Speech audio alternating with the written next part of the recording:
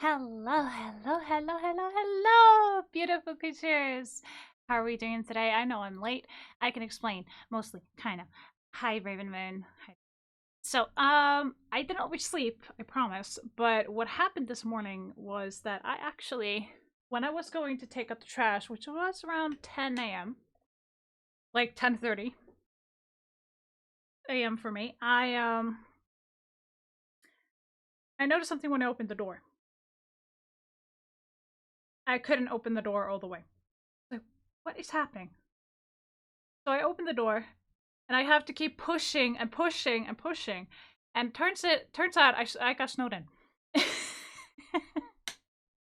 So I was like, well then, it's not much snow outside my door, mind you, but still it was enough, like, height, and so much of it and so condensed that I had to push through the door. Like, I had to push it properly all the way out. I had to shovel it.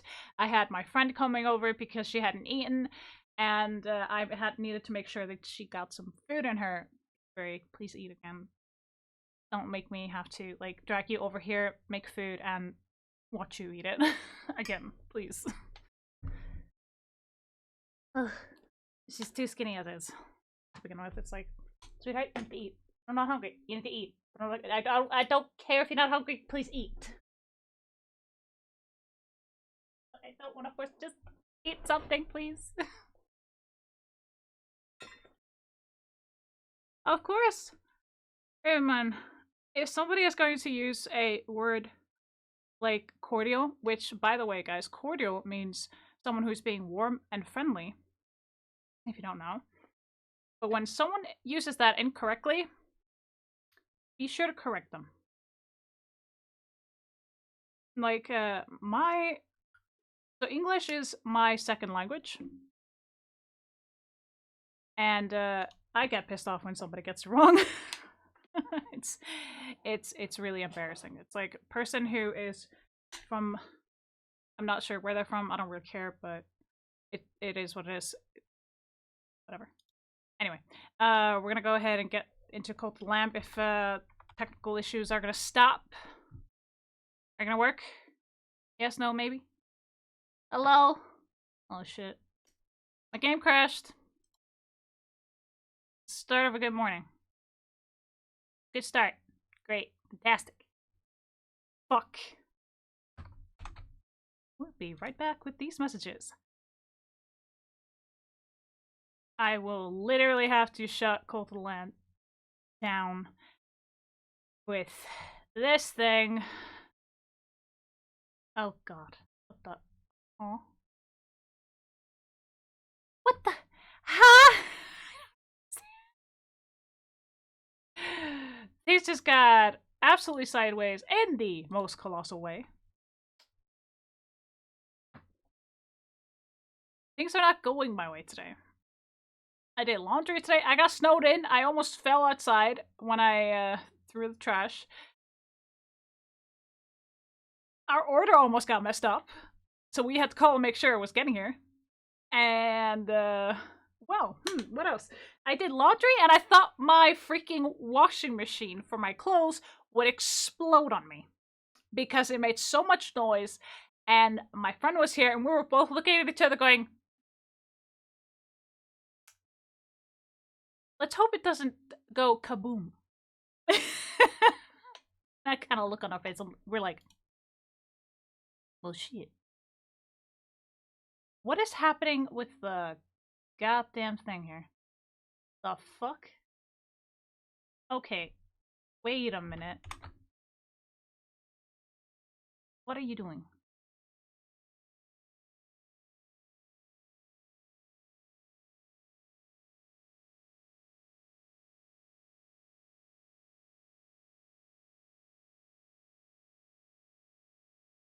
The fuck you mean? Launch the game, please. Yes, that's fine. Just launch the game, please. Goddamn! What the hell? Well, if there isn't scuff, is this really a stream? Is it?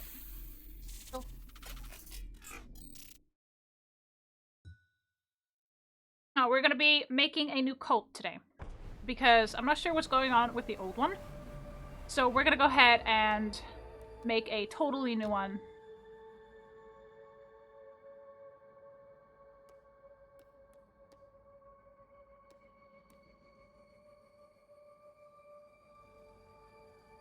Ooh.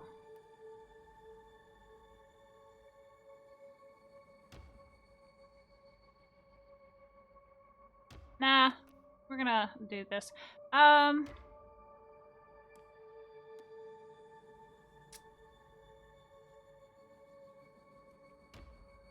know what? No, we're gonna do this. We're just gonna have it on normal.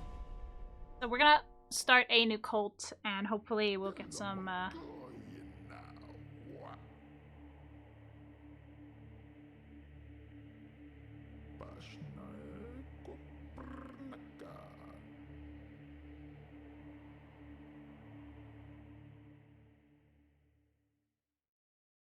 So we're gonna go ahead and make a new one and see who wants to join.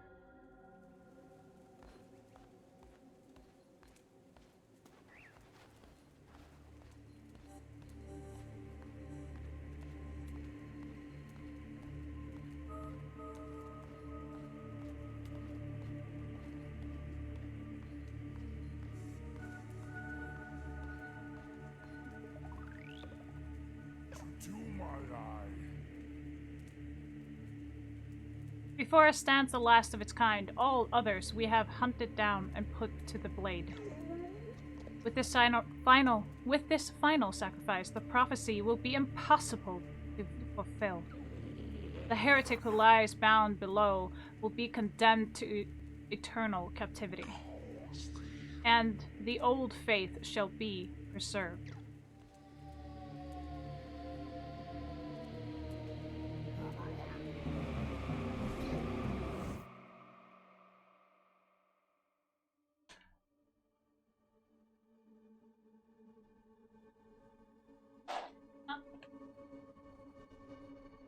A kitty? Yeah. Hang on.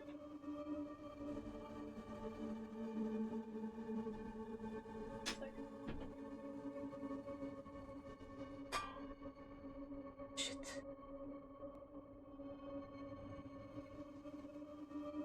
I just spilled a bit of cola on a piece of paper.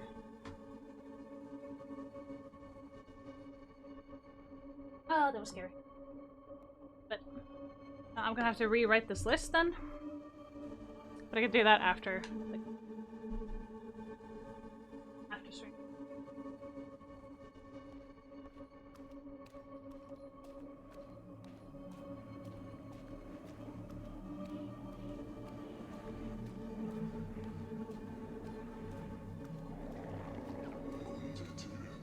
Come closer. Fear not. For though you are already dead, I still have need of you. Those foolish bishops thought they could keep you from me in death, but instead they sent you straight to me. I will give you life again, but at a price. All I ask is for you to start a cult in my name. Do we have a deal? Wise choice. Take the red crown, which I once wore. With it, you shall command the loyalty of followers and strike fear into the hearts of our enemies. Return to the land of the living, start a cult in my name, and begin recruiting followers. Once you have done so, you will see me again. Now, go.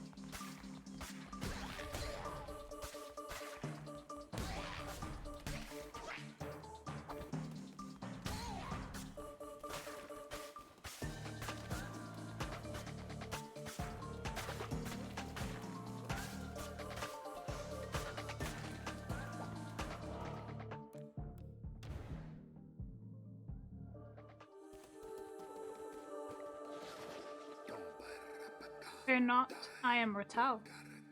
I was once a chosen vessel like you, but those days are lost to the winds. I was sent to guide you. We are deep in the lands of the old faith, and in grave danger. My instructions are to lead you to safety. Continue through the woods. Escape lies ahead. I will be close by. Alright.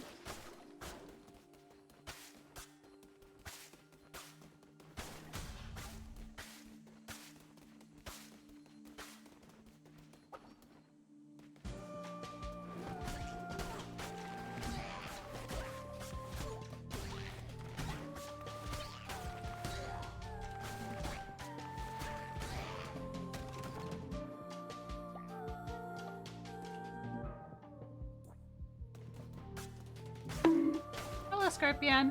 We're starting a new cult today. How are you doing? I know I'm late today, but things came up. I also got snowed in.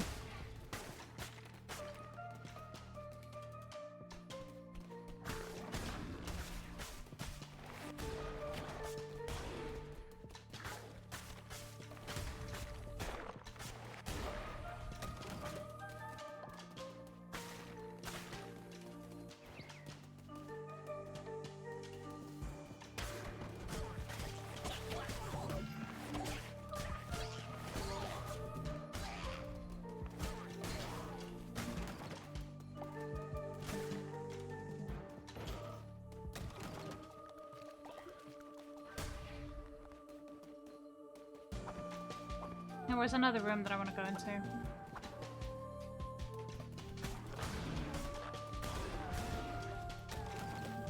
Just to get the gold. We don't get any materials right now, so I'm just gonna skip trying everything. Alright.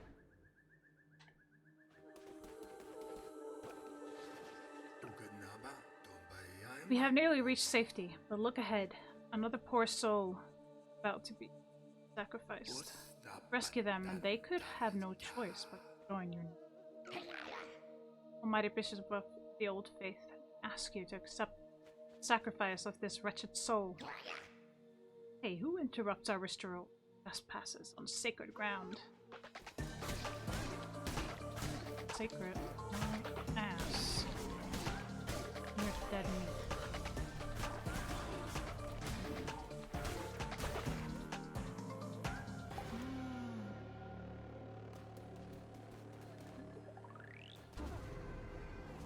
Here we go.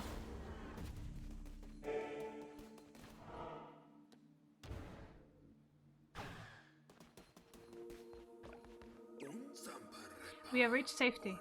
You have done well. The red crown will allow you to use those markings around to transport yourself great distances. It will take you to a temple that has fallen to ruin. There, you will be able to begin your new cult. I will meet you there. Oh. Yeah, new cult, because I didn't want to continue on the one that we have, since we're like... For some odd reason, I can't have new followers. I don't understand why, so I'm just like, you know what? Fuck it, rogue it out, make a new one. I'm gonna have it on... I'm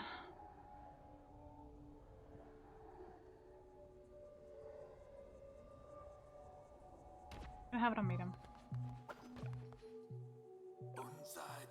This hallowed ground, which once was mine, is now yours. Crumbling ruin be the site of your new cult. We have much to do. We begin by indoctrinating this poor soul into the warm embrace of your cult. Followers can gather resources for you. Order this one, like lumber or stone. Alright.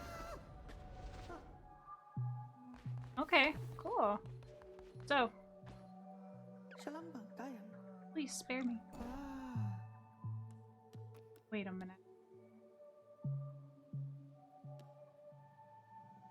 Why can't I? Oh, this is so stupid. What is happening? I'm sorry, guys. Apparently the first one is going to be random. I have to do something here.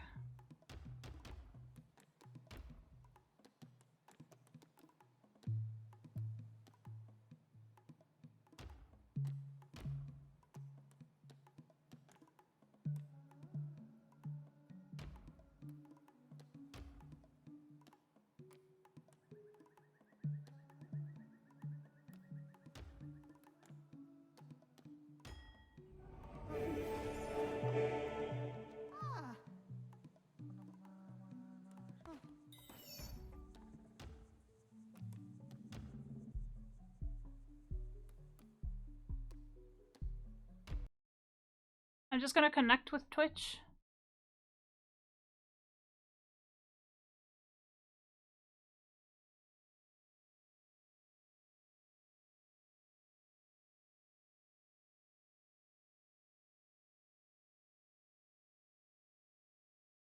Alright. Let's see if that helps.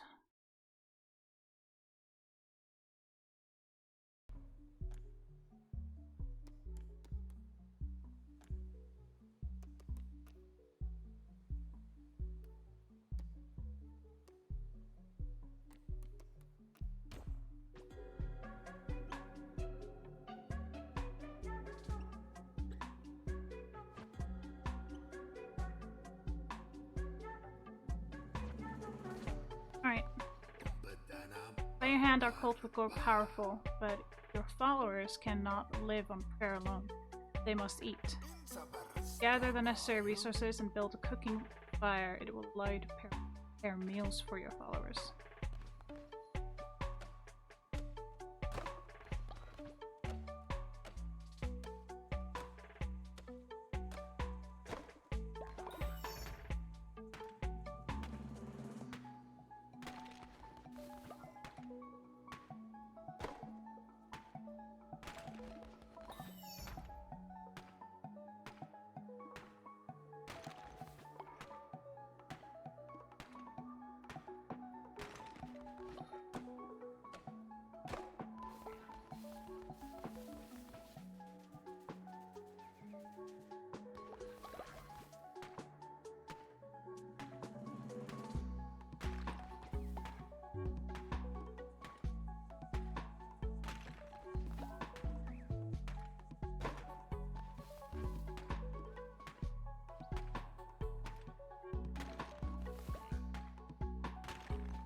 I'm just trying to clean up as much as possible right now.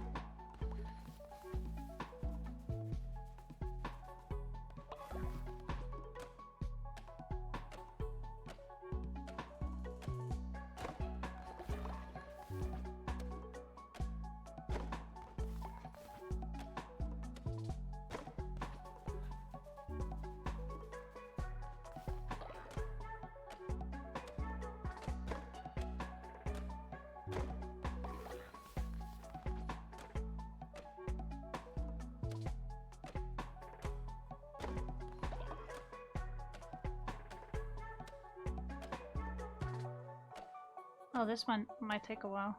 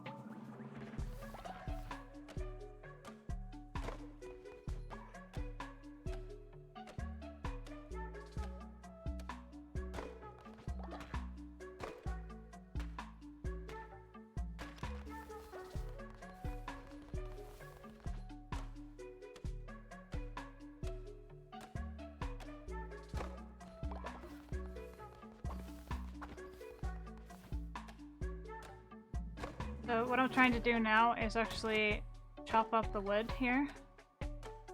All the small ones, so they work on the big ones.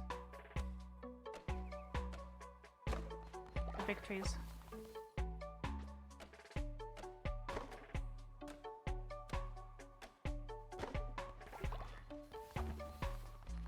So that's why I'm going around.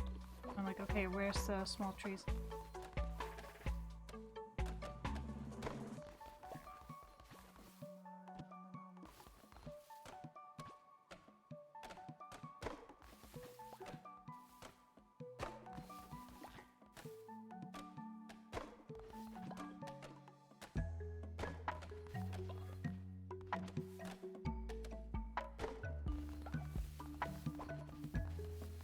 Took care of all the small trees as I can.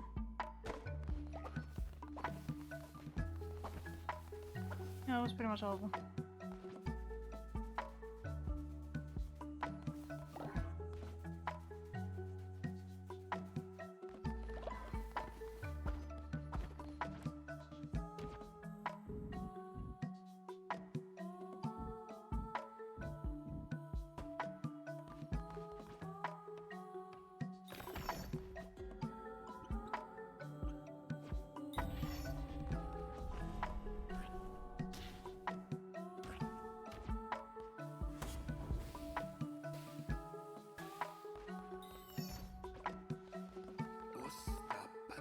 Now we must build a shrine, but first we will need more followers and more gold, both of which can be found when crusading through the lands of the Old Faith. Our mutual benefactor, the one who waits, has been trapped by the 4 bishops of the Old Faith. Each of them guards a chain that binds him to the realm beyond. We have conjured openings to their realms. It is our task to track them down and slay them so that he may be free. Now go. There you shall find gold and willing recruits, and for those who are not willing, convert them by force. Alright. Have our assignment.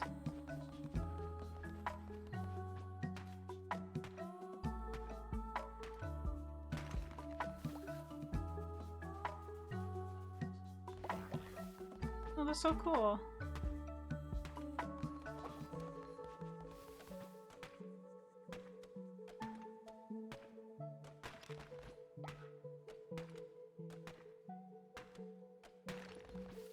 Glad to hear it, Scorpion. So, I'm hoping that we can actually have you guys join the cult. Wondering why that's not an option right now. Or it's an option right here. Alright.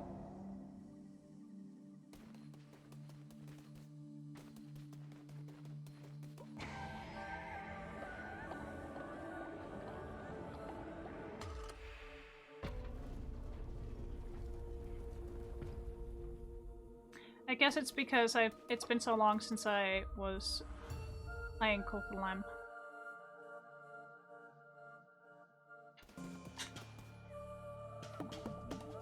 Alright.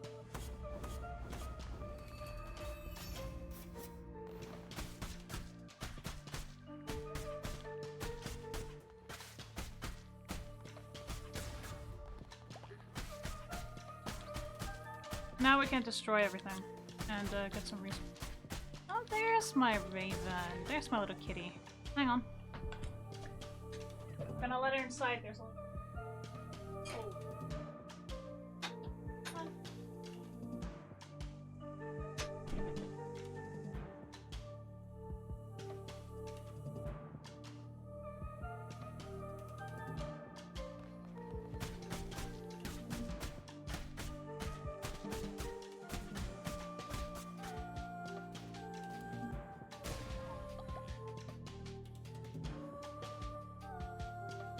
Taking a sip of my water. That's why I was like... Entering the lands of Bishop Leshy. Those who do not follow the ways of the Old Faith will be destroyed. Whatever.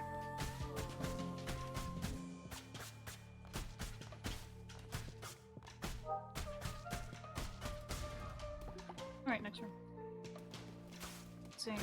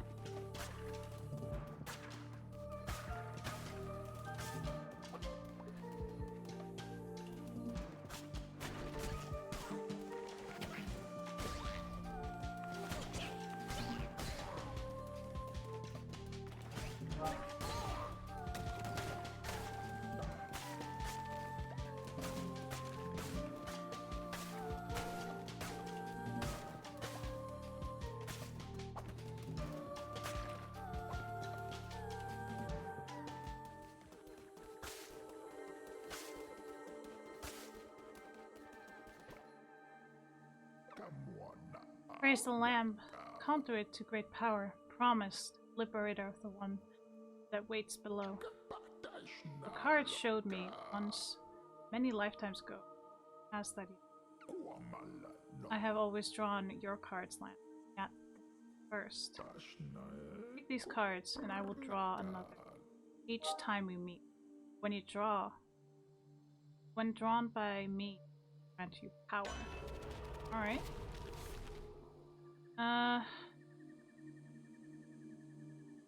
One more heart.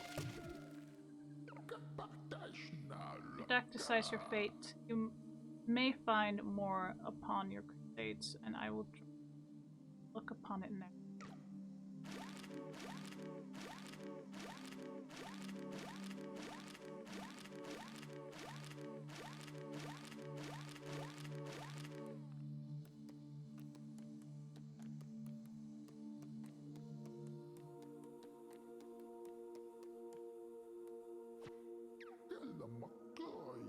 Cannot argue with the draw.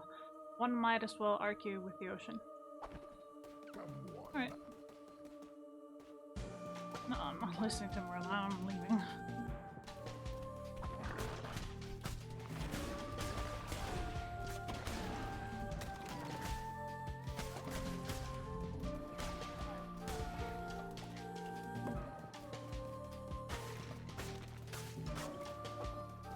We're destroying everything for resources. Because we need all the resources. Starting new. Oh, we got a flower.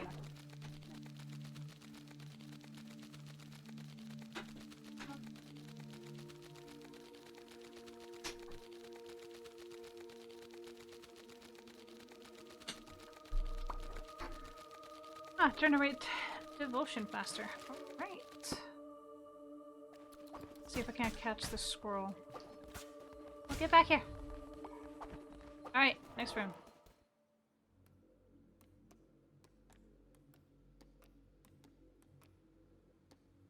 I want to go to the question. I'm like, this.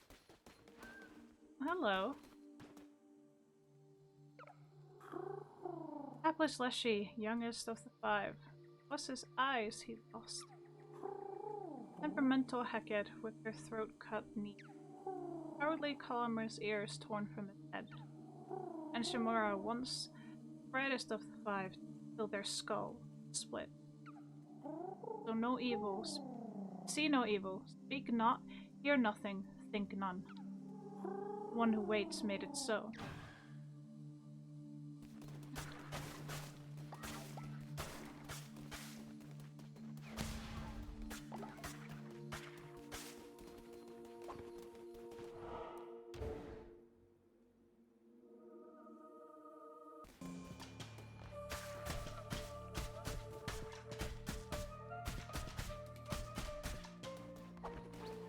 No, I got away.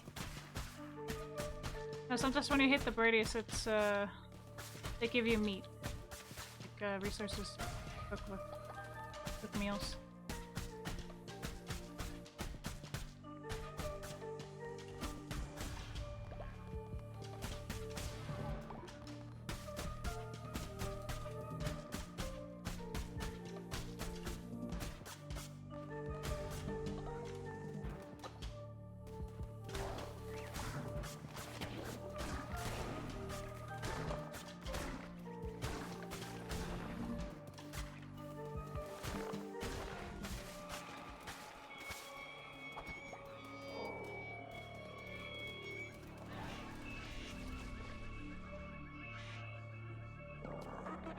How can this be?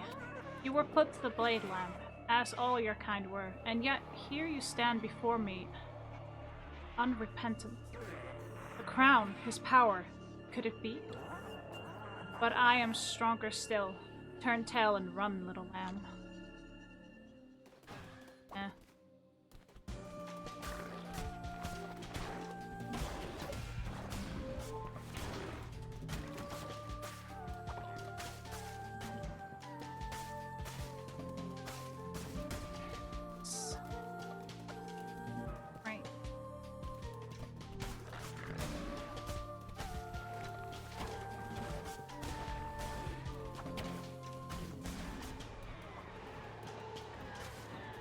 an upgrade? Hell yeah.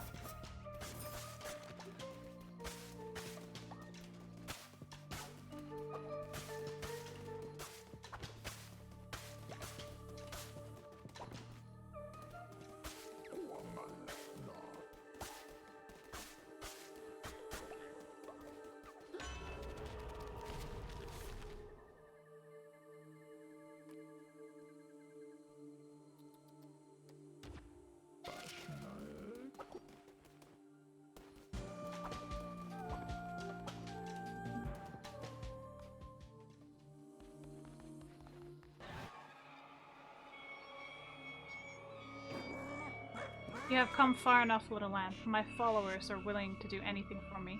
Can you say the same of yours? I give myself to the cause, almighty leader. By the blood of the great ones, destroy the Red Crown.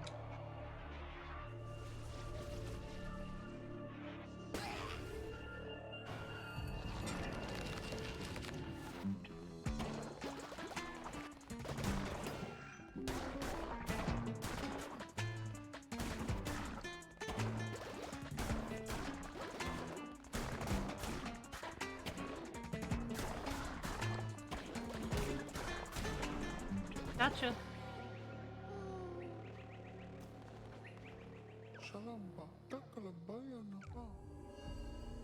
Yes, I'll convert you to my cult. Fine. Friends. Oh yeah. Let's go.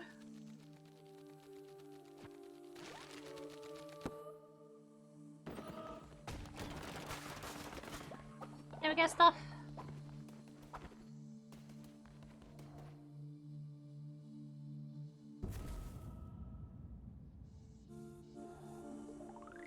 Turn to cult.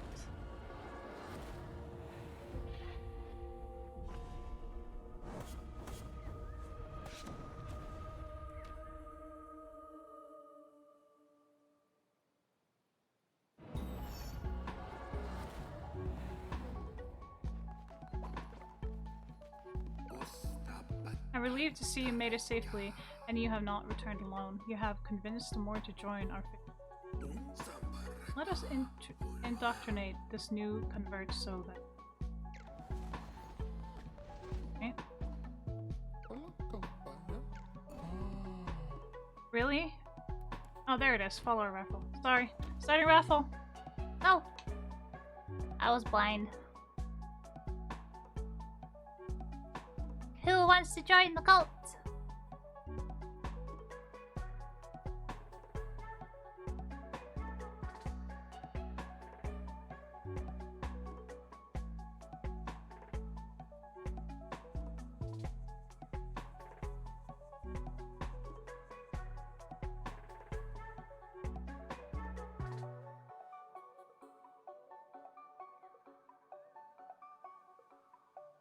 Hello?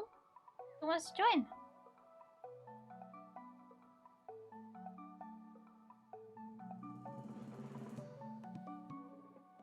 We're making a new cult. I need someone to join in. Hello? Hello? Anyone there? I'm just talking to myself. Scorpion! Anybody? Raven Moon? No? Nobody?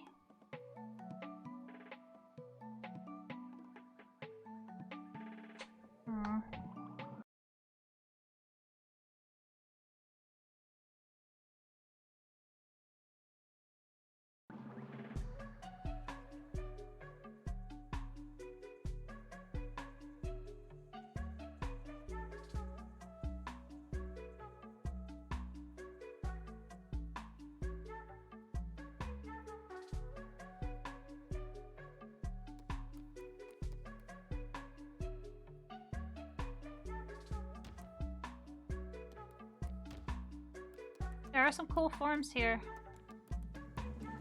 I know I don't have all of them right now, but...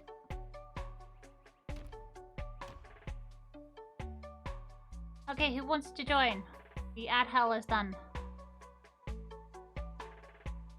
I'm gonna be here a while.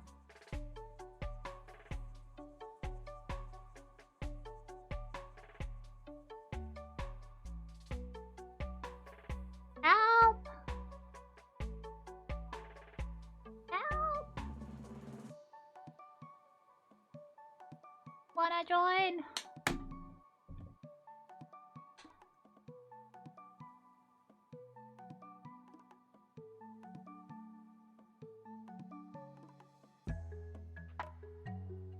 No one?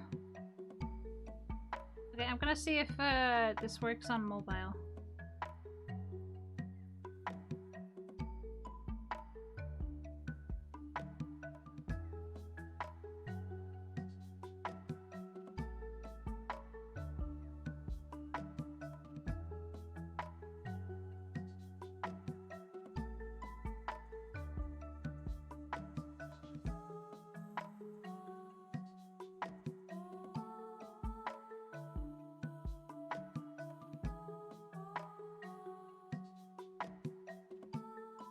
Nope, you have to be on PC to join, apparently. This sucks. That balls. Oh well.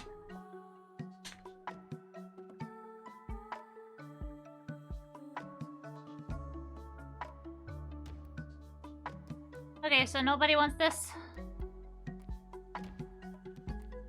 Alright, fine.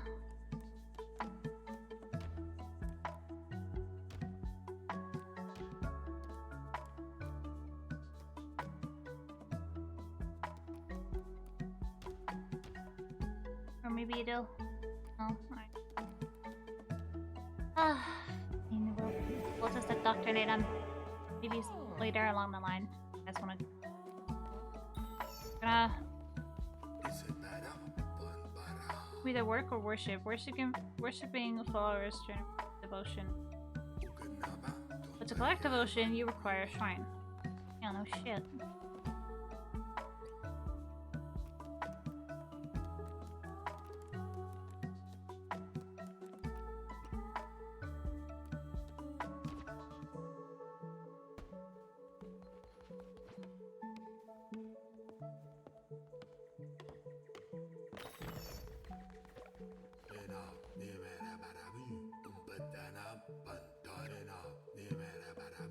Okay, so we got a new follower again.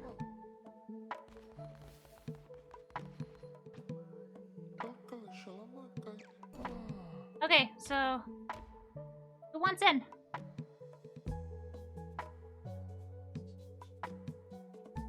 We're starting a follower raffle. So while you guys decide if you want to join or not, it should be very, very simple. Just click if you want to join if you're on a computer. And I'm gonna go ahead and get me something. I'm gonna get me some PST.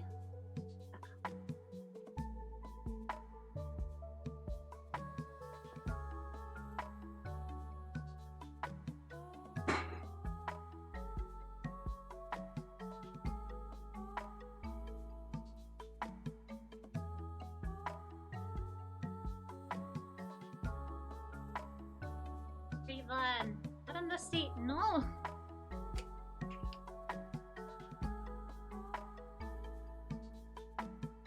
Raven's tried to lane my computer.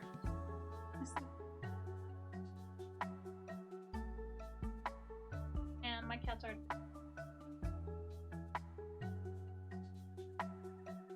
Hi. Hold it.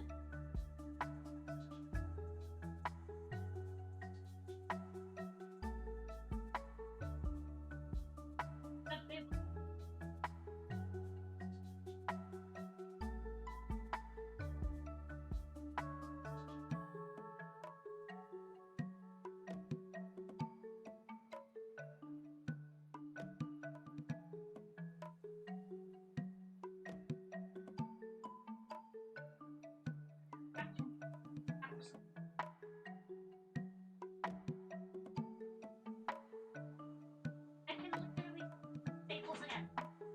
Brand new.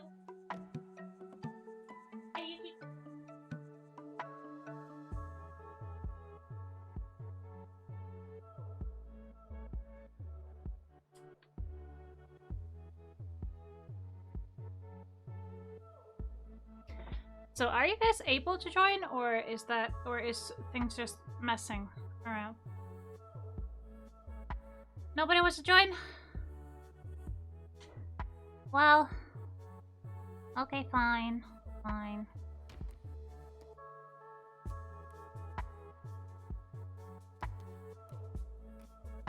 Oh, materialistic, cynical, and a sloth, apparently. But,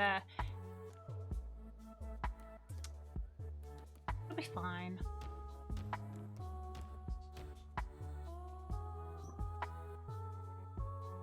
You actually can choose your own follower form, the color, and your name will be displayed in the game.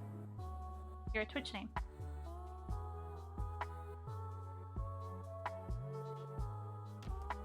But if nobody wants to, then that's fine.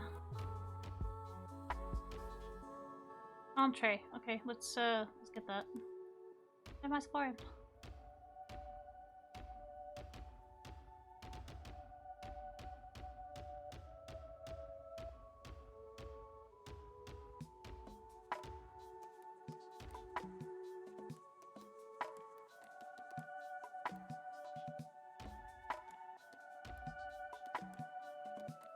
You're gonna be pink.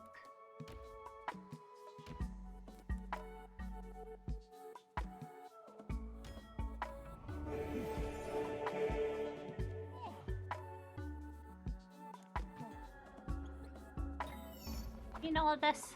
Alright.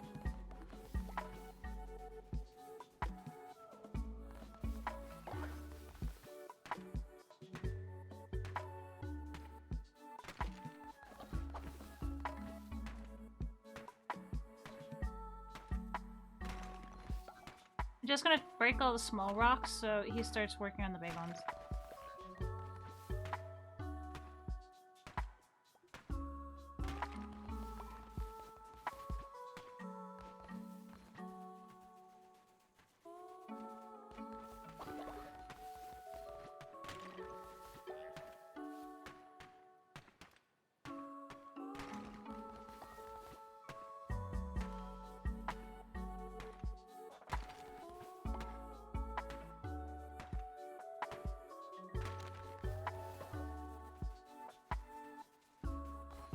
First, I'm gonna collect some more berries and foodies and stuff.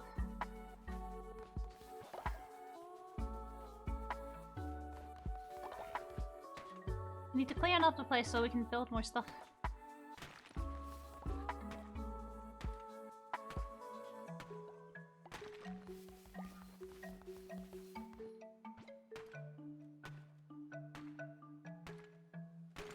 Actually, on a second big tree.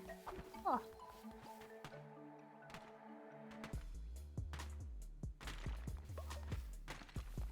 Oh. There, another small one. Alright. Taking care of that, so it doesn't go for that.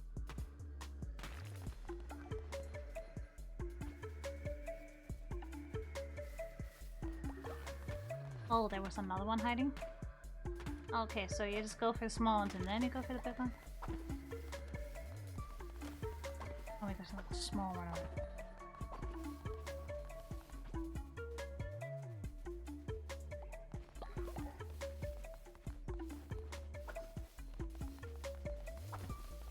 Shouldn't be. Okay, good. Sweet! Alright, let's get the temple. Let's get this party started!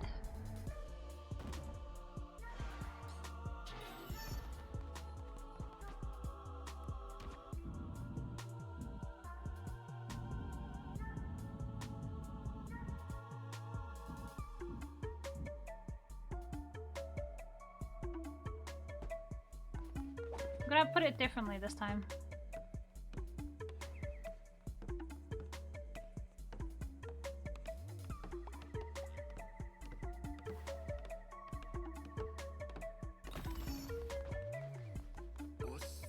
Temple is the center of your cult.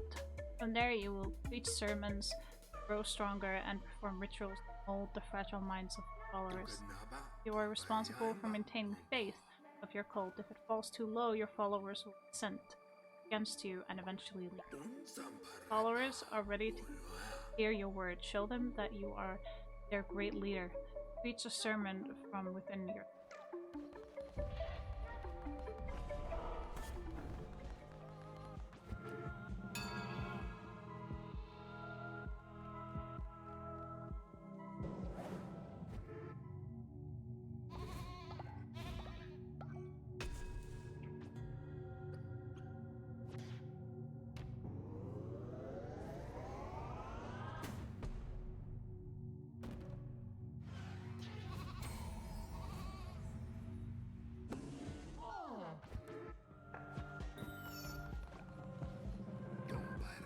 You're amazing to behold, a natural leader. I see why you were chosen. If you are to guide your cult, you will need to declare doctrines so that they might obey you. Turn to the lines of the old faith and seek out commandments, stone fragments. With these, you will be able to declare new doctrines. Alright. Cool.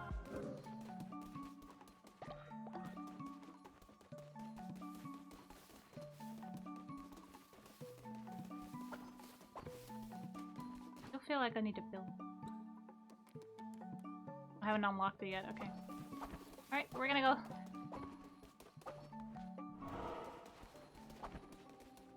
Let's do it!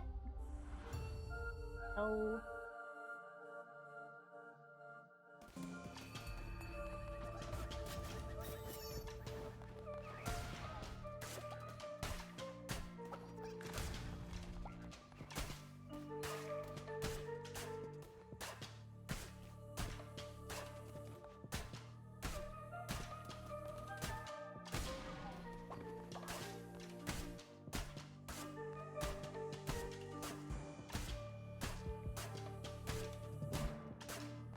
We're gonna need all the resources we can get, so.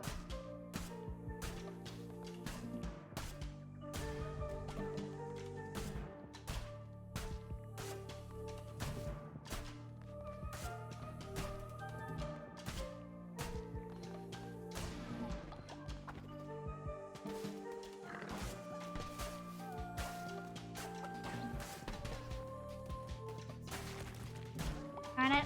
Get away.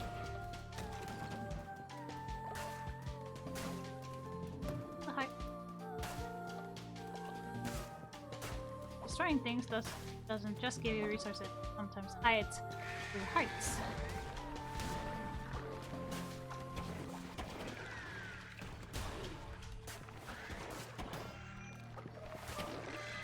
Ah!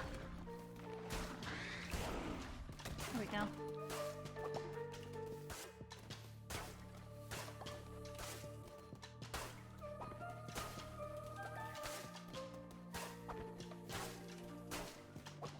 Destroy everything!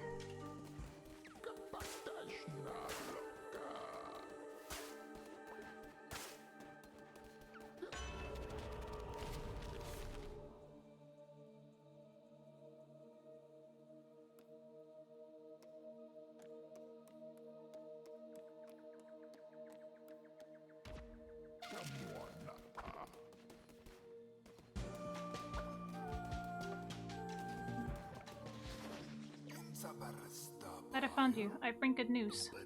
The one who waits is pleased with your progress and wishes to grant you a crown of elite.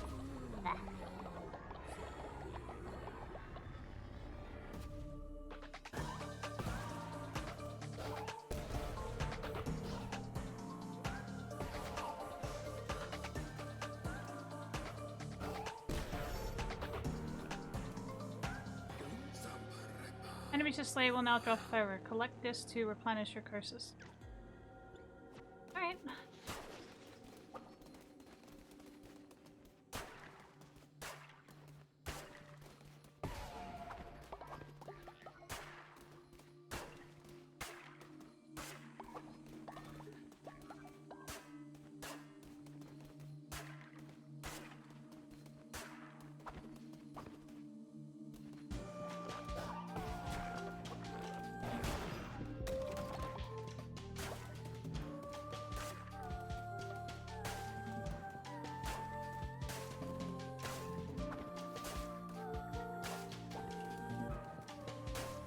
I like the swords a lot better. They're faster.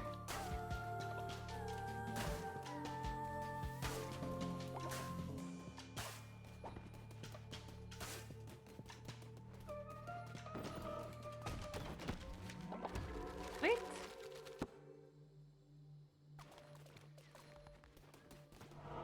Okay, next.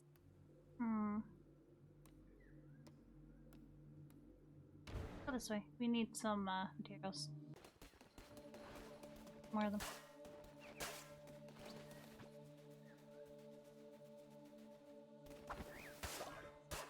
Didn't get it.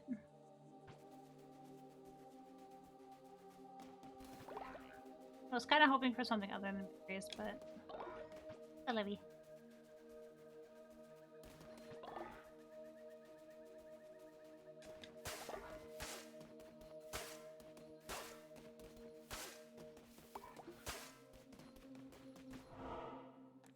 The fuller. I'll save him. I'm all right.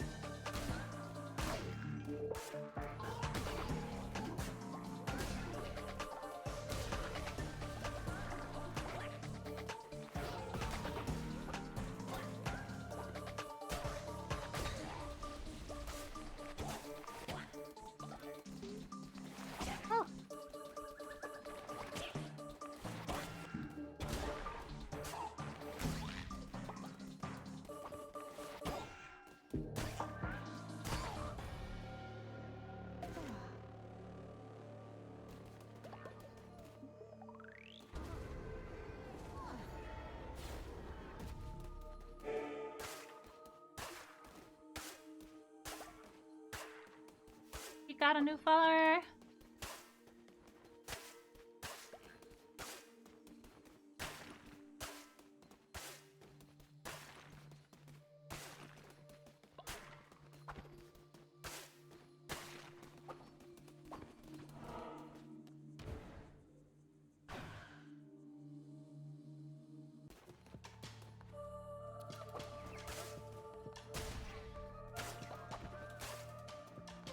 Back here.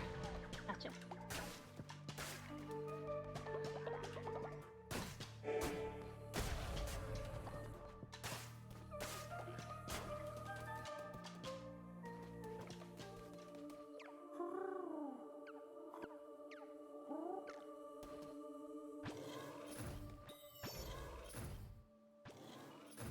Sweet.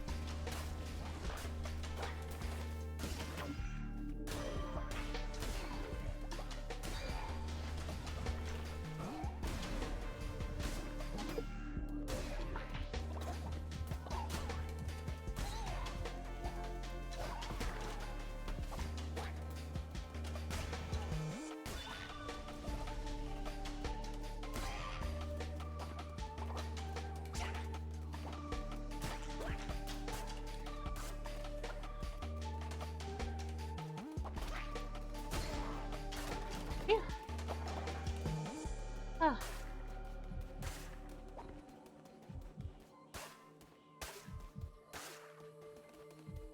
That was close. Ooh, hello. Hell yeah, I've got a new follow from. Wait.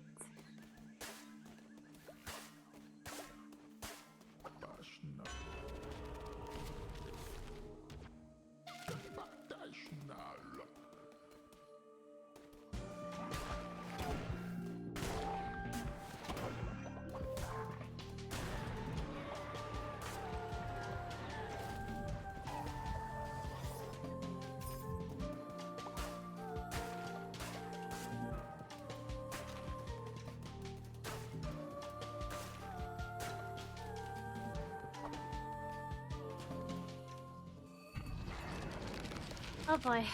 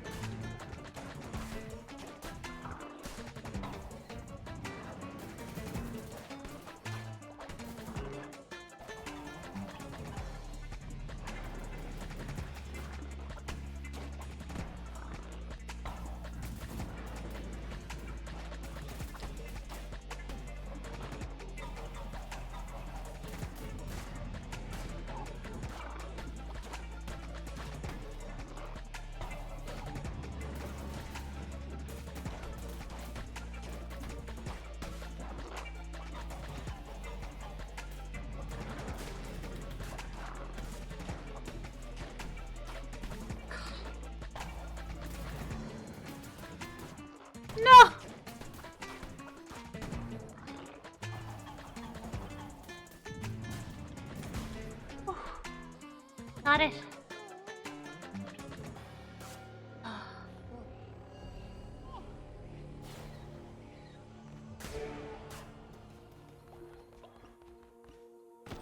Now let's get a new follower form.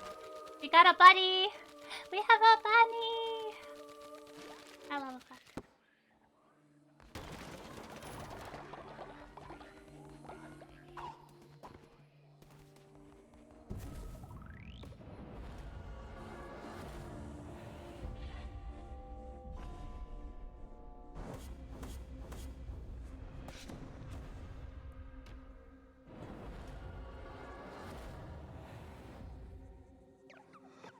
Bloody, bloody, bloody, blah.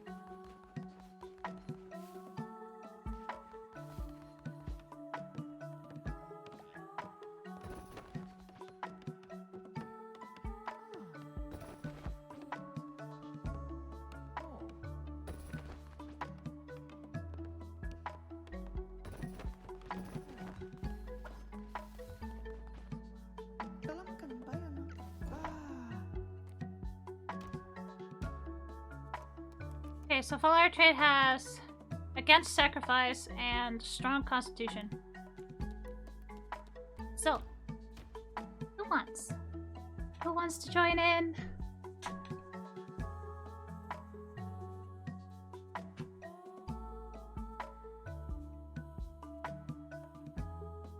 You don't have to use any points to join in on this, so you just click on your screen and join the raffle.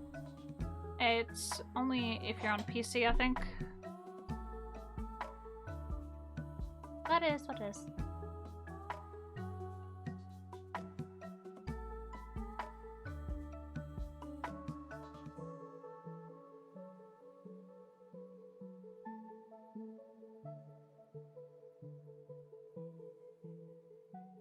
Who wants to join in? No one? Well then. I haven't given. Oh well. I'm just gonna have random ass followers. Your names.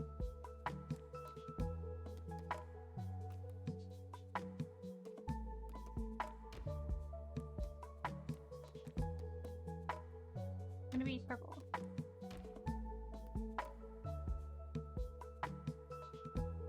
It won't let you? Why? That's weird. Are you on a computer, Scorpion?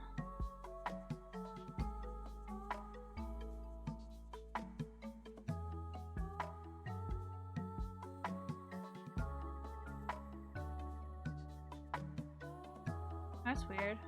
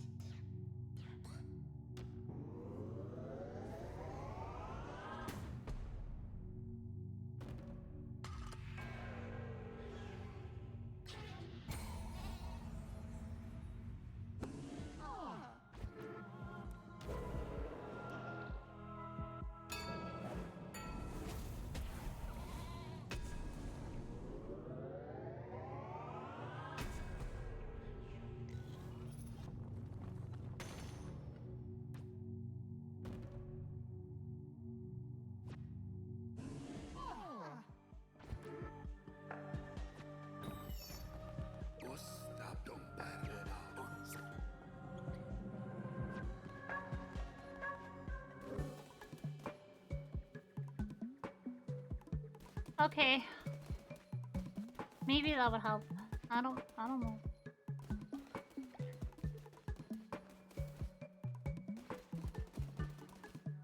I'm wondering if I need to refresh my game.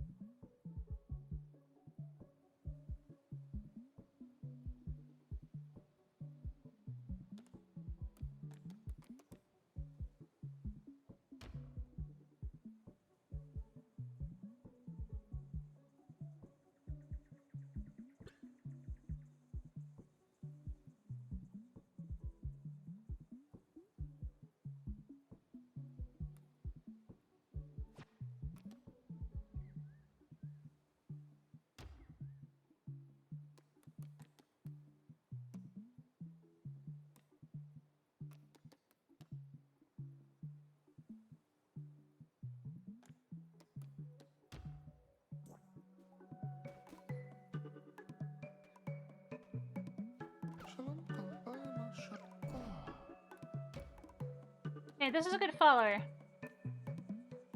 Gain 10 faith when falling ill, and also on recruiting this follower, immediately gain 10 faith. Naturally obedient.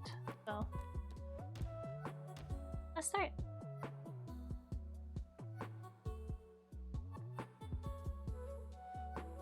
Alright, we already have one participant. Who's next? If you can't join, try and refresh the page and see if that helps. Okay, let's start. So, join the raffle. If, hey Allie, if it's not working, try refreshing the page. And try and go then. Alright.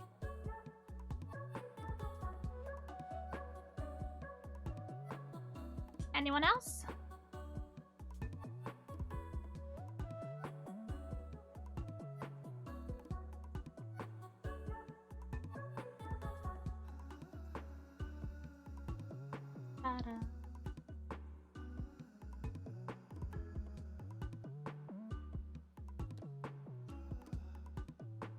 Okay, anybody else?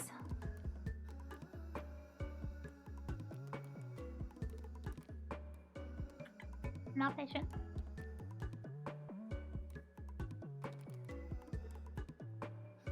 I'm doing good, Allie. How are you? Okay, I'm just gonna end the raffle. We'll get more followers later. Okay, 2. We got 2. Okay, who is it gonna be? 3, 2, 1. Let's go!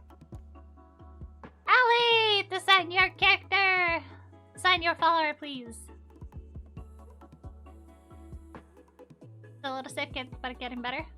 Well, that's good. But you're getting better, at least. I don't have a lot of follower forms to choose from, but I at least have some.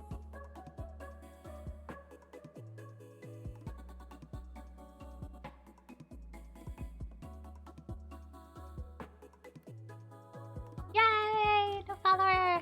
Accept! Welcome in, Allie. So you're gonna go ahead and go worship. You have a bed. Okay, so we actually need to go back into the wilderness and get more stuff. Always go with this look. Ah, I see. Alright, we're gonna have more followers later on. Don't worry.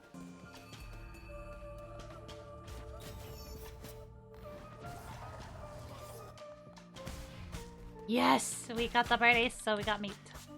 Woohoo! Oh, we're destroying everything because resources.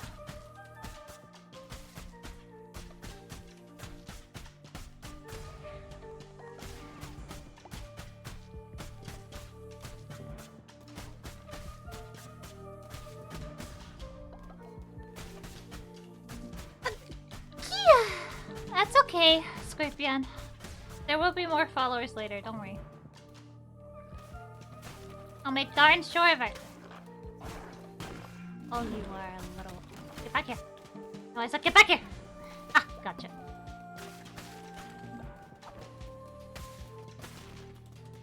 Destroy everything!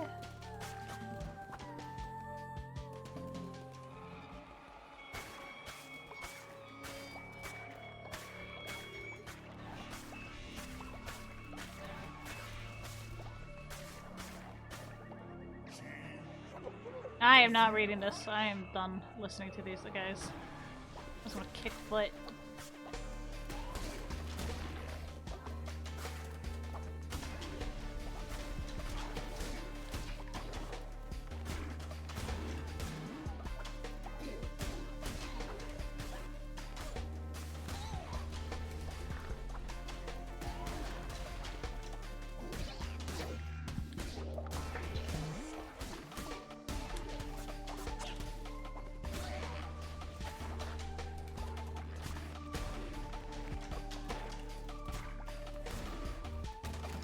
Bye-bye. Sweet! Alright.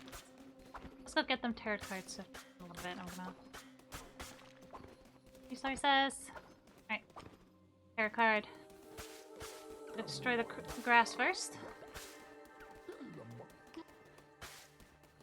It says. Alright, let's see what we get.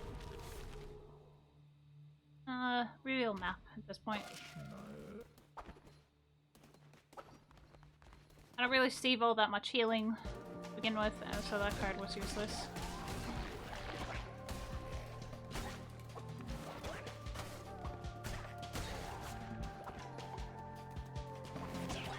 Nice try.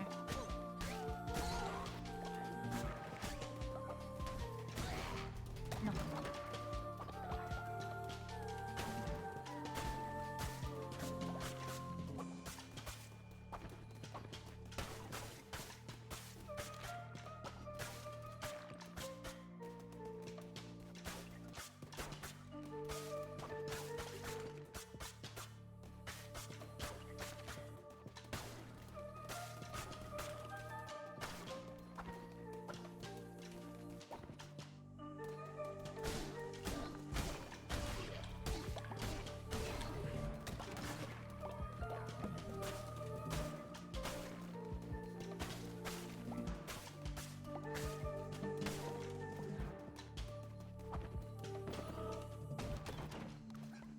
We'll get back here.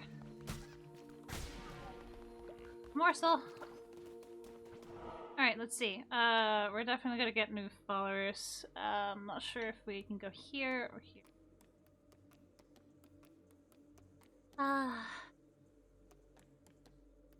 Okay.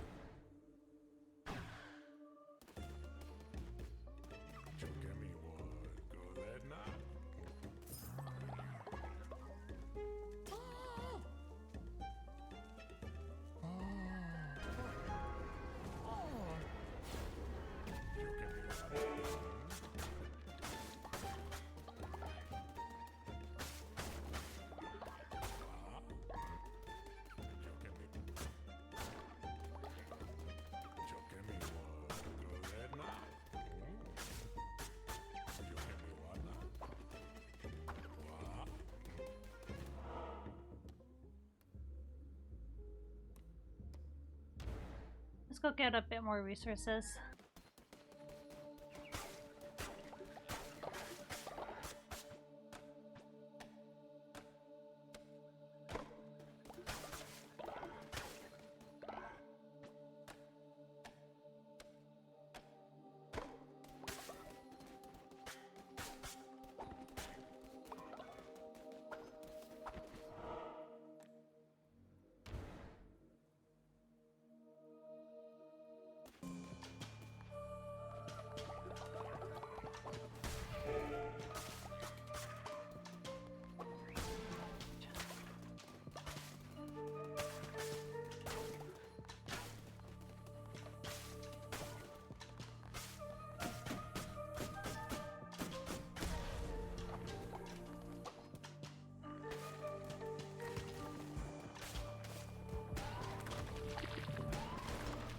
Damn! One hit. Sweet!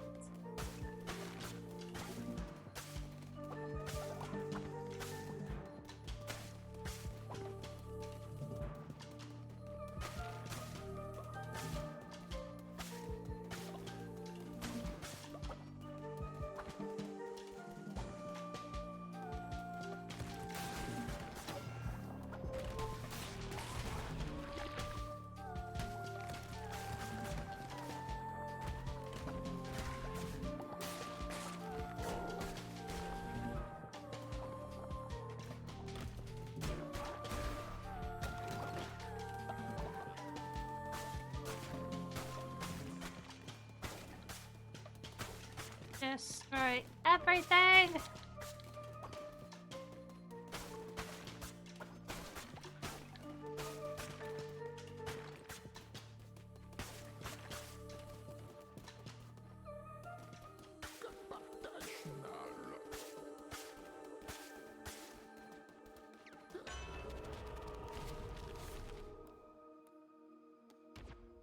Let's get another heart.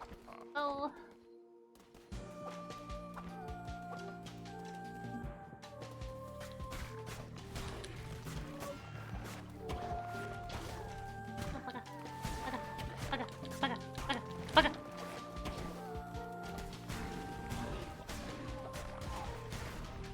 Woohoo!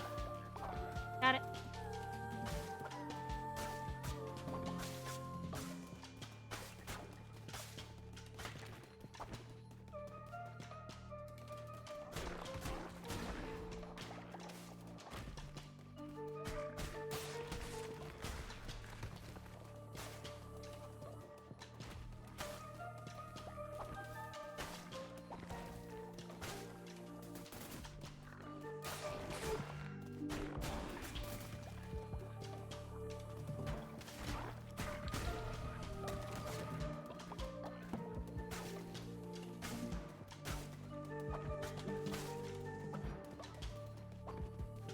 Okay, next.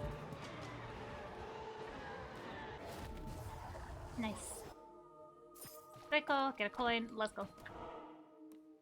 Bus time! Well, mini bus time.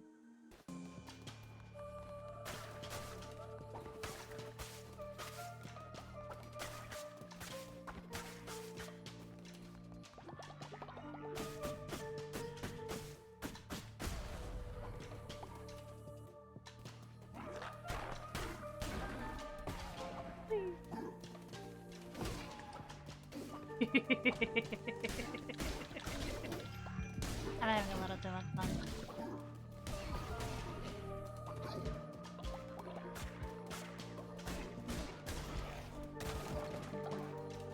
Whee!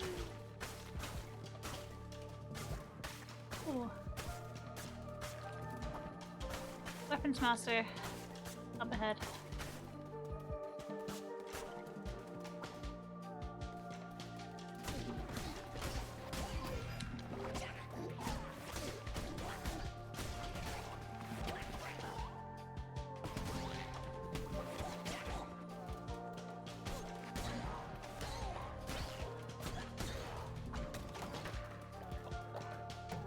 Sweet. Alright.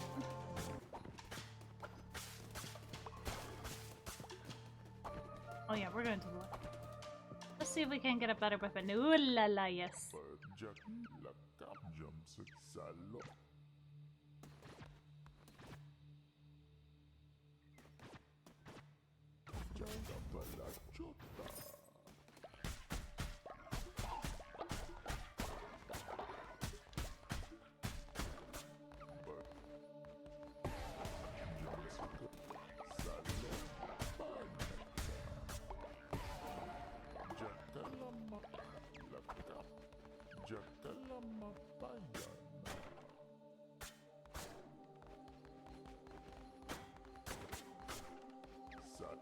Hi.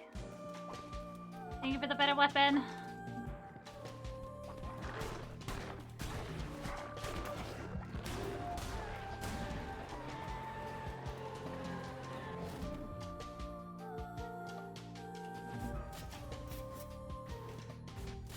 I like the speed of this one, so...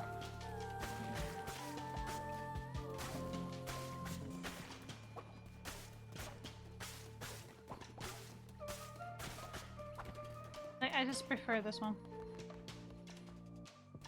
Alright.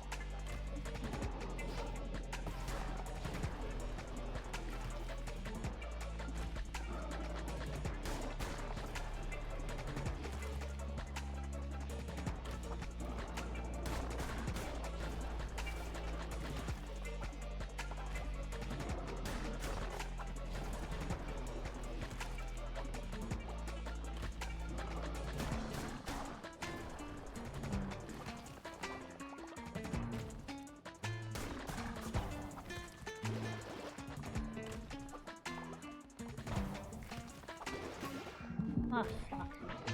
In my head, I'm not dead.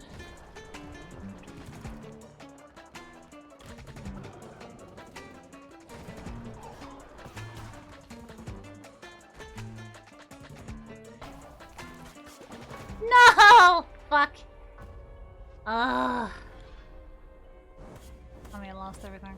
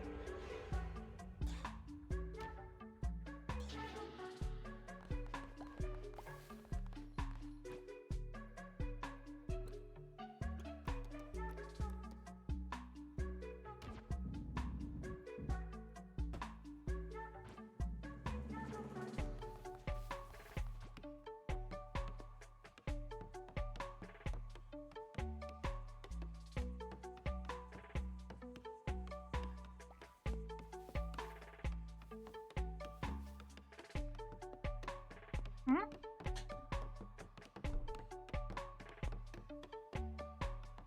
Hang on.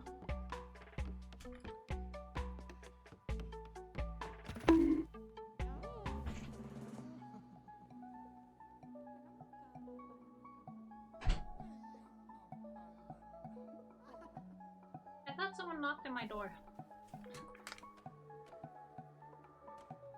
But that wasn't the case. Alright, let's see. What else can we... Hopefully we can at least make farming plots.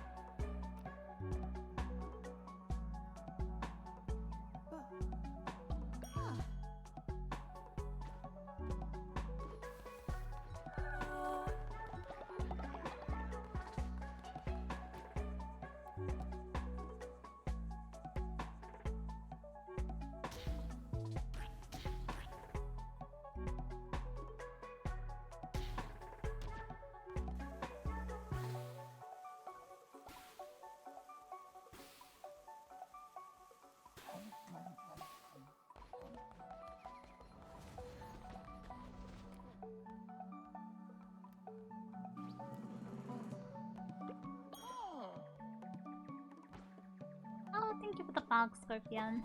Alright. New raffle! Let's go!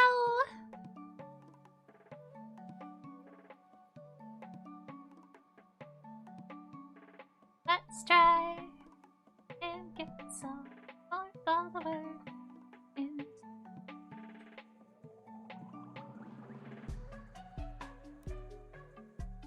Well, not a lot of people signing up, so fuck it. Scorpion! Make your follower, please.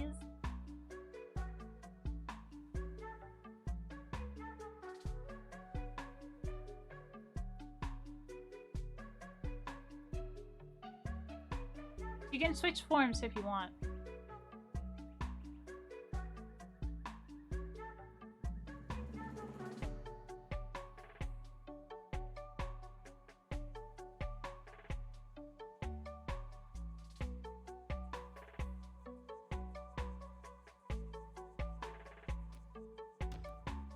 Thank you. Oh, you're a very good follower. Like, really good. Alright, you're gonna... I need more beds. I don't have enough coin. Oh, fuck.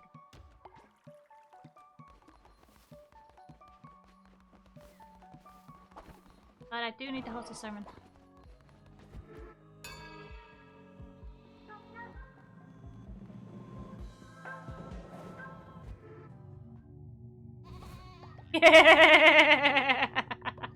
That's a good trait to have, actually. Alright, let's see. Oh.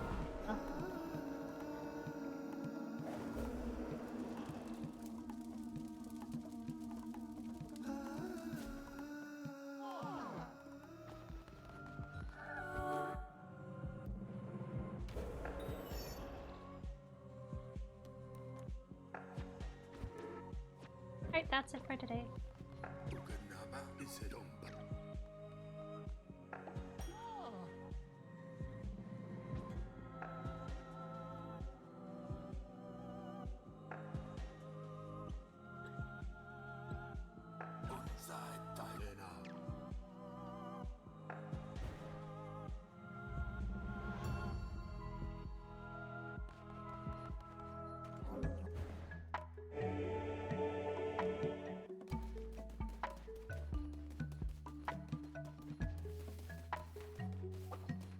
Maybe I can win some money off of, guys. The Lonely Shack. Yes. Yes, you shall.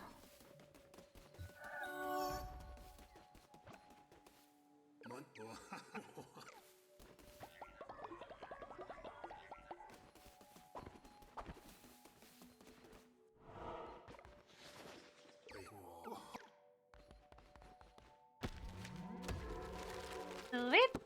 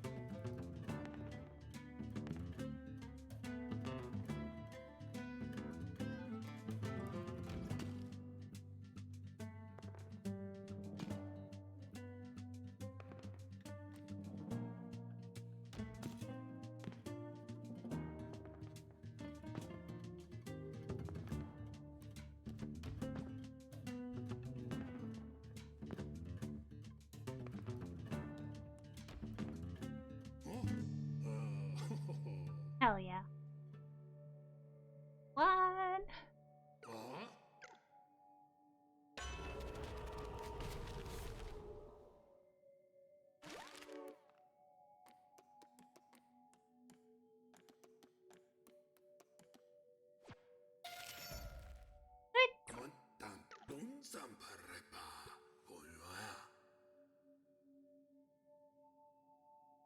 Have that? No, we don't have that coin. Okay.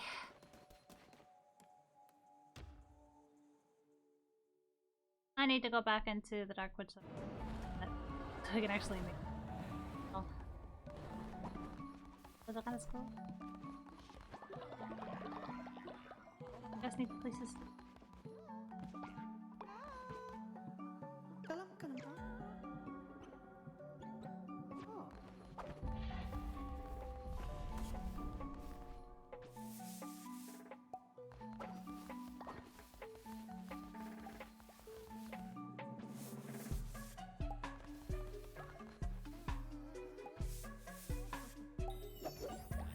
How will you just poop in front of everybody on stream?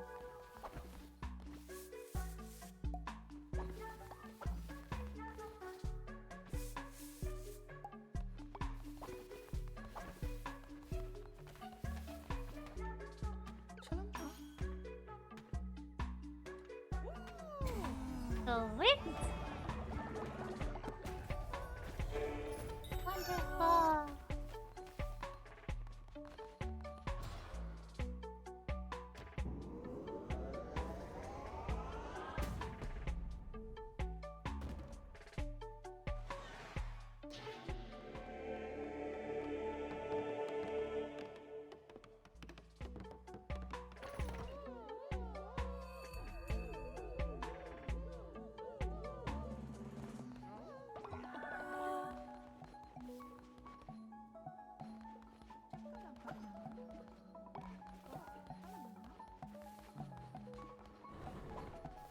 Wait, why is it dirty again?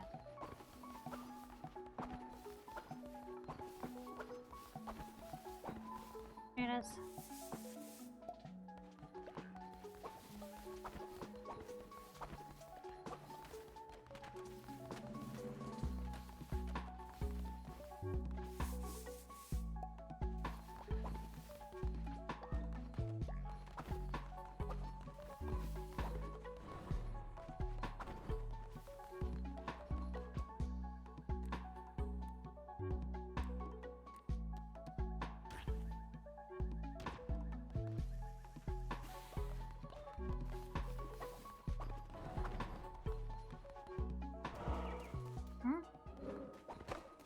And we need to actually interact with.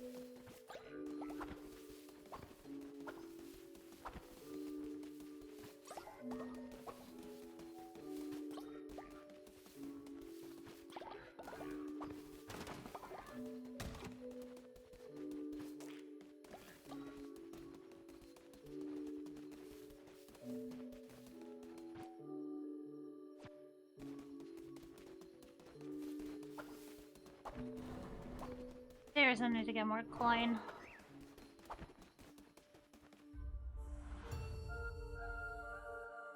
Alright, stretching fingers. Thank you. I appreciate it. Ooh, we got the dagger this time. Push in.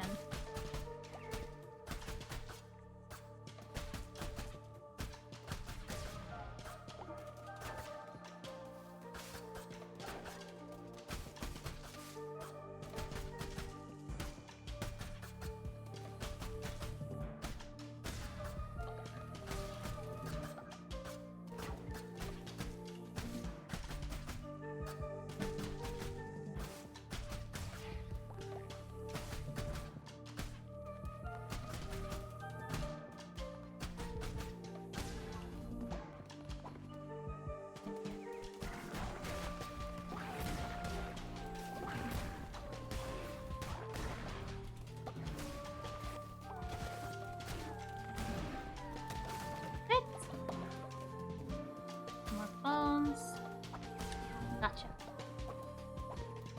There. Alright, let's move on.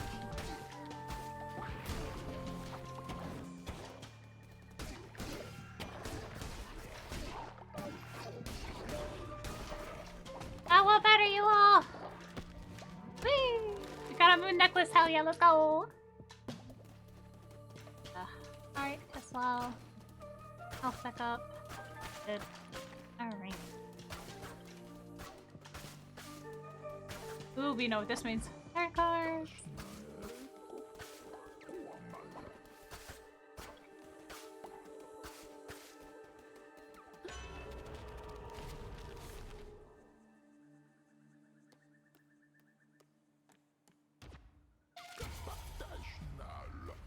Weapon damage. Yes. Oh.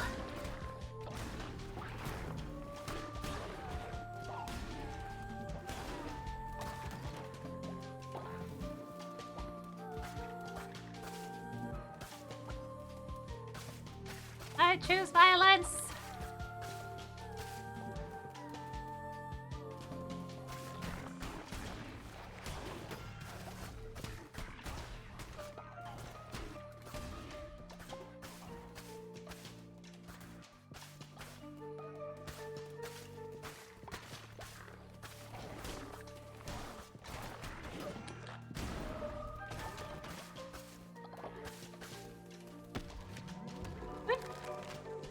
Oh, wait.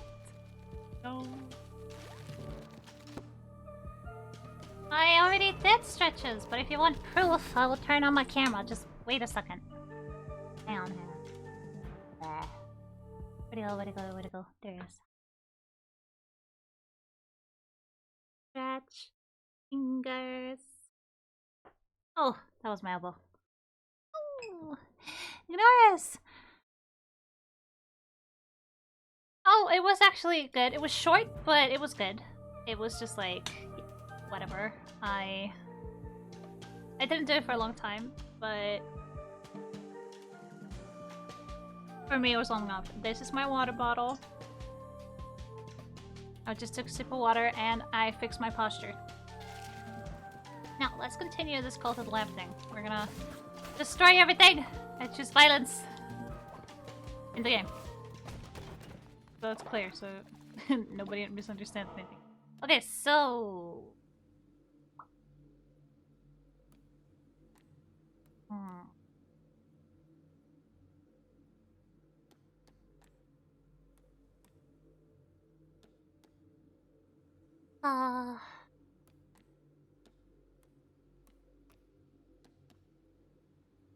Okay, we'll go for the question mark.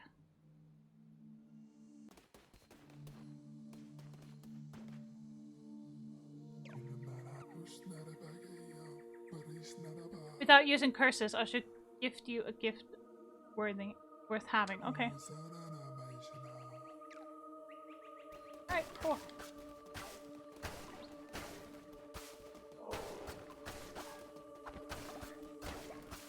Okay, so no using triangle. Alright, got it.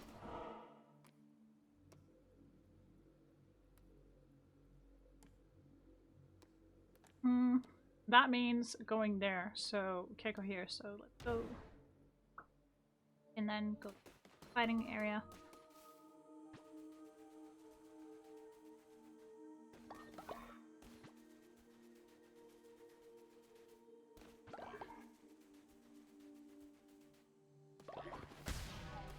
Got it.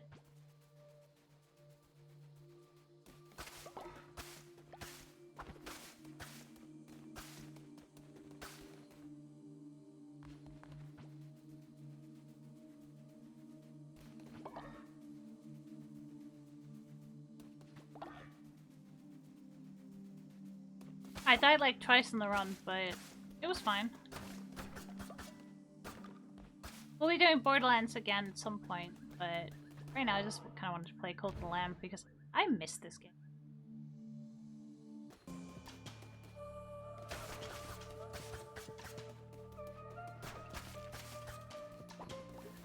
Get back here!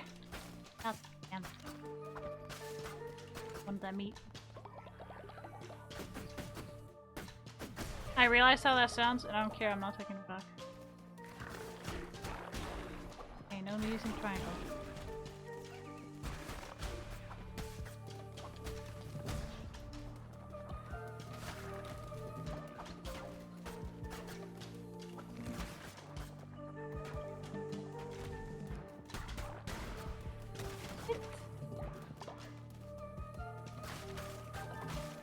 Destroy everything! Right, next turn. Okay, 1 out of 3.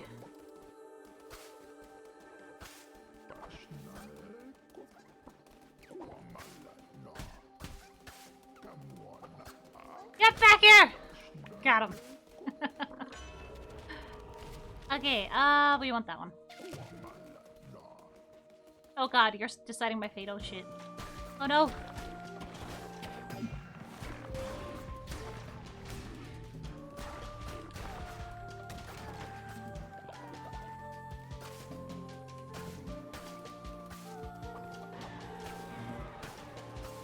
Oh my, what are you doing? Do you guys... Oh, you're so sweet! You guys are so...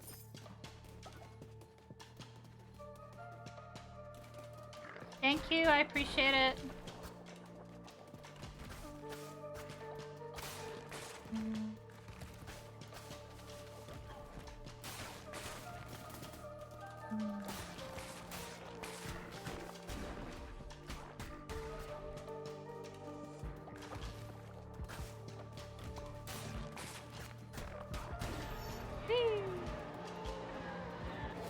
Oh, okay. So now we got Divine Blast in 3. That's awesome. Hello, my friend.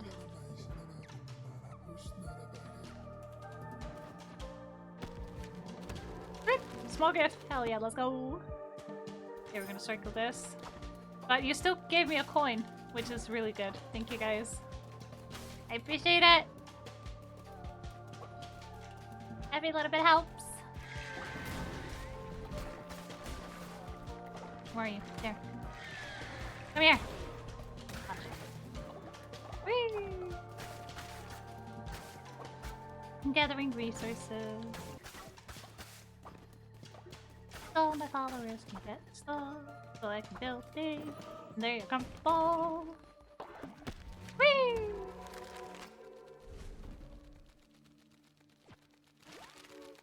Got a new blueprint. Sweet!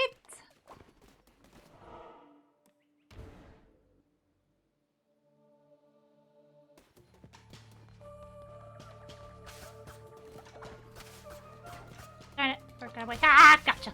Got at least 2. Hehe. Ah. No, give me that stone.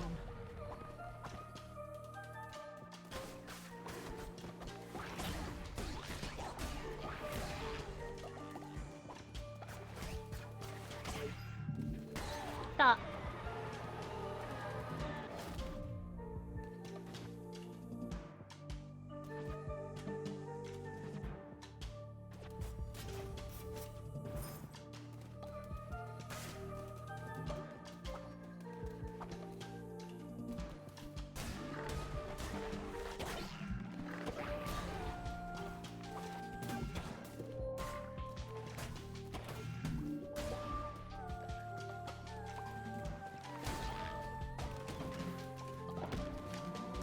Hell yeah, we got the flourish. I love the flourish. So cute. Oh, we got a blue heart. Half of it at least. Alright. Sometimes I hate the axe. Sometimes I really, really do. Okay. Everything's nice a bit. I choose violence!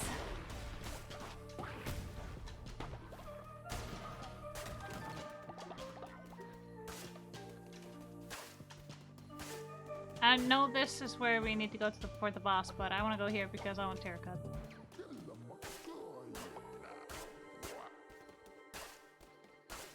Also, destroy everything! Alright. Go Terra Cut, swing out. Nope, we're gonna take the half a heart there.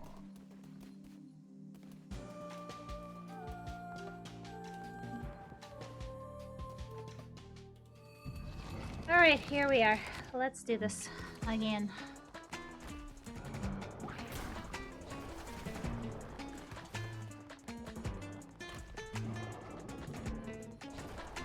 Nope. Oh, damn it.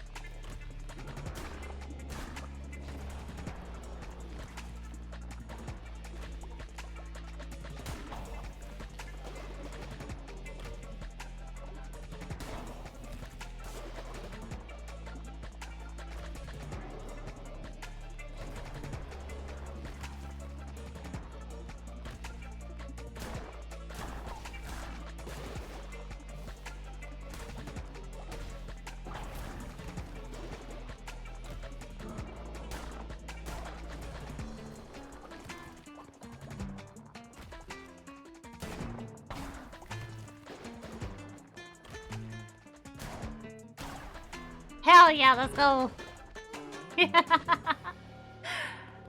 Let's go get you to the cult. We have a new follower if anyone wants to join. We'll be getting that as soon as we get back. We're gonna go ahead and take... Okay. Grab some gold nuggets. Sweetness! Alright. That's 3 out of 4. Go back. We need to host a sermon and we need to make beds and what the hell not else. Ah. Oh yeah. We don't want to listen to you, blah de blah de blah. Read minds, okay, cool.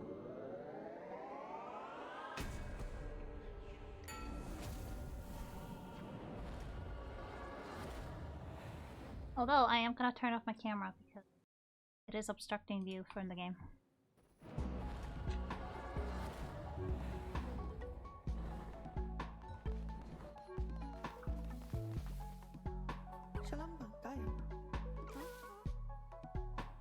Oh yeah.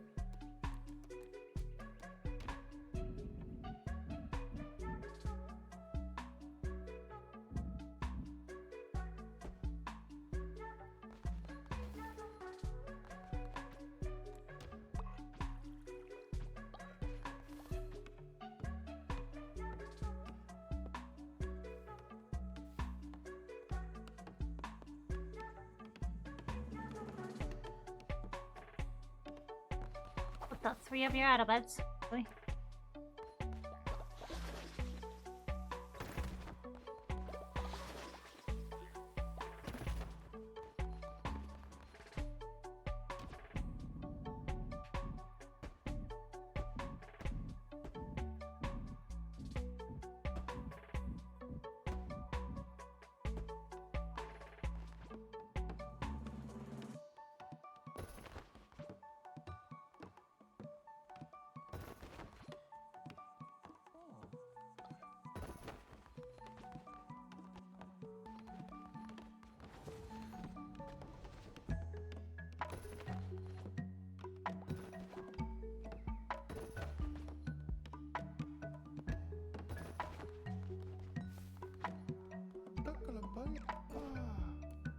Alright, so Zealous ignores dissenters when they preach, and also gain faith when building better sleeping quarters. Oh, materialistic, nice.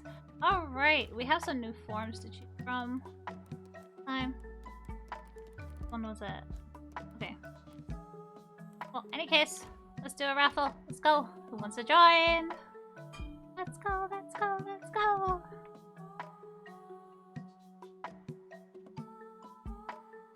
You can only have 1 follower though. And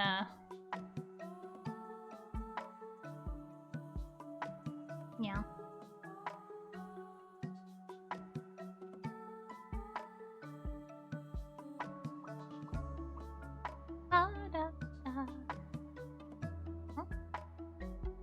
Hang on,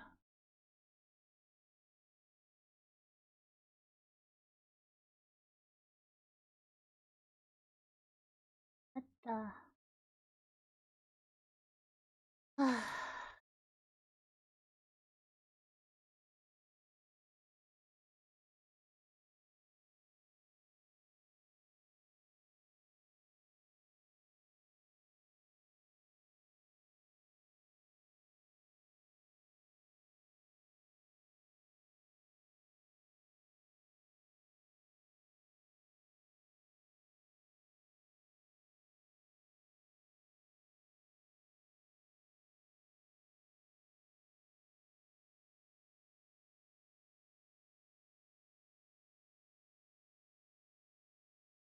Okay, so apparently I have copyright stuff on my audio. I'm like, well, if I play a game with some songs, that is not my problem.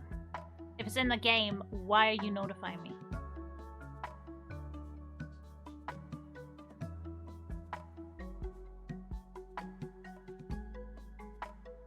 Alright. No one wants to join?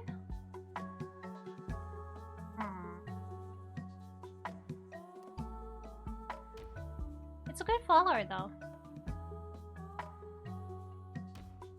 Alright, let's see.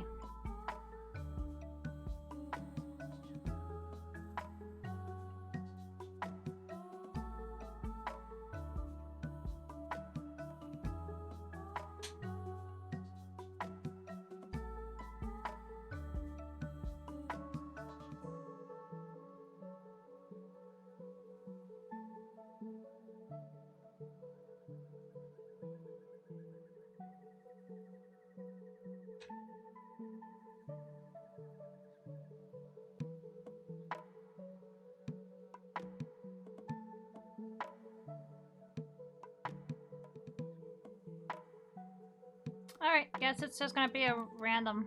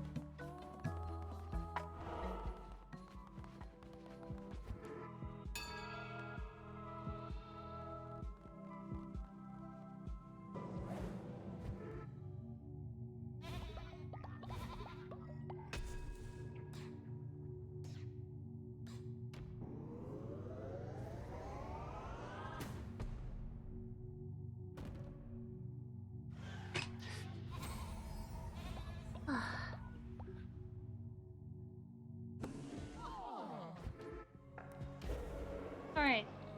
See.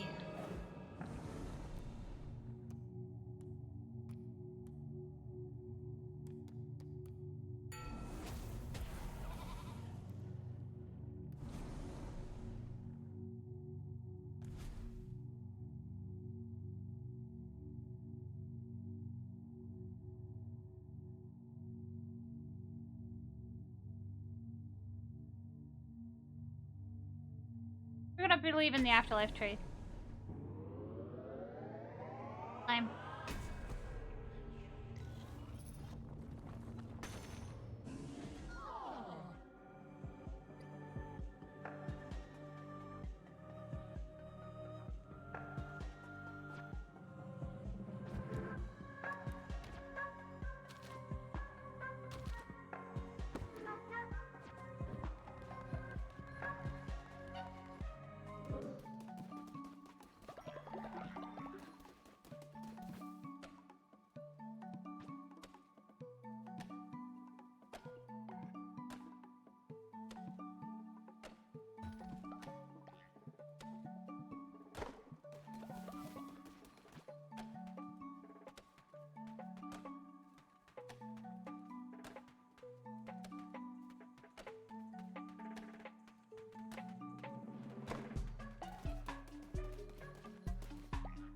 Okay, Scorpion, what do you think?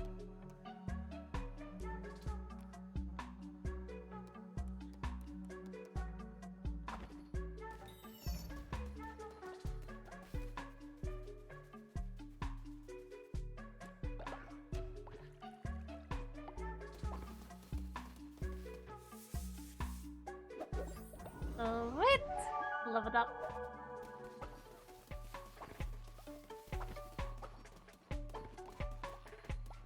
Okay, you guys are hungry.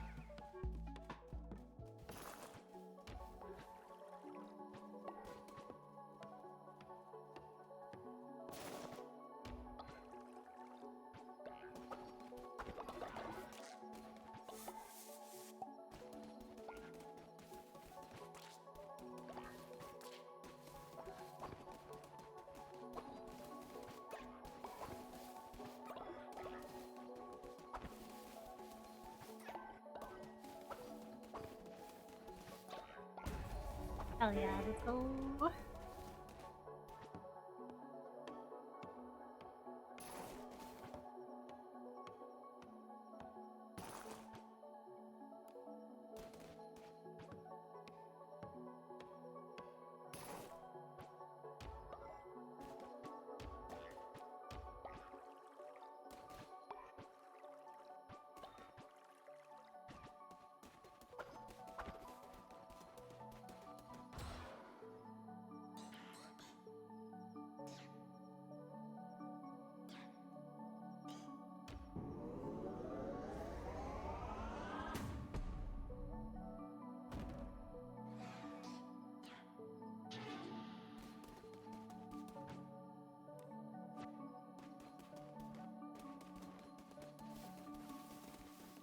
Alright, I'm gonna save here with the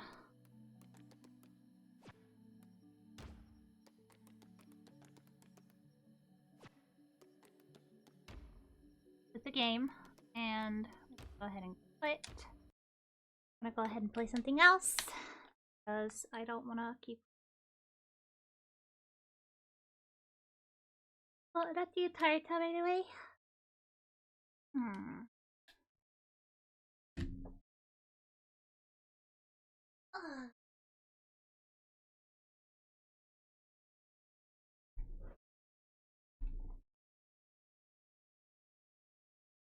Well, and I guess find something to play then. Let me update that.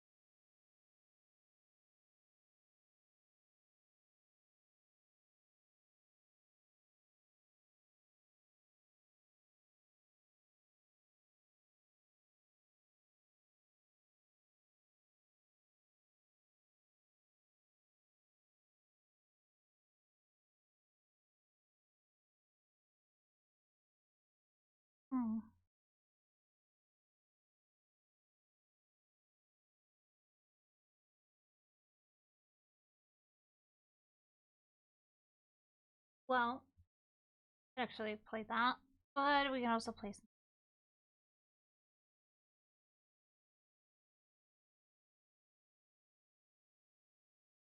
I'm just getting tired of.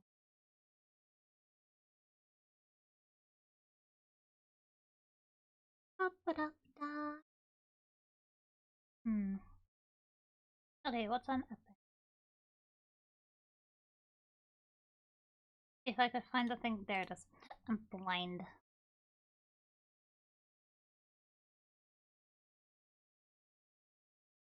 I have it on Steam so I can use the controller on this thing. Oh yeah, the Prince of Persia is actually free. I have it on here. I got it for free, but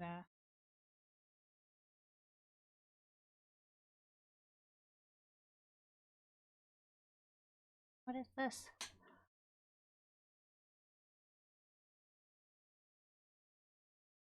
Okay.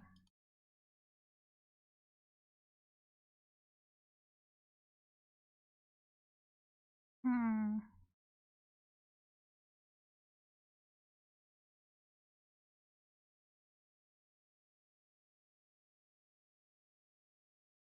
There are a bunch of things to play. I do have The Evil Within too, but I just haven't downloaded it. I wanted to finish The Evil Within on the Steam, the first one. But that's a suck. I'm wondering if I should install this though.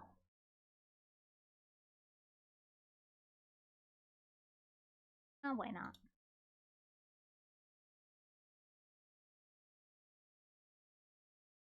Hey, it was a free, so why not? Let's try this one. Elder Scrolls Online. What just happened?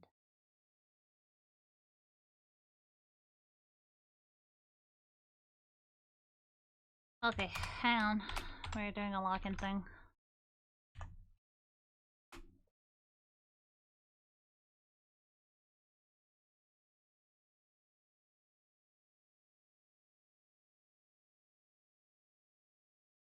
Okay, it's setting something up for me. Alright. Oh.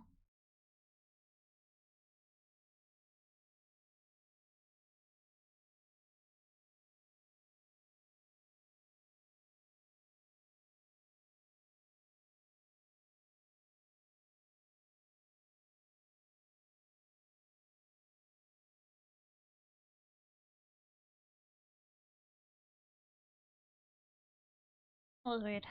Alright. C.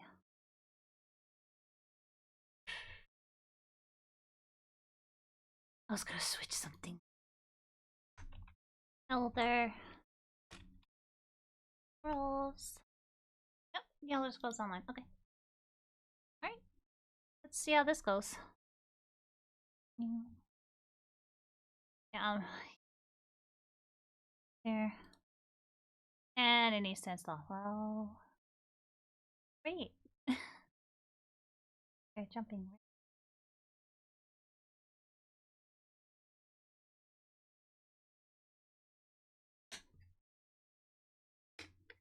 It was like free for a week, so I just grabbed it and was like,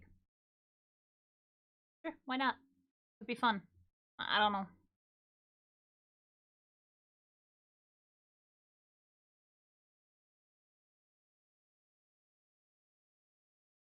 I got frightened I needed to pay for that for a second, but it was a totally different game. I got scared.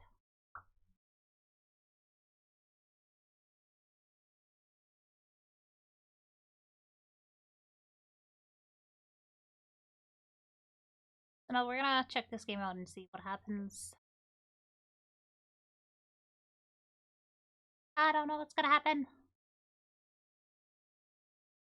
I don't know.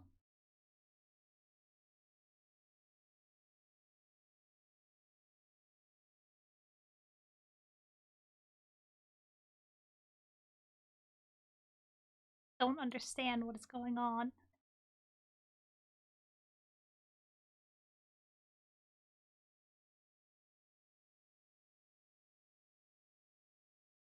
Oh boy.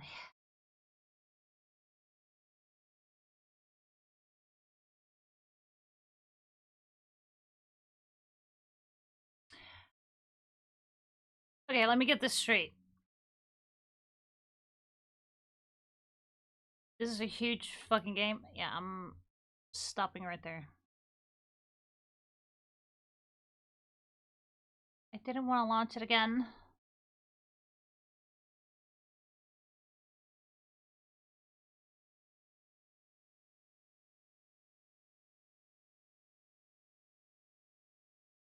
We're having technical problems.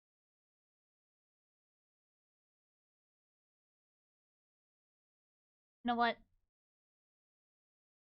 If it's gonna be like a seriously big game, I'm just gonna do this. I can't play this.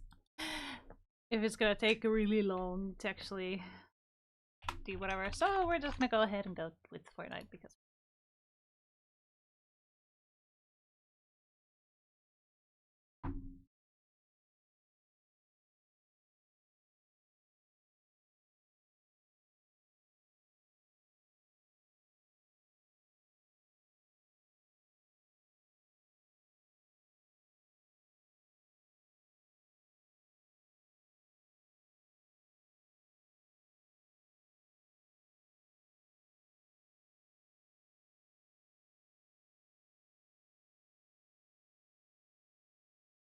if I'm being perfectly honest, I kind of want to go outside and build a snow sculpture. Not a snowman, a snow sculpture.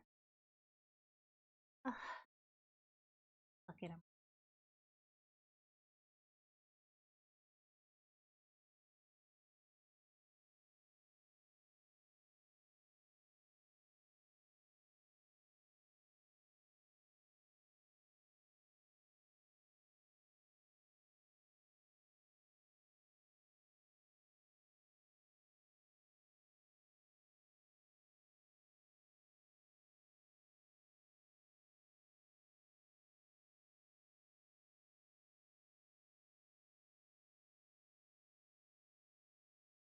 Now, if I get copyrighted something for playing Fortnite because of the songs on here, I'm just gonna say, you know what?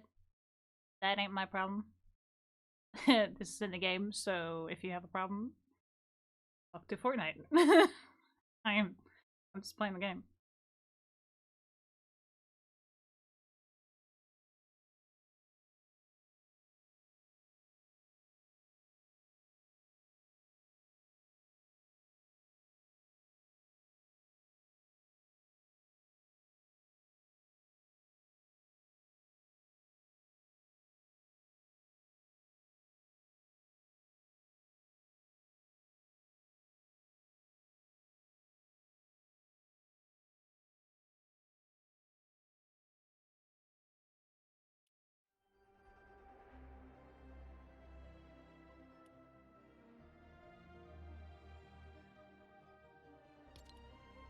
So I currently like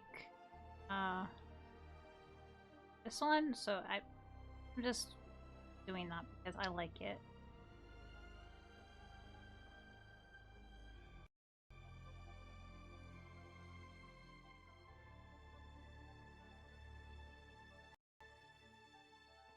So yes, I bought it because I don't give a fuck. I just want to do my own thing.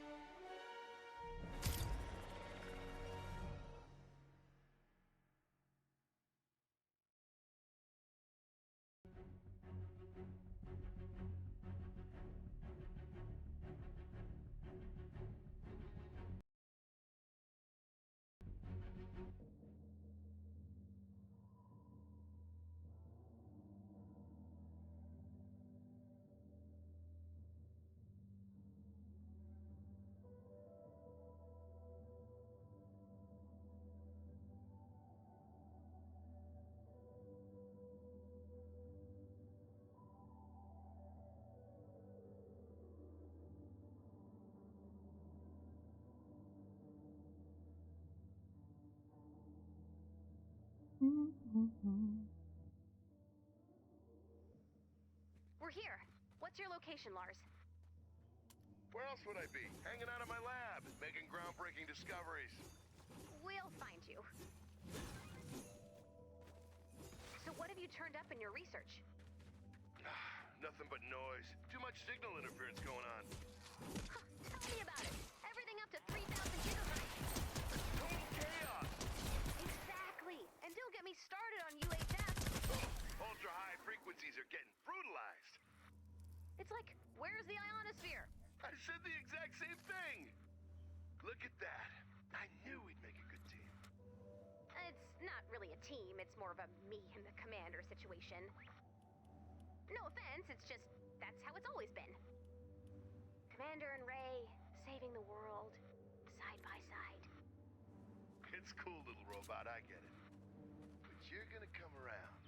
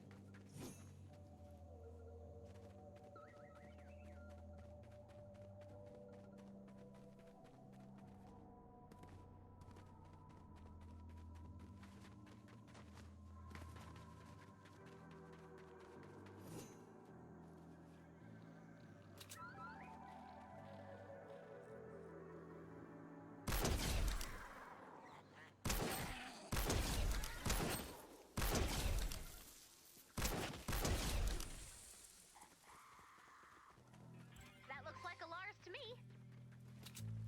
Well, what do you think? I think it's a van, Lars. Hey, it's a state-of-the-art mobile storm analysis lab. And a van. Could be both. Look, I need your help. Can you hook me up with a better antenna? I can't go into the storm without those husks mobbing the van. All right, Lars, we have an idea. I've prepared the van propulsion device. Deploy when you're ready, Commander.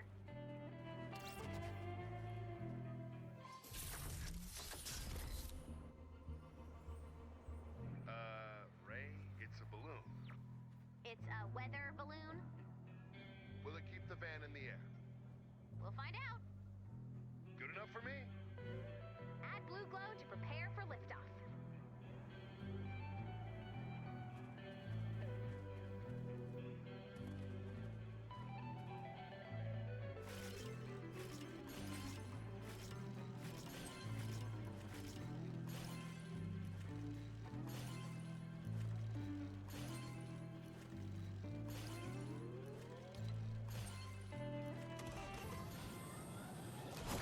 Defend the van.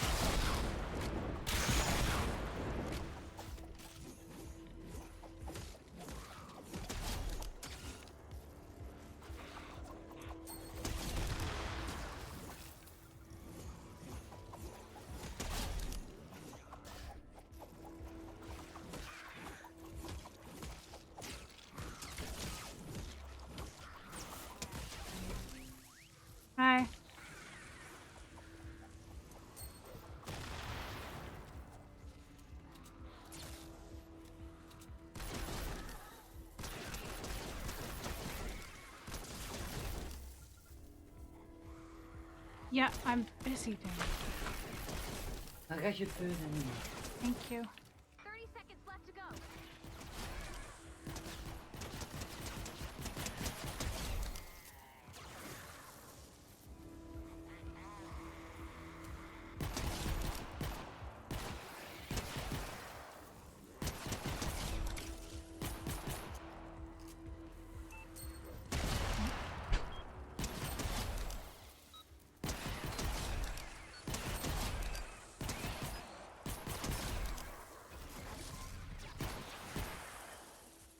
Not bad.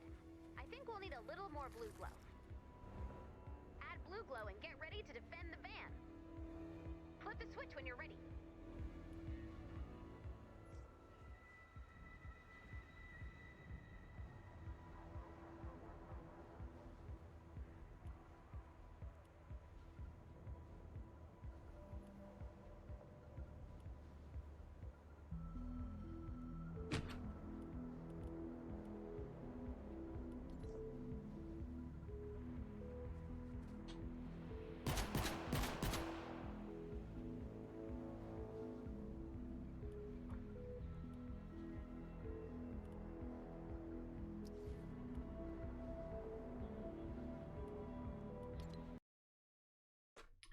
Nope.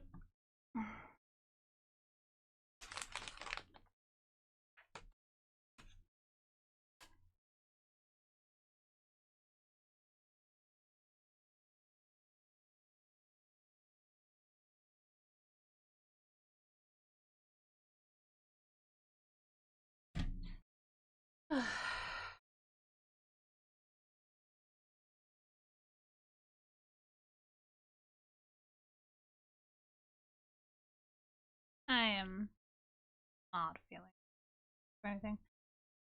So, we're gonna go ahead and go to YouTube and listen to Colin. Tired, and I would just like to listen to something or watch something. Might be for fun. So, Yorkshire's Walking Dead actually killed. Okay.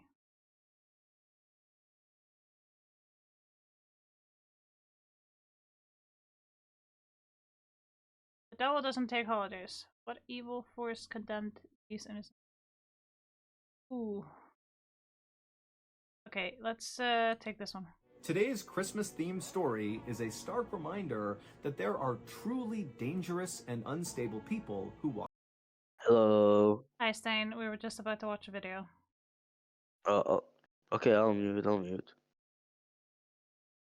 among us. But before we get into that story, if you're a fan of the strange, dark, and mysterious delivered in story format, then you've come to the right place because that's all we do, and we upload once a week. So if that's of interest to you, please invite the like button to go fishing with you, but when you're out on the water and the like button asks you, what are we using for bait, say nothing and just stick your hook into the like button and cast them out into the water. Also, please subscribe to our channel and turn on all notifications so you don't miss any of our weekly uploads. Okay, let's get into today's story.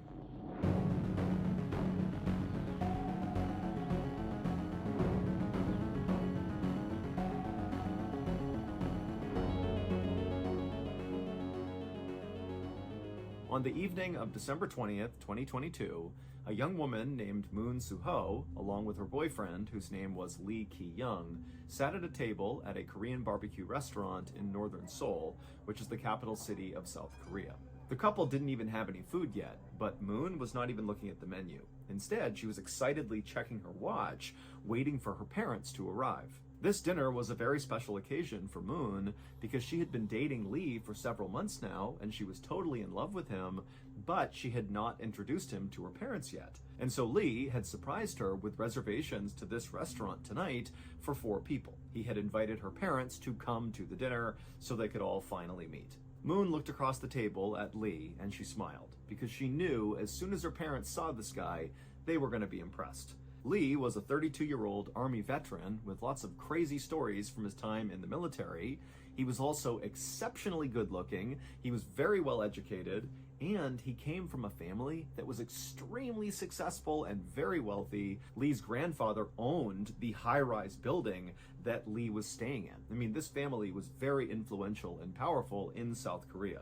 But Lee was not full of himself. He was very humble, he was kind and polite, and he had a total soft spot for little animals. He had adopted a dog and 3 cats and adored them. I mean, this was a guy who was kind of like the total package that any parent would be psyched that their daughter was dating. After Moon and Lee had been sitting at this table for about 15 minutes, Moon looked up and she saw her parents finally coming in the door. And so Moon, she stood up and she waved to her parents and flagged them over to the table. And so they came over, they said hi to Lee. And right away, Lee, he picked up the menu and he ordered all these very expensive drinks and all the expensive meats on the menu.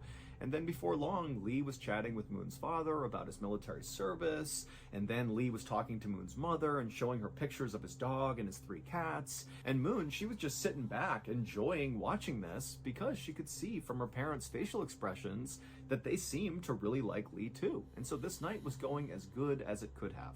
Moon and Lee and Moon's parents stayed at this restaurant for at least 2 hours, just enjoying each other's company and throwing back a lot of drinks and eating expensive food. And by the end of the night, when the parents got up to leave, they were like hugging Lee and slapping him on the back and telling him how great he was. And Lee was doing the same thing to the parents. It was like really they had hit it off. But after Moon's parents were gone, Moon and Lee, they left the restaurant too, and they began walking across the street towards the parking garage where Lee had parked. And right away, Moon could tell Lee was actually pretty drunk. She had not noticed it in the restaurant, but now she could see Lee was kind of stumbling a little bit. But Moon wasn't upset about this. If anything, she just thought, wow, he was so composed talking to my parents in there, despite obviously being drunk. He had just managed to mask it really, really well. But despite how impressed she was with her boyfriend, Moon didn't want Lee to drive them home. It seemed like that would be really unsafe to do because, again, obviously he is drunk. And so when Lee and Moon made it to Lee's car, Moon kind of gently told Lee, hey, why don't we leave your car here and just call a taxi and they can take us home safely. But when she said this, Lee took it as if Moon was criticizing him for being too drunk. And he felt really offended because in his mind, he had just put on this great date and made this great first impression on Moon's parents, and here she is kind of nagging him. And so Lee just kind of blew his lid, and the couple got in this horrible yelling fight in the parking garage, which ended with Lee telling Moon that their relationship was now over, and then Lee turned around and stormed off to hail a cab by himself. And after he was gone, Moon just stood there next to Lee's car being totally shocked at what had just happened, and then kind of in a daze, she went and hailed a cab herself and went home, and then she just laid in bed and cried until she went to sleep. But Moon was not heartbroken for long, because the next morning when Moon woke up, she heard a knock on the front door, and when she opened it up, there was a delivery guy with this huge, beautiful bouquet of roses for Moon. And so Moon took these roses and quickly found a card attached to the roses. She opened it up, and there was a letter from Lee saying, please accept these roses as a part of my apology. Last night didn't go so well. I'm really sorry. Please come to dinner with me tonight. Moon was so relieved to get this apology letter that she called Lee right away and said, you know what, I do forgive you. It's all water under the bridge. My parents, they loved you and they have no idea about that fight we had. So let's just put it behind us and just continue being boyfriend and girlfriend. And at this point, it was Lee's turn to be totally relieved because he didn't know if Moon would want him back. But they were back together, and that night they went out for a fancy dinner together, and then also Lee had booked a very fancy hotel room that night for them to stay in. And this is really how their relationship went for the next couple of days. Basically, Lee would take Moon out shopping anywhere she wanted to go. They went to all the best restaurants and stayed in the best hotels. To Moon, it was obvious that Lee was really just continuing to shower her with gifts and praise and all these fun things to still try to make up for that big fight they got into, even though Moon really had forgiven him. And at some point, after several days of being treated like a princess by Lee, Moon finally told Lee, stop buying me stuff, it's fine, I totally forgive you, everything is good. But Lee insisted that he be allowed to continue to spoil her. After all, it was the Christmas season, and she deserved to be spoiled around Christmas. So in South Korea, Christmas is celebrated a bit differently than it is in Western countries like America. In South Korea, Christmas is a big holiday, but it's really just a holiday for couples. It's not really a family occasion. So in South Korea on Christmas, lots of couples will go out on these fancy dates. And so that's kind of how they celebrate Christmas. Whereas, in Western countries like America, it's all about family and waking up and getting presents from Santa Claus. So that's the difference. Western is family-centric, and in South Korea, it's very couple-centric. It's kind of like Valentine's Day in the winter. So, on Christmas Eve, Lee told Moon that he had a very special dinner planned for Christmas, and would Moon mind coming over to Lee's apartment on Christmas morning to feed his cats and his dog, because Lee was going to be out running errands in preparation for this big Christmas dinner. And of course, Moon said she would. So, at around 11 a.m. on Christmas Day, Moon hopped off the elevator inside of Lee's apartment building and began walking down the hall towards his door, carrying the key to his door. But as Moon walked closer and closer to Lee's door, she began smelling this really powerful smell. It smelled like roses. And for a second, Moon thought to herself, oh my goodness, this whole thing was a setup. I'm not here to feed his pets. I'm here because he must have planned some really elaborate thing for Christmas Day for right now. And probably it has to do with lots of roses inside of his apartment. And so Moon was really excited by the time she got out front of Lee's apartment door. But before she used her key to open it up and just go in, she decided she would just call out for Lee, because she figured at this point, he's got to be in there. He knows I'm about to be surprised by this big thing. And so she calls out for Lee, but there's no answer. And so she knocks a couple of times to see if maybe she can get Lee to come to the door, but after knocking several times, there was no answer. So eventually, Moon used her key, she opened up the door, she swung it open, and she stepped inside of Lee's apartment, expecting to be wowed by whatever Lee had planned. But instead, when she looked around, she couldn't really understand what she was even seeing. Lee was nowhere to be found, but there were roses all over the apartment. However, these were not new roses. These were like several days old. Many of them were wilted and the petals were starting to fall off, and the water that all these roses were sitting in was very dirty. But really, there were like vases of roses everywhere on every surface. And right away, Moon started to feel really uneasy. It was like very creepy to be in this dark apartment where no one's inside of, with just these weird flowers everywhere. And so without going any further into the apartment, Moon once again yelled out for Lee in hopes that maybe he was here, but again, he didn't come out of any of the rooms, so she knows she's alone. And so she called Lee on his phone to try to get an explanation for what she was looking at. But Lee didn't answer his phone. By this point, Lee's 3 cats were circling around Moon's legs because they were eager to be fed, and so Moon kind of stopped thinking about this strange flower situation and looked over at the cats' bowls and saw there was no dry food. They had eaten all of their food. And so Moon began walking over to the bowls when she realized Lee had not told her where he kept the cat food, and so she had no idea where it was. So Moon began opening all the kitchen cabinets, hoping to find this cat food somewhere, but she didn't, and so eventually she left the kitchen and she walked down this hallway inside of the apartment, and she found there was a skinny closet in the hallway that looked like a place where you would store cleaning supplies and vacuums and that sort of thing. So she reached down and tried to open it. But she was able to turn the doorknob, but there was something inside of this closet that was making it really hard to open, like it was stuck on something. Now, again, Moon is kind of looking around this dark, dingy apartment that's filled with all these wilted roses, and she's feeling super uneasy, but she thought, I just want to feed these cats and just get out of here. And so Moon just grabbed that door handle and yanked as hard as she could, and she managed to pop it open. And for a second, Moon just stared at the inside of the closet, having no idea what she was even looking at. And then she started to scream.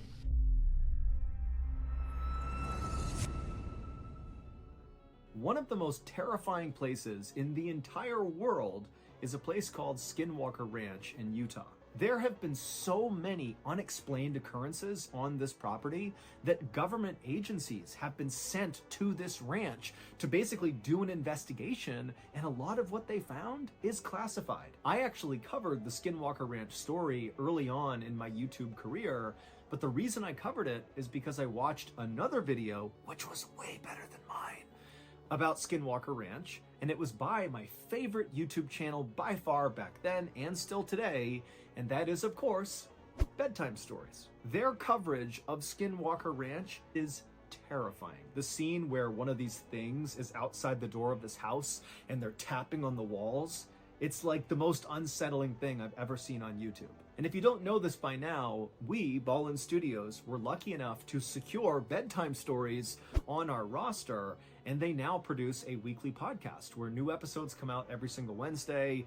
But this week, to celebrate Christmas, they're going to be releasing 3 new episodes, and they are all about Skinwalker Ranch. Also, stick around till the end of this video because we're going to play a sneak peek from one of those 3 episodes.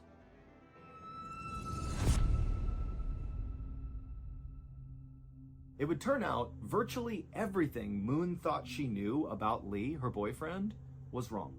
5 days earlier, after Moon and Lee had gotten into that horrible fight in the parking garage following the dinner with Moon's parents, Lee had made it seem like he was storming off to go hail a cab and drive home on his own.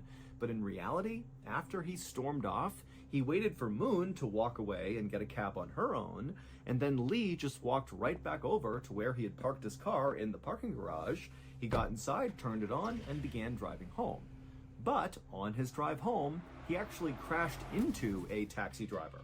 Now, neither Lee nor the taxi driver were harmed in this accident, and both cars were still drivable, but Lee actually had a really big problem with drinking and driving. 9 years earlier, in 2013, when Lee was serving in the military, he was put in military prison for drunk driving. And then after he got out of the military, he was arrested 2 more times for drunk driving in 2018 and 2019. And so even though this accident with the taxi driver was very minor, Lee did not want to go to police and report this accident because if officials got involved, they would see that Lee has this horrible history of drunk driving and he would get in way more trouble. And so Lee convinced the taxi driver to just allow him to pay him privately for the damages in order to avoid getting officials involved. However, the taxi driver, who was open to this, demanded that Lee pay him in cash. He didn't want some sort of deferred payment plan. He wanted to be paid now. And so Lee said, okay, well then let's go to my apartment and I'll just pay you there. However, when the taxi driver and Lee got to Lee's apartment, they got in a fight over how much money Lee actually needed to pay the taxi driver for the damages. And eventually, Lee just kind of snapped and beat the taxi driver to death and then stuffed his body inside of that cleaning closet in his apartment's hallway. And so that's what Moon had seen when she had opened up that closet. She saw the corpse of the taxi driver. And then after Lee had murdered the taxi driver, he stole the taxi driver's credit cards and his cell phone, and Lee would use the taxi driver's credit card to pay for all those lavish dinners and hotel stays and gifts over the next few days as Lee spoiled Moon for Christmas. And also during that time, Lee was using the taxi driver's cell phone to send messages to the taxi driver's family to convince them that he was still alive. Also, Lee went out and bought a whole bunch of bouquets of roses and put them all over his apartment to try to mask the smell of the rotting corpse inside of his closet. But this murder and Lee's horrible drunk driving were not his only secrets. Lee claimed he was from this very wealthy, successful family that owned all these amazing high-rises in South Korea, but that was all a big lie. Lee was not from a very successful family. He did not have any money. He basically just borrowed money from family and friends and then lied about how he acquired the money, claiming he was this big, successful, wealthy guy. Also, when the police in South Korea began investigating the taxi driver's murder, they discovered that Lee's apartment was not even his. It belonged to his ex-girlfriend, who was a bartender in South Korea who was in her 50s. Also, Lee's beloved 3 cats and dog that he talked about all the time, about how much he loved them and cared for them, well, those weren't his either. Those were his ex-girlfriend's. And as police continued their investigation into the murder of this taxi driver, they would eventually find traces of Lee's ex-girlfriend's blood inside of Lee's apartment, so his ex-girlfriend's apartment. And they would discover that Lee had murdered his ex-girlfriend, stolen her apartment, stolen her pets, and even took her cell phone, and to this day had been sending messages to her family to try to convince them that she was still alive, even though nobody had seen her and had no idea what was going on with her. Lee was ultimately arrested for 2 counts of murder, and he would quickly admit that he did kill the taxi driver and his ex-girlfriend. However, by this point, police had located the cell phone of a missing woman amongst Lee's things, and so they became very suspicious that he might have had something to do with this 3rd woman's disappearance. However, to this day, Lee has denied having anything to do with this missing woman, and they still have no idea what happened to her, and so that case is kind of on hold. Despite how totally crazy this whole story sounds, the craziest part actually happened after Lee was arrested. Once Lee's crimes were being talked about all over the news, Lee became totally famous in South Korea because he was exceptionally good looking. On the news, they would play CCTV footage of Lee interacting with that taxi driver before he murdered him, and the only takeaway from lots of people in South Korea was, wow, this guy is so unbelievably attractive, he looks like an actor, not, here's a guy who's about to murder someone. In fact, Lee became so popular in South Korea for being so beautiful that there became a real fear that Lee's ex-girlfriend, Moon, would become a target in some way, that maybe Lee's fans would blame her for putting their beloved Lee in prison and they might try to attack her. However, the police in South Korea did a really good job of masking Moon's identity, and so to this day, we believe she is still safe. And also, for clarity, Moon is actually not her real name. That is a pseudonym that we used to protect her identity as well. In the end, Lee was sentenced to life in prison for those 2 murders. One of the most terrifying places in the entire world is Skinwalker Ranch in Utah. And this week, as part of a special Christmas release, Bedtime Stories the podcast, who is part of the Ballin Studios network, is going to be releasing 3 episodes about Skinwalker Ranch. And as promised, here is a sneak peek from one of those episodes. Enjoy. In the new year, as the spring rains began to lash the ranch, the family would lose even more cattle. But now they began to reappear, sometimes dead from no apparent cause, other times extensively mutilated. The nature of these mutilations was bizarre. Huge chunks of flesh and skin were carved out of the animals, yet there was no blood. The wounds always seemed to be cut with precision instruments, displaying an almost surgical quality rather than the savage tearing of animal predators. The Shermans were feeling the stress caused by these losses. Throughout 1995, the strange activity only intensified. Events took place that were frankly beyond bizarre. So that's going to do it. If you got something out of today's story, be sure to check out our podcast called the Mr. Ballin Podcast, where we have hundreds more stories, a lot like this one, that are available to listen to right now. But many of them on this podcast are only available on the podcast. They are not on YouTube. Again, that podcast is called the Mr. Ballin Podcast, and it's available on Amazon Music. Okay. So that was actually pretty interesting. That But was so interesting, I'm not gonna lie. yeah, but it did make national news. Yeah, it did. So, Yeah, so I was like, wait a minute. Oh my goodness.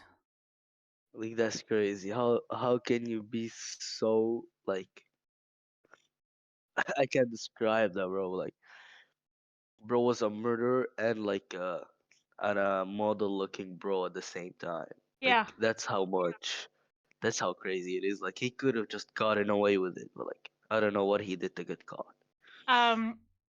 His girlfriend, Moon. I think her she su- reported him. I think she did. Yeah, she reported him because she found a dead body in his apartment.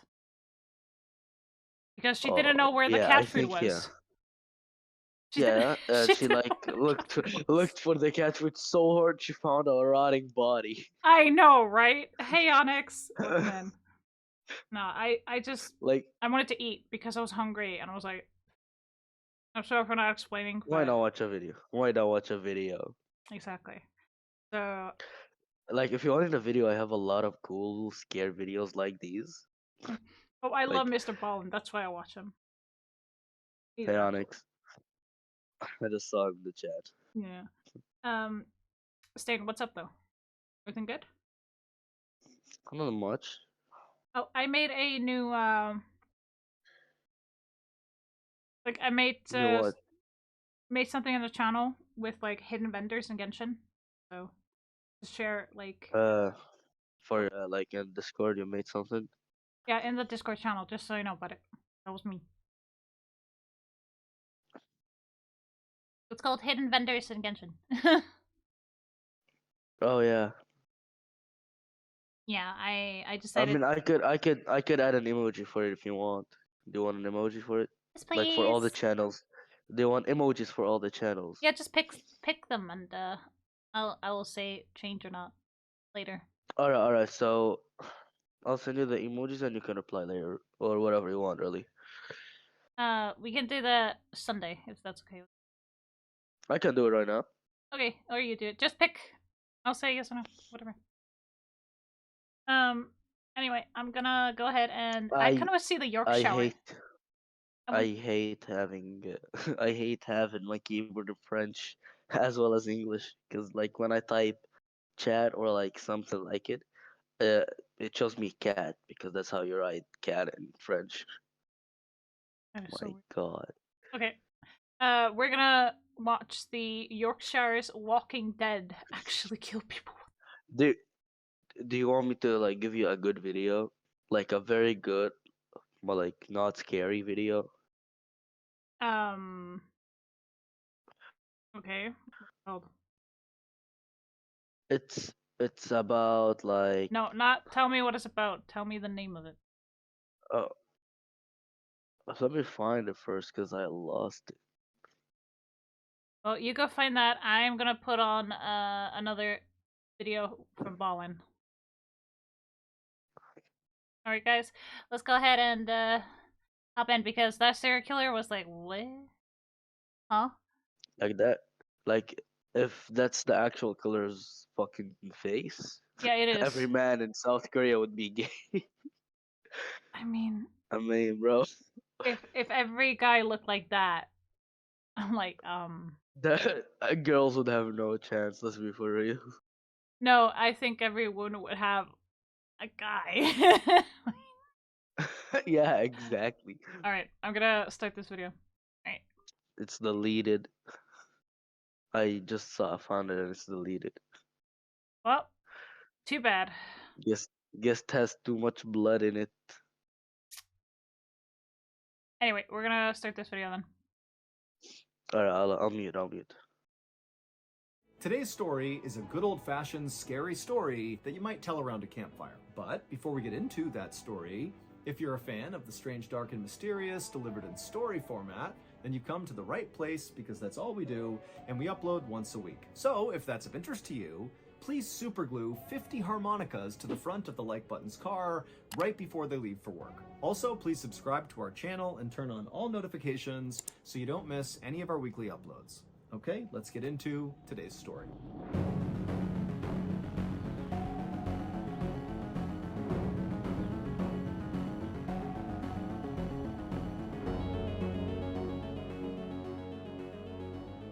On the afternoon of Sunday, February 25th, 1855, a 48-year-old woman named Hannah Rallinson, along with her husband and a group of her friends, walked quickly down a road in Sheffield, England. As they walked, the entire group was totally silent because they were terrified of what was going to happen next. Behind Hannah and her friends on this road was actually another slightly larger group of people that were keeping pace with Hannah and her friends. They were actually going to the same place as them, except this second group had no intention of going inside that building.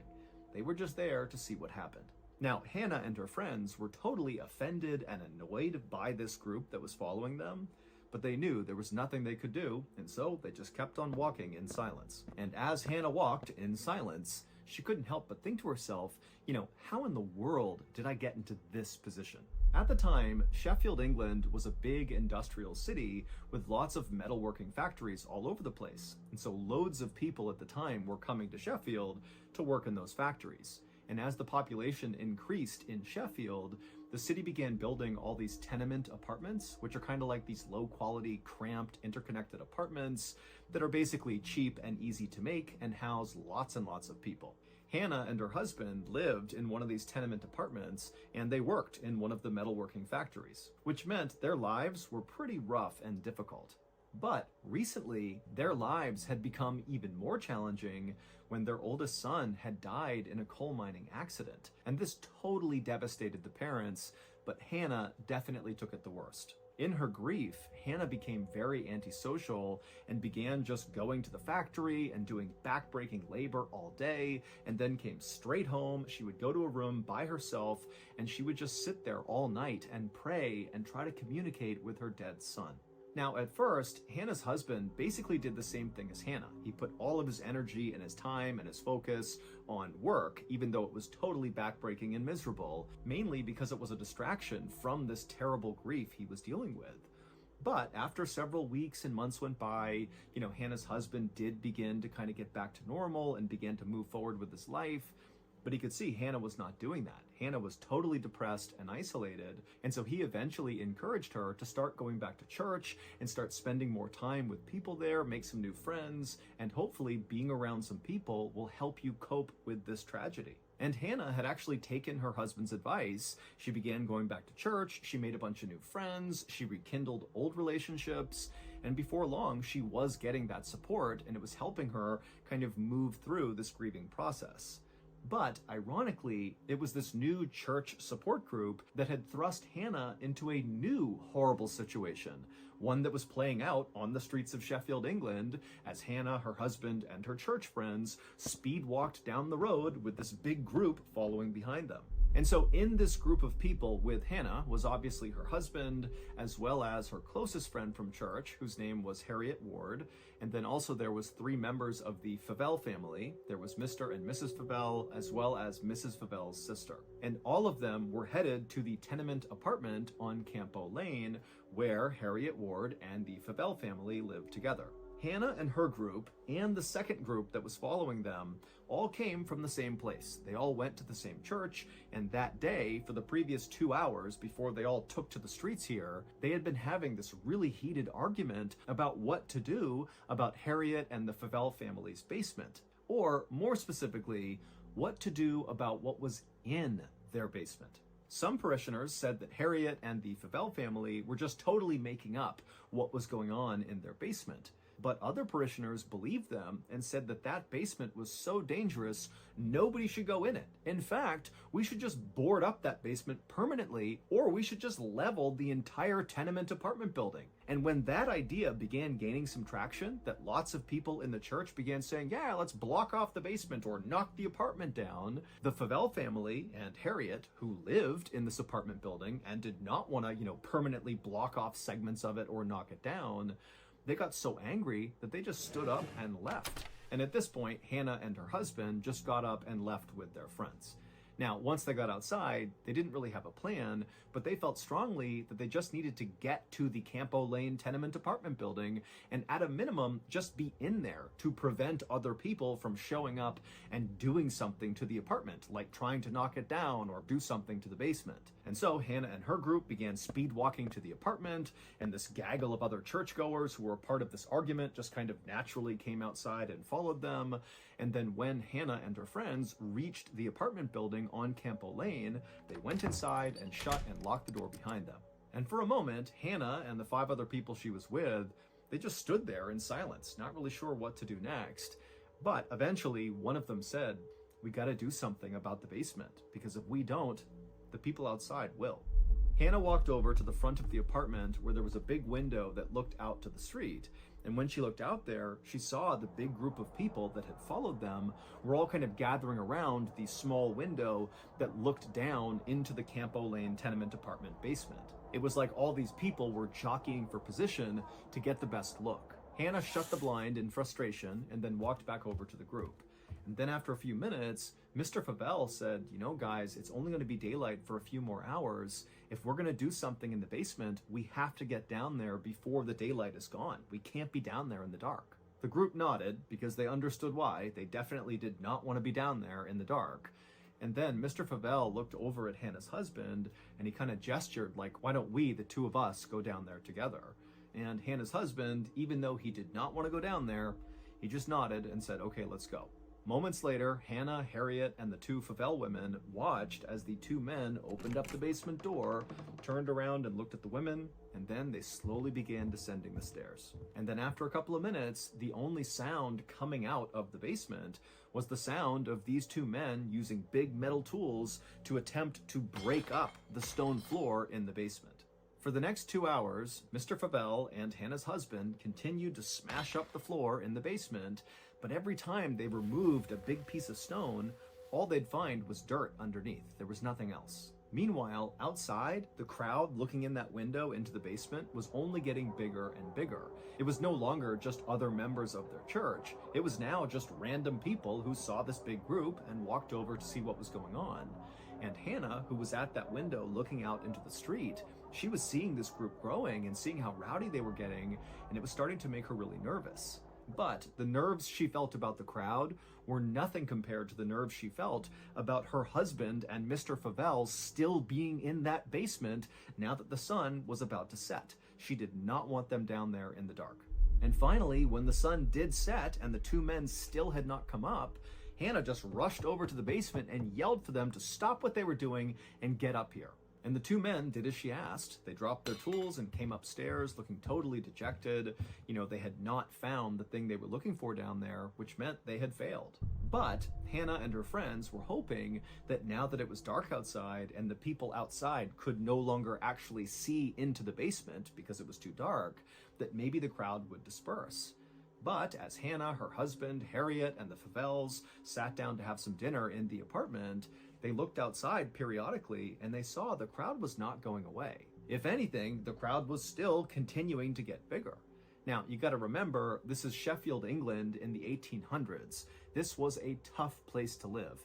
Everybody's working at these factories, doing this awful work 7 days a week for very little money, and there's virtually no entertainment anywhere. It's basically just work, work, work until you die.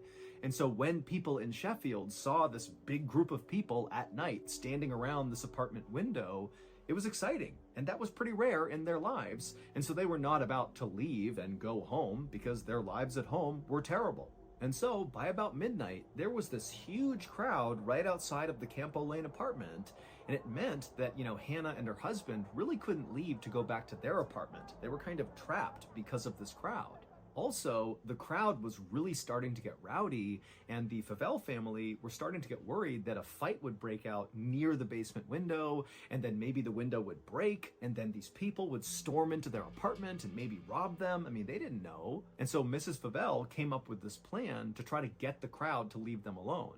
And so she ran over to one of the biggest windows on the first floor, and she pulled down the curtain rod and the curtain attached to it, and she handed it to her sister and said, "Go down in the basement and use this curtain rod and curtain to block out the one window this crowd has to look into the basement. If they can't see into the basement, then they'll likely just leave." But Mrs. Favell's sister, after being handed this curtain rod, she's like, "I don't want to go in the basement. It's the middle of the night. I'm not going down there."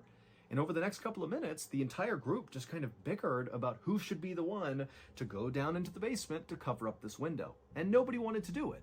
And finally, Hannah, who she's lost her son recently, she just wants to go home at this point, but she can't because of this stupid group. She finally just snaps and says, "You know what? I'll do it." And so she snatches the curtain rod and just walks right over to the basement door. She opens it up and begins descending the stairs before anybody else could stop her. And as she did, her husband and Harriet and the Favell family, they all crowded around the top of the basement stairs, looking down, kind of waiting to see what would happen.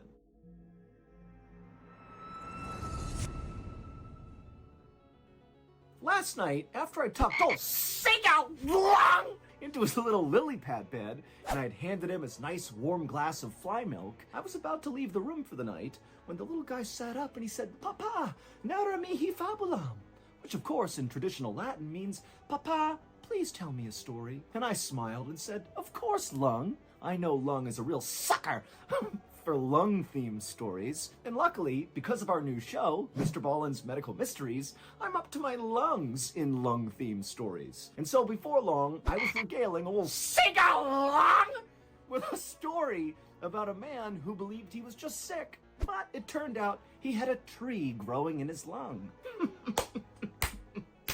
Something I'm sure we all can relate to. Speaking of relatability, if you haven't already, you really ought to check out Mr. Ballen's Medical Mysteries, because every week we cover totally strange, baffling medical mysteries that all originate from the one place we all can't escape, our own bodies. You can listen to Mr. Ballen's Medical Mysteries early on Amazon Music, because on that platform, we release them in batches of 8 episodes at once. But you can also listen to Mr. Ballen's Medical Mysteries on every other podcast platform. However, you only get 1 new episode every week. Again, Mr. Ballen's Medical Mysteries is available on all podcast platforms for free, but you can listen to it early in batches on Amazon Music, or new episodes once a week on every other platform. Okay, back to the story.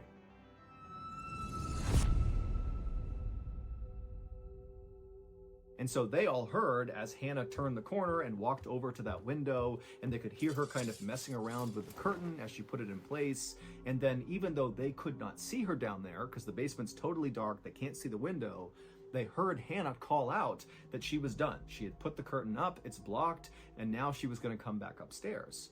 But after she yelled to them that she was coming back up, it went completely silent in the basement. And for like 5, 6, 7 seconds, all the people at the top of the stairs are waiting anxiously for Hannah to turn the corner and come up the stairs to safety.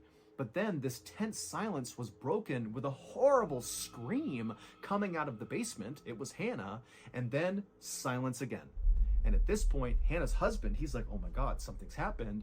And he charges down the stairs, and he looks over, and he sees Hannah is lying on the ground motionless. There's nothing else in the basement. It's just his wife and this covered up window. And so he runs over, he scoops her up, and he runs her back upstairs, and he lays her on the ground right outside of the basement door. And then he began to shake her to try to wake her up, but she wasn't waking up. However, it was clear she was still breathing, and so Harriet ran and got a wet towel, and she came back and she kneeled down next to Hannah, and she placed the towel on Hannah's forehead, hoping this wet towel would revive Hannah. But as Harriet is kneeling there, so she's looking at Hannah's body, and the basement door, which is open, is right past Hannah's body, Harriet happened to look up, and so now she's looking into the doorway that leads down into the basement.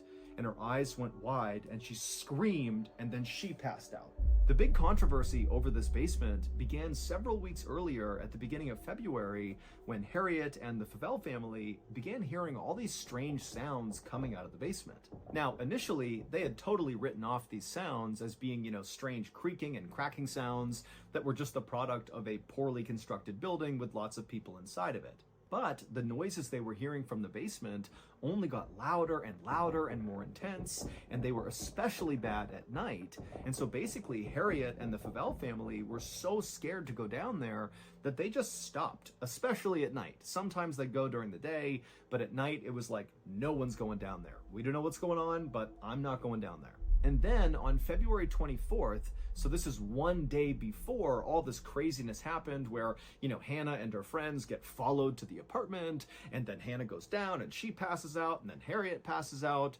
So one day before that, Harriet swore she saw a ghost in the basement. She saw this old woman wearing a white gown kind of moving around in the basement, and the whole time Harriet said this woman, this ghost woman, was pointing at one particular spot on the ground in the basement. And then the same night that Harriet sees this ghost in the basement, Harriet has a dream. And in her dream, she sees this ghost, and again, this ghost is in that basement, and it's pointing at this spot on the basement floor, except in Harriet's dream, this ghost woman speaks to Harriet and says that she was murdered, and her gold was stolen from her, and buried in the basement right there. And it was this apparent ghost in the Campo Lane basement that was the center of that 2-hour-long argument at the church the following day, which ultimately prompted Hannah, her husband, Harriet, the Favell family, to get up and storm out to go protect the Campo Lane apartment, and then also the secondary group followed right after them, really just to see if they were going to go confront the ghost, because a lot of people thought that's what they're going to go do. And that is basically what Hannah, her husband, and her friends ended up doing. They decided the two men would go down into the basement and attempt to dig up the floor in hopes that they might find this gold that was stolen from this murdered woman and buried in the basement. But they obviously did not find the gold, which ultimately led to Hannah going down and passing out, and then Harriet also passing out. Hannah and Harriet would wake up after passing out, and when they woke up, they would tell these terrifying stories about what they saw. Hannah said she went down the stairs, she went over to the window where all the crowd was looking in, and she managed to get this curtain up, and then she yelled upstairs to her husband and her friends that she was coming back up. But when Hannah actually turned around to go to the stairs, she realized the ghost was in the basement with her. There was this old woman wearing a white gown standing between Hannah and the stairs. She was blocking her way. And this woman was staring at Hannah really intently, and then Hannah screamed, and this ghost charged at Hannah and basically went through her body. And it was at that point that Hannah passed out onto the ground. As for Harriet, when she came to, her story was even more terrifying. Harriet said after she placed that wet towel on Hannah's head, she looked up and she saw the woman in white walking up the stairs, staring directly at Harriet. And Harriet, she froze and kind of leaned back and just stared at this woman. And the woman, she came right to the top of the stairs, she stopped in the doorway, and then she opened up her mouth grotesquely wide and just continued to stare directly at Harriet. And then with slow, trembling hands, the woman began taking off her nightgown, which eventually fell to the ground, and Harriet saw this woman was covered in cuts and gashes all over her chest and neck. And then Harriet let out a scream, and she passed out too. Not long after Hannah and Harriet both came to and told their horrible stories, the police arrived outside and dispersed the big crowd, which meant Hannah and her husband could finally leave and go back to their own apartment, and they would. But just 12 hours later, Hannah would die. The Sheffield coroner held an inquest into Hannah's death, but he could find no scientific explanation for why Hannah actually died. And so on her death certificate, it basically says she died of fright. She was literally scared to death. Following Hannah's very bizarre and basically unexplained death, Harriet, who would survive, and the Favell family, they just moved out. They could not stand to be at that apartment any longer. And then also many more people who lived inside of this tenement apartment building on Campbell Lane, they also moved out because, again, it was just too terrifying to be near this basement. To this day, we still don't have a better explanation for what happened to Hannah. She was in good health, all things considered, when she died. And so really this didn't make any sense. And so this case still is one of the only in recorded history where somebody apparently died just from getting scared. Late one night in the spring of 1937, a young woman stumbled into her New York City apartment building, drunk from a long night of partying with friends.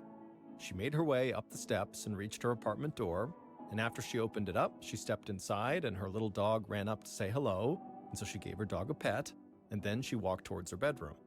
But the moment she stepped foot into that pitch-black bedroom, something just felt off. It was too quiet.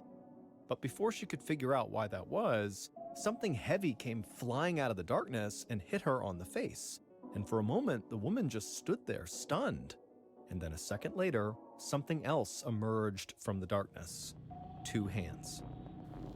Whew. Okay, so a person was literally scared to death. Okay, so what happened to that person that was scared to death? Huh? What happened to that person that was scared to death? She died. She was literally Oh, scared to death. She's dead. oh, This is in the 1800s. shit. This is the only person recorded in history to have died from being scared. Oh, she had with a heart attack or some shit. No, she just died 12 hours later being so frightened. Oh, Like, that's she was basically a heart attack from being scared. He found no medical But indicators they of did. a heart attack. What can I say? Really, I don't know. She was perfectly healthy. Yeah, I want like I haven't been online because somebody of my family died. He was so healthy, but he died of a heart attack while he was sleeping, out of nowhere. Not that in sleep. No, the thing is that Like he got up, he got up, drank water, came back dead in the middle of the sleep. No way, nowhere, no evidence. We don't know how he did, but like, sorry to hear that. I But guess this was like he found no scientific evidence of anything. Like well, anything. Like not even a heart mm, attack. not even that's only Like there was no scientific explanation.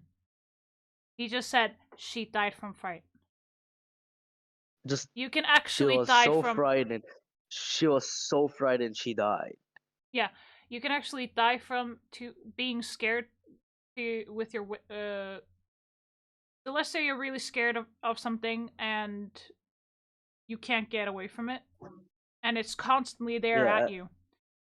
yeah, Your body will you will shut down. definitely die from that. Yeah, you'll definitely die from that. Your body will just shut down. Don't worry. Even though I'm like they're basically considered a child, I have a brain that understands. Don't worry. I know. Uh you're not a Yeah. kid. Don't I mean, that's what everybody says. That's what everybody considers a 14-year-old in this country. So what did I say about age? doesn't matter. It's all No, in the brain. what? It's in my brain. I'm not telling you. Stain, Yes. my channel is 18 plus. You did not talk about age Yeah. here. I forgot. I'm kind of asleep right now, so I forgot.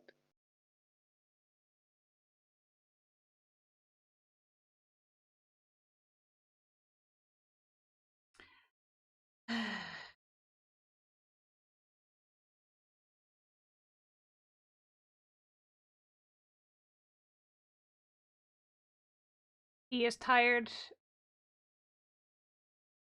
He does I not am know what hell he's tired. saying. I'm Discord hell that. tired right. Yes, go to bed. Your It's insomnia is kicking 5 in. p.m.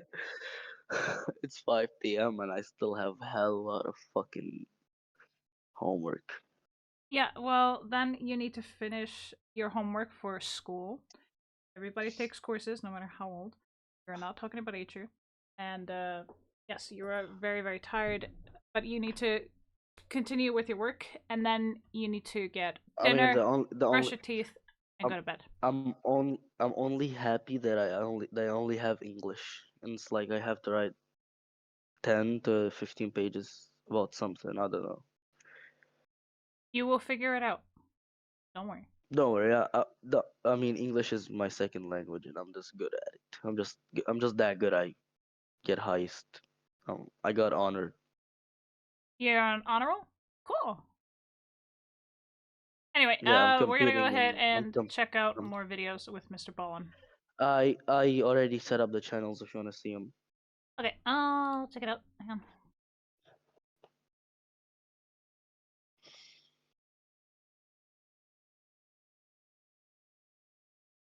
Yes, thank you. I like that. In my server, they look quite different.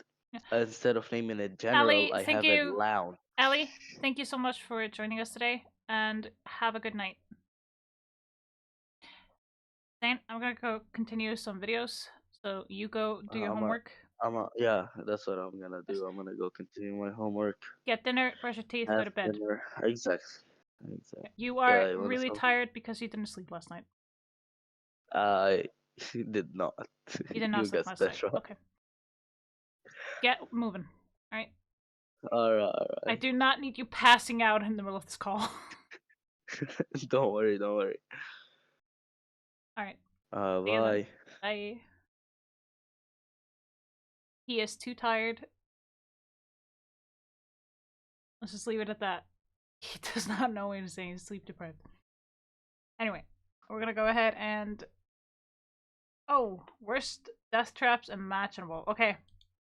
for watching Today, this. we're going to look at 3 places you can't go and people who went there anyways. But in fairness, one of these stories is actually more like a thing you can't do and person who did it anyway. But we believed it was still close enough that it could be included. But before we get into those stories, if you're a fan of the strange, dark, and mysterious delivered in story format, then you've come to the right place because that's all we do, and we upload once a week. So, if that's of interest to you, please eat an orange in front of the like button and make a whole scene about how amazing this fruit tastes, and then offer the like button your other orange you have with you. Except don't tell them it's not really an orange, it's the fruit from a strychnine tree. Also, please subscribe to our channel and turn on all notifications so you don't miss any of our weekly uploads. Okay, let's get into today's stories.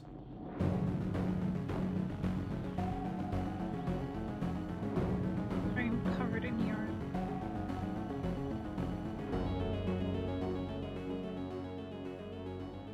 It was 2 days before Christmas in 2010, and 54-year-old Alan Catterall, along with his future son-in-law Mark, were sitting in the break room of a kayak molding facility in the United Kingdom where they both worked. And as they sat there drinking tea, they began exchanging notes about what gifts they got for the rest of their family for the holidays. And as they spoke, they both were very careful to keep their voices very quiet in fear that someone might overhear them, because Alan's wife and daughter also worked at this kayak company. Alan had worked for this company for 10 years, and even though it was backbreaking work a lot of the time, he loved it because it meant he got to spend all this time with his family basically 24/7.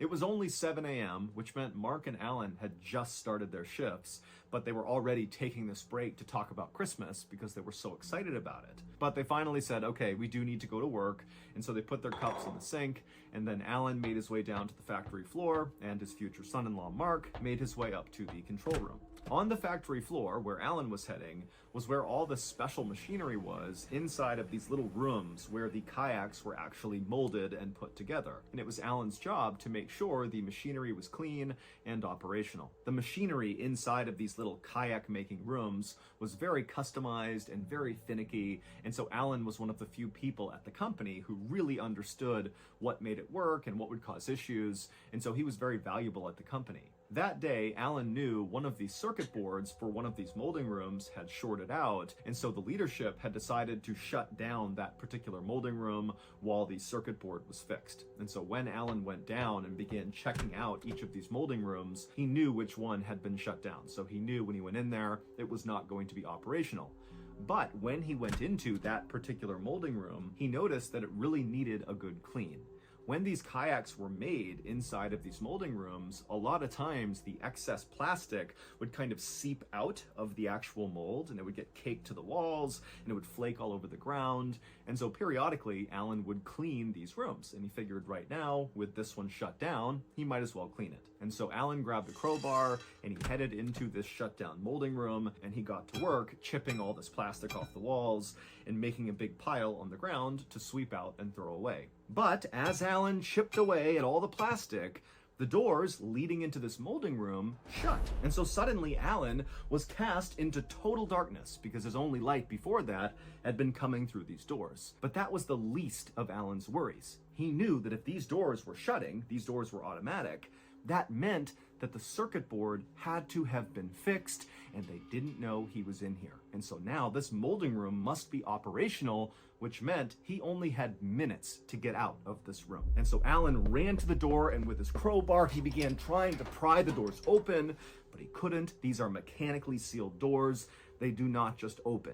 You need to press a button to release them. But Alan's in a total panic. He knows what happens in this room, and he just can't get the doors open. And so he began banging on the door with his crowbar and screaming for anybody out in the factory floor to please stop this process that's surely starting inside of this room. Open these doors, get me out of here. But it was so loud out on the factory floor, nobody heard him. And so before long, Alan must have looked around and saw the walls inside of this tight, cramped space beginning to glow red. Because this molding room was actually just an oven. It reached almost 600 degrees Fahrenheit in about 10 minutes. And so Alan is watching as this oven is restarting, and he's sealed inside of it. and so the walls turned bright red, and then before long, the crowbar he was using to try to open the door must have become so hot he couldn't have held it, and then the ground as well would have been red hot, and his shoes would have begun to melt, and then the air temperature inside would have gotten so unbelievably hot he couldn't have breathed, and so screaming in pain and pounding on the door, leaving his skin on the door every time he hit it, Alan eventually just collapsed to the ground in unimaginable pain as he cooked alive.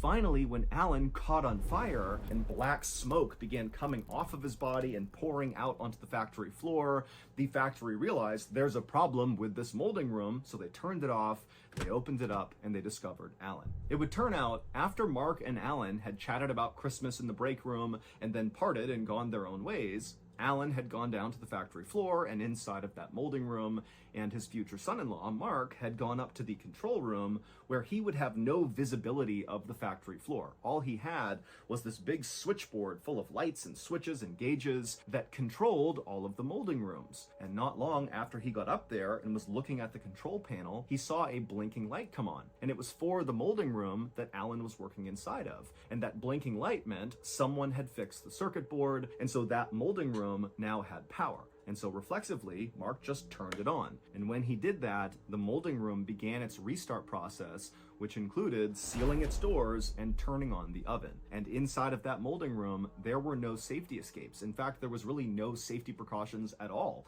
with regards to these ovens. And so as soon as Mark flipped that switch, he had killed his future father-in-law.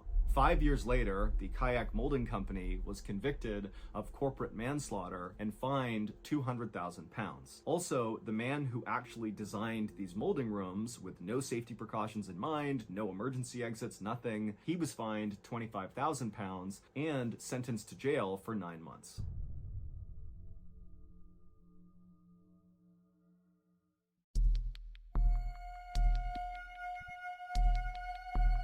On the evening of October 28, 2006, in a Florida city called Port Richey, a 37-year-old woman named Marisa Weber walked in the front door of her home and called out a greeting to her mom. Her mom didn't call back, but Marisa could hear her in the kitchen making dinner, and so Marisa walked over to say hello. But Marisa only got about 2 feet into the family's very cramped living room when one of their many cats came bombing into the room and nearly knocked Marisa over as it ran past her and ran up to the side of the wall and just stopped and stared at the baseboard of the wall like there was something there. Marisa was totally annoyed by this cat, and as she looked over at it, she knew what it was doing, because lately Marisa had noticed there were clearly rats in her family's home, kind of scurrying around in the ceilings and the walls. Marisa could hear them all the time, and one of their cats was now clearly hunting one of these rats. And this totally stressed Marisa out. She'd actually begun taking anti-anxiety and antidepressant medication largely because of this rat infestation, and really just the fact that Marisa hated living at her parents' home, but she didn't really have the means to go out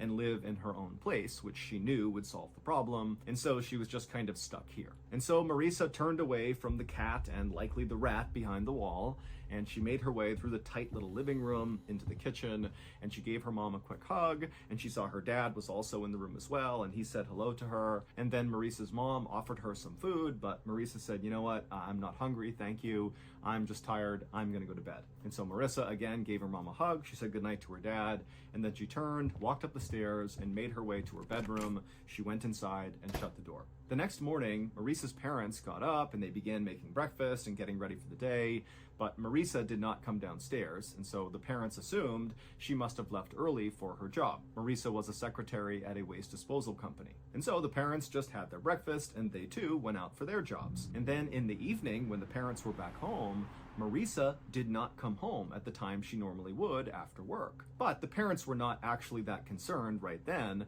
because they figured, okay, well maybe she left early and she came home from work early, and so we just kind of missed her on both ends, and that's why her door to her bedroom is shut. She's just come home early and she's in there and she wants to be left alone. After all, she's a 37-year-old woman, she probably wants her space. But later that night, when still the parents had not even heard their daughter moving around up there, the mother went upstairs and knocked on Marisa's bedroom door.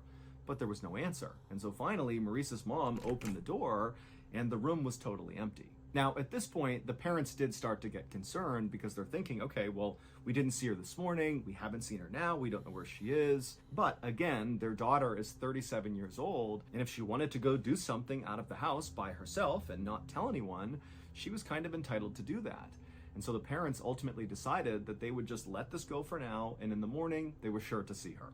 But the next morning, the parents still had not heard from Marisa, she had not come home, and now they were officially starting to panic. In particular, the mother was worried that Marisa might have been kidnapped or something going to or coming back from work, because Marisa was only 5'3" tall and maybe 100 pounds, so she was really small. And so Marisa's mom called her other daughter, Gina, in a total panic, saying, your sister, she's missing, we don't know where she is, she might have gotten kidnapped, come over and help us figure out what's going on. And so Gina came over to the house, and when she came inside, she told her parents, let's stay calm here. Marisa, she's 37, I'm sure she's fine. Let's search the house and see if there's some note or something from Marisa explaining where she is and what she's doing. And so the family searched the whole house, starting with Marisa's room, but they couldn't find anything that gave them any clues about what happened to Marisa. But they did eventually find Marisa's purse that was still in her room, and when they opened it up, they saw her wallet was still inside. And so that sent up a huge red flag for the family. They're thinking, why would Marisa go anywhere for an extended period of time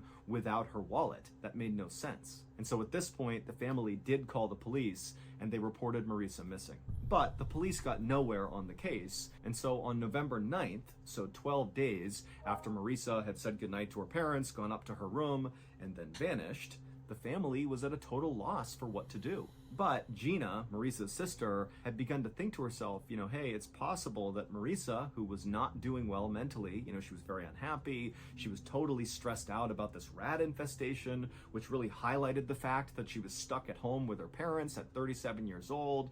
Gina's thinking that it was totally possible that Marisa had just abruptly run away, or worse, maybe she had harmed herself. And so on November 9th, Gina decided she would take one more pass through the family home and just see if she could find any little indication that would give away what was going through Marisa's mind before she vanished. And where Gina started was in Marisa's room. And so Gina, she went upstairs, down the hall, she opened up her sister's bedroom, and she walked inside, and you gotta picture this space. It was totally cluttered, almost like a hoarder's space. There were piles of clothes that were taller than a human person. I mean, this room is totally packed with stuff. But Gina, she took her time kind of walking through the room, looking everywhere, kind of sifting through all the piles of junk and clothes and everything in the room, and she couldn't find anything. But then at some point, her attention was drawn to her sister's bookshelf, and she looked over at it, and she thought she saw something odd right in the middle of the shelf. Now, Gina had a flashlight with her, and even though the light was on in the room, she still lifted up the flashlight and turned it on and shined it at this thing in the middle of the bookcase. And when she saw it, she screamed. Based on Gina's discovery, here is what happened to Marisa Weber on October 28th, 2006, the night she disappeared. That night, Marisa had come home, she saw her mom and dad in the kitchen, she was offered food, she turned it down and said, I'm tired, I'm going to bed. She went upstairs, she went into her room, closed the door, and sat down on her bed. Then Marisa grabbed a pill bottle next to her bed, which contained morphine and codeine, which are two very powerful painkillers. They're opiates, so highly addictive. She popped a few of those, and then she rolled a marijuana joint and smoked that, and then she grabbed the TV remote and sat back on her bed, getting ready to zone out. But when she tried to turn on the TV, which was sitting on this bureau on the other side of the room, it didn't turn on. And right away, Marisa knew that the TV likely had become unplugged. This was something that happened periodically. The room was so packed with stuff that sometimes when Marisa was just navigating through her room, the stuff would bump into the bureau, and that would in turn jostle loose the plug from the TV. But the TV was actually not plugged in right behind where this bureau was. The TV was sitting on the bureau, but the plug ran down and kind of to the side of the bureau behind this huge bookcase that was pressed right up against the bureau. But this bookcase was so loaded down with books and things that Marisa had collected over the years that not only could you not really reach through the bookcase to the wall, but it was too heavy. You couldn't move the bookcase. And so the only way to access this plug from the TV was to climb on top of the bureau where the TV was and kind of reach back and grab the plug behind the bookcase and plug it back in. And so Marissa, who was likely beginning to feel the effects of all the drugs she had taken, climbed on top of this bureau, and she reached back behind this 6-foot-tall bookcase, and she began trying to grab the plug, but it was just out of reach. And so she leaned farther and farther and farther until she finally grabbed the plug, but when she managed to plug it back into the wall, she slipped forward and fell headfirst into this tiny space behind the bookshelf and the wall, and she got pinned upside down. Now, we don't know why Marissa didn't begin calling out for help. Perhaps she was so under the influence of these drugs that she couldn't really process the situation and didn't know what she should do. Or maybe she was embarrassed about the fact that she had somehow gotten trapped upside down behind her bookcase. But either way, she didn't call out for help right away. And unfortunately, what happens when a human body is trapped upside down long enough is all the blood rushes to the upper part of your body. It causes your eyes eventually to pop out of your head. It feels like your head's going to explode. But the real problem is all that blood pools around your lungs and restricts your lungs and makes it really hard to breathe.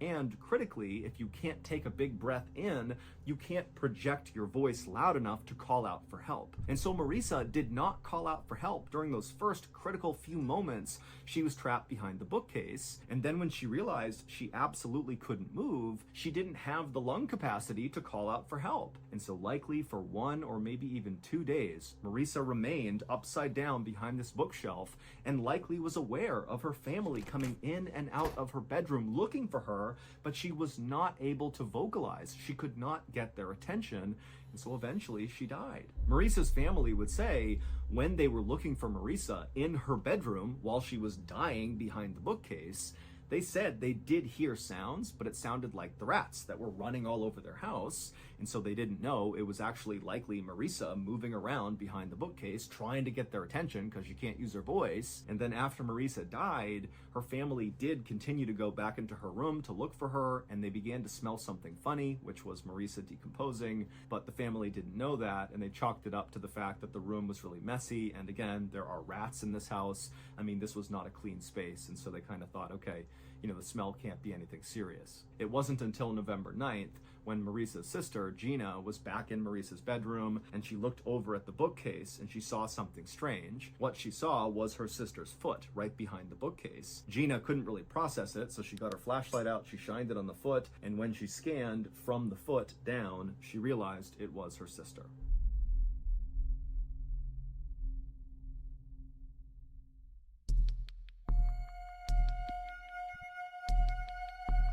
On the night of May 29th, 2007, a 29-year-old man named Romy Baligula sang to himself as he and a big group of his friends wandered into a karaoke bar in the city of San Mateo in the Philippines. Life had not been easy lately for Romy, but tonight he was feeling good. He and his buddies had begun drinking alcohol about an hour earlier, and so he already had a nice buzz as he walked into this bar. He had a brand new shirt on, and for the first time in weeks, Romy actually had money in his pocket. Romy had lost his job a couple of months earlier, and since then, he had not been able to find new employment. And so this city he was living in, San Mateo, even though it was one of the wealthiest places in all of the Philippines, it was also known as a place that had lots of poverty and really no safety net for people that fall on hard times. And so if you lose your job, like Romy had, you could find yourself out on the streets really quickly looking for scrap metal to sell and dumpster diving just to find your next meal. And that's exactly what Romy had been doing for the better part of the last 2 months. He had been living out on the streets. But just a day earlier, he had discovered this stash of very valuable scrap metal, and he had sold it that day for a nice profit. And with that money, he had bought a nice big dinner, a brand new shirt, and tonight he had bought a night out. And the best kind of night out for Romy was going to a karaoke bar, because Romy loved to sing, and his friends did too, but Romy sang basically all the time. Whether he was full-time employed, making lots of money, enjoying life, or if he was in a dumpster looking for food to eat, Romy would be singing. Now, Romy was not the best singer, certainly not compared to some of his friends who were excellent singers, but he felt like the more he sang, the better he got. And he was kind of proud that he felt like he was progressing and becoming a better and better singer. And Romy's favorite songs to sing were these big ballads. He just loved to close his eyes and let the words of the story kind of take him away. It really was his escape. It was like no matter how bad his life got, he could always sing, and that would make him feel better.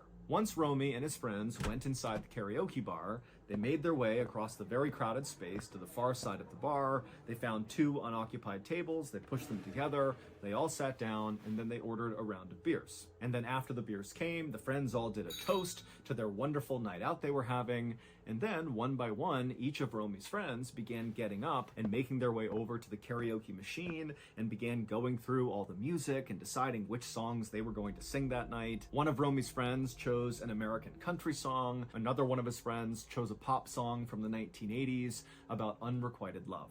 But regardless of the songs that any of Romy's friends chose, when they began getting up there and singing their song, it was like the karaoke bar came alive. People in the Philippines love karaoke. It's really a part of the culture. In fact, many people in the Philippines have a karaoke machine of their own in their house. And so what that means is in karaoke bars like the one Romy was at, the crowd is both really appreciative of good singers who go up there and do karaoke really well, and everyone will get up and cheer and dance along. And then also, if there are bad karaoke singers, the crowd is just as quick to begin jeering and booing at them and getting them to stop. And Romy knew that when he went up on stage that night, he was taking a bit of a risk, because when he went up and identified the song that he was going to sing, he knew it was a questionable choice. But he was confident in his abilities. He had been singing and practicing. He really felt like he was ready to nail this really challenging song, and the crowd was going to love him for it. As Romy sat at the table watching one of his friends perform a fast-paced song about a race car, the bar's bouncer, a 43-year-old man named Robalito Ortega, came over to Romy's table with a big grin on his face. Robalito didn't recognize Romy or his friends. They were new at this bar, and so Robalito wanted to introduce himself and get to know these people. One, because Robalito was a big karaoke enthusiast, just like everybody else was. And two, Robalito felt like it was easier to keep the peace in this bar when everybody knew him and he knew everybody. And so Romy and his friends, they chatted happily with Robalito, and then after Romy's friend, who was singing the song about the race car, wrapped up and came down off the stage, Robalito gave him a nice congratulatory pat on the back and told the friend he did a great job up there. And the friend, in turn, turned around and flagged down the bartender at the other side of the bar and kind of gestured, hey, we want another round of drinks. And the friend also made it clear that he wanted to give a drink to the bouncer as well, as like a thank you to the bouncer for giving him the compliment. And the bouncer said, thank you very much. And then before long, the beers arrived, and Romy and his friends and the bouncer, they all cheersed and toasted the night and enjoyed their drinks together. And then just a couple of minutes later, it was Romy's turn to take the stage. And so he got up and, as confidently as he could, kind of jogged up onto the stage, and he took the microphone and he looked out at the crowd. And everybody's having a great time. It seemed like the mood was really positive, and Romy really felt like, again, even though this song was a questionable song choice, that this crowd was going to love it and that he was going to do a wonderful job. But when the song began to play in the background, Romy noticed that right away, the mood in the bar completely shifted. It went from loud, happy, and talkative to almost silent as everybody in the bar turned and looked up at the person who had chosen this song. But Romy had anticipated this, and he knew as soon as he actually began singing this song that he could win them over. He was going to nail this song. And sure enough, Romy began to sing, and right away, it was like the mood began to kind of return to what it was. People in the audience could tell that Romy was doing a good job, and so about a third of the way into his song, Romy noticed that the bar was basically back to normal. He even looked over and saw the bouncer, who was still standing with his friends over at the table, had raised his beer, kind of saying, keep it up, you're doing great. And when Romy saw the bouncer really getting into it, Romy had this surge of adrenaline, and suddenly he felt so confident that he really leaned into the song. And so he began dancing on stage and really belting out each of the lines of the song. But at some point in the song, there's this moment where the singer really needs to hit a high note, and when Romy very confidently attempted to hit this high note, his voice cracked, and it was a really loud, like obvious cracking of his voice, and it kind of threw Romy off rhythm, and he couldn't really get back on rhythm. And so right away, the audience reacted by going quiet again and looking angrily up at Romy like, we knew you were going to screw this up. This was a bad choice. And Romy actually looked over and saw the bouncer, and now the bouncer had his beard down and he's glaring angrily at Romy like, what are you doing? But Romy, even though he was kind of faltering here, he did his best to kind of regain his composure because he knew he had practiced this song so many times. He knew he could do it, and he tried so hard to get back on track, but he just couldn't do it. And it was around this point that he looked back at Robolito, the bouncer, and all he would have seen is Robolito angrily belting out the words of this song, almost like he was trying to override how badly Romy was singing it. And then at some point, as Romy is staring at Robolito, Robolito, while singing this song, pulls out a gun,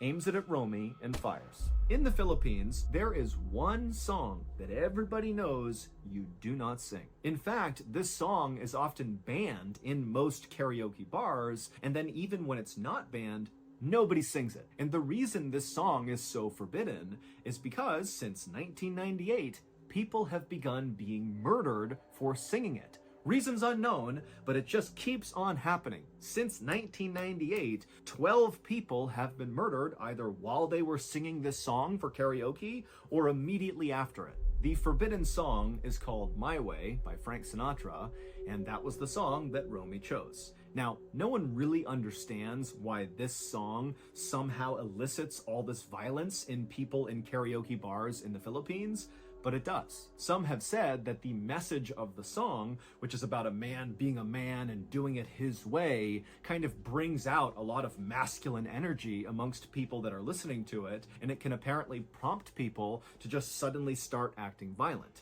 But that's just a theory. No one really understands why this song just keeps leading to murders. But on May 29th, 2007, when Romy sang this song, Robolito, the bouncer, who liked Romy and liked his friends and was having a nice drink with them, he just couldn't handle it when the song was getting butchered, and he hated the song to begin with. And in fact, ironically, Robolito had been hired by that karaoke bar specifically to keep the peace if the song were to come on. But as he listened to this song, something happened inside of him, and he pulled his gun and shot and killed Romy. So that's going to do it. If you got something out of today's stories, be sure to check out our podcast called the Mr. Ballin Podcast, where we have hundreds more stories just like the ones you listen to that are available right now. You can listen to the podcast, which again is called the Mr. Ballin Podcast, exclusively on Amazon Music. We already heard the one for the karaoke one, but damn. Wait. This guy inspires Scream? Oh, okay. We're watching this. I love Scream. Let's go. Today's story is about the real-life string of murders in the 1990s that inspired the very famous horror movie Scream. As such, today's video is going to be graphic and distressing, so viewer discretion is advised. But before we get into today's story, if you're a fan of the strange, dark, and mysterious delivered in story format, then you've come to the right place, because that's all we do, and we upload 1 or 2 times every week. So if that's of interest to you, please hide outside of the like button's house while they are watching Game 7 of the World Series, and anytime the game starts to get good, change the channel with your universal remote. Also, please subscribe to our channel and turn on all notifications so you don't miss any of our weekly uploads. All right, let's get into today's story.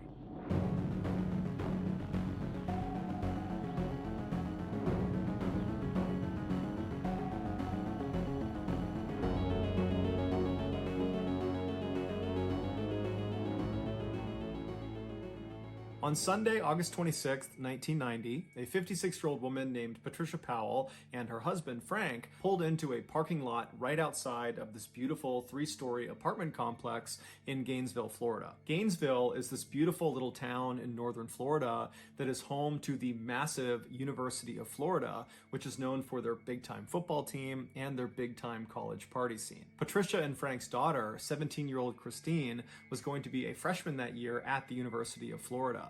And apparently she had been so excited after getting her acceptance letter that her dad, Frank, had gone out and got a gold necklace for her that had the school's mascot, an alligator, dangling from it. And Christine wore it all the time. 2 days earlier, Christine and her new roommate, 18-year-old Sonia Larson, the two had actually met over the summer when they took some summer classes together.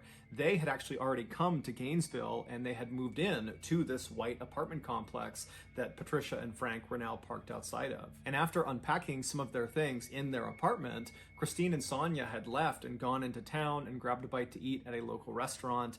And then afterwards, Christine had used a payphone to call back home and tell her parents how well it was going and how much she already enjoyed her roommate and how excited she was for the year. And she told Patricia and Frank that she would call them the following day.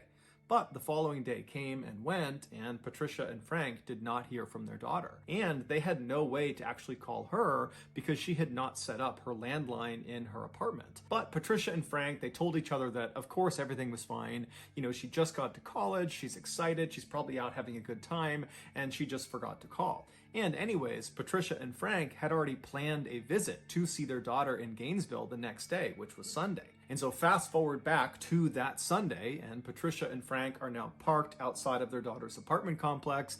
They still haven't heard from her, but they're still telling themselves everything's fine, she's probably just busy. And so they get out of their car and they walk over to the building, and they go through one of the front access doors that brings them into the building. They find themselves inside of this carpeted stairwell where at every level on the way up, there were doors leading off to each of the apartments. They made their way up to the second level where they knew their daughter's apartment was, and they walk up to her door, and before they even knock or turn the doorknob or anything, they notice on the door there are all these notes, these handwritten notes that have been taped all over it. And they read a couple of them, and they were notes from some of Christine and Sonia's friends on campus that apparently had tried to stop by over the last weekend, but had not been able to make contact with Christine or Sonia.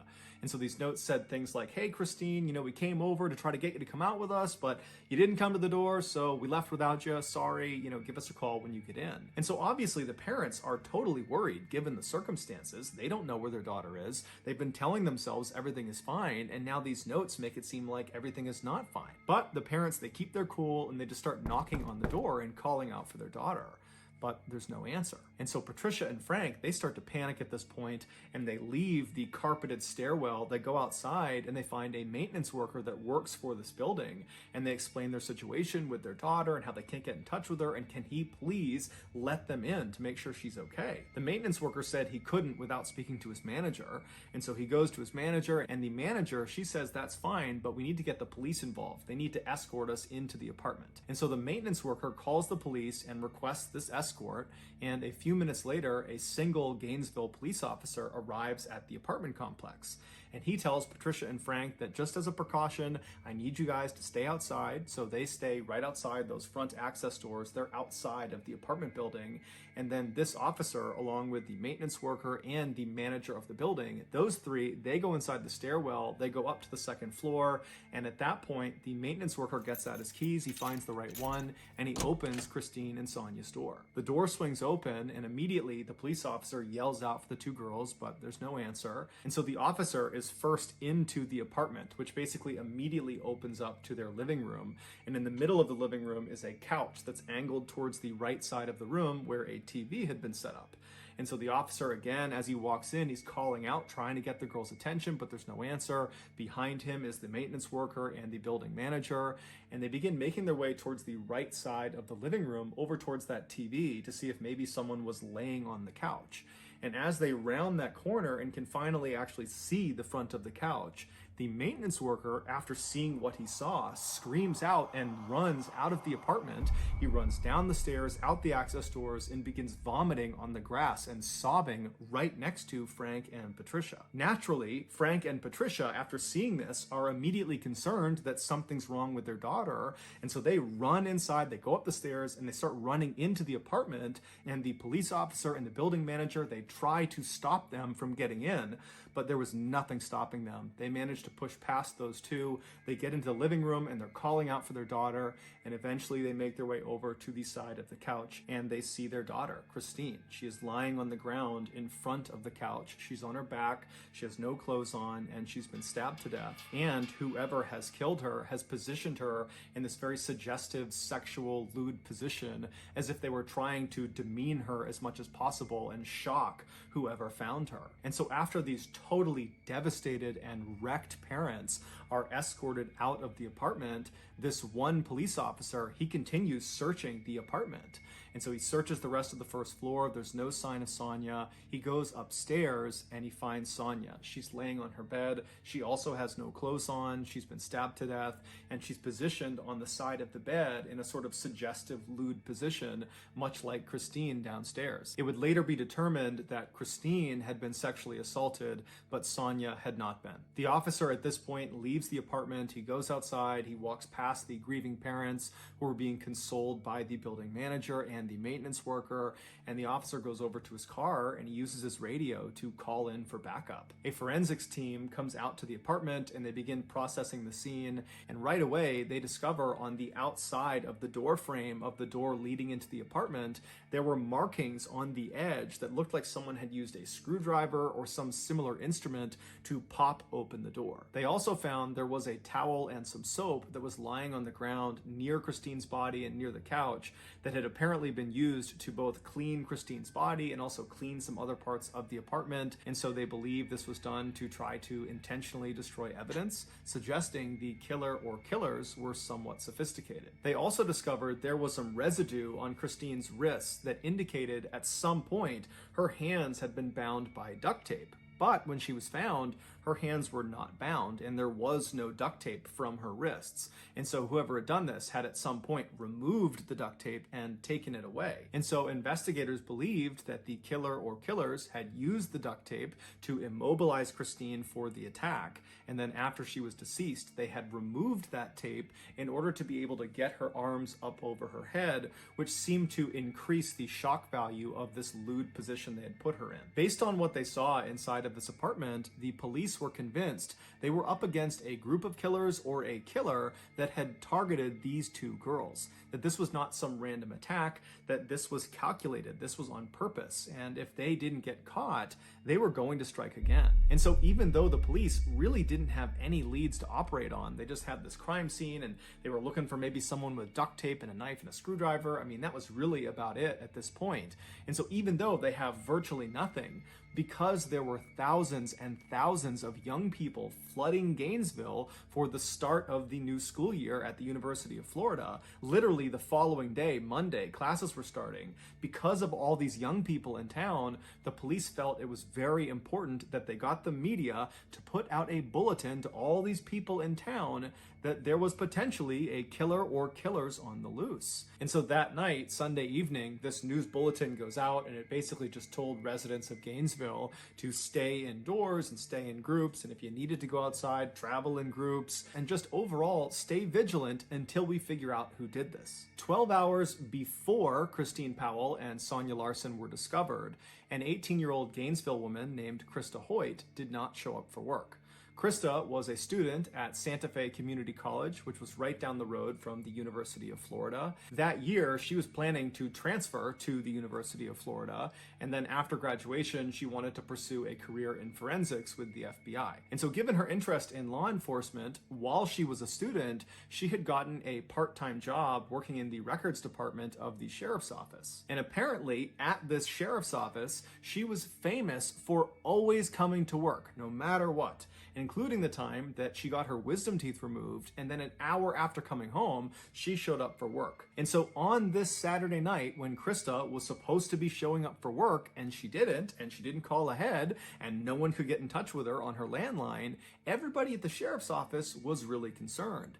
And so they waited around for about an hour, hoping that she might just show up with some story about why she was late, but she never showed up, she didn't call, they still couldn't get in touch with her. And so in the very early hours of Sunday morning, morning, the sheriff's office called the Gainesville police and asked them to do a welfare check on Krista. And so 2 police officers from the Gainesville Police Department, they show up at the apartment belonging to Krista Hoyt. Krista lived alone, and she lived about 2 miles away from Christine Powell and Sonia Larson. And so these 2 officers, they get there and they walk up to the front door and they knock, but there's no answer. And they try the doorknob, it's locked. And so one of the officers walks around to the back of this apartment and he sees there's a glass sliding door. And so he knocks on the glass sliding door, there's no answer. He tries the door, it's locked. And then he notices the drape that's inside the apartment that's covering up this sliding glass door. It reaches almost to the ground, but not all the way. There's a couple of inches on the bottom where if you were laying on the ground, you could actually look through this little space and see into the apartment. And so that's what he does. He lies down and he puts his flashlight up and he looks through this couple inch gap on this window. And as soon as the light illuminates what's inside of this apartment, he finds Krista. Krista is sitting on the edge of a bed that's not that far away from the sliding glass door, and she's facing the door. She's kind of hunched over at the edge of the bed. She's got no clothes on, and she's got stab marks all over her back, and she's missing her head.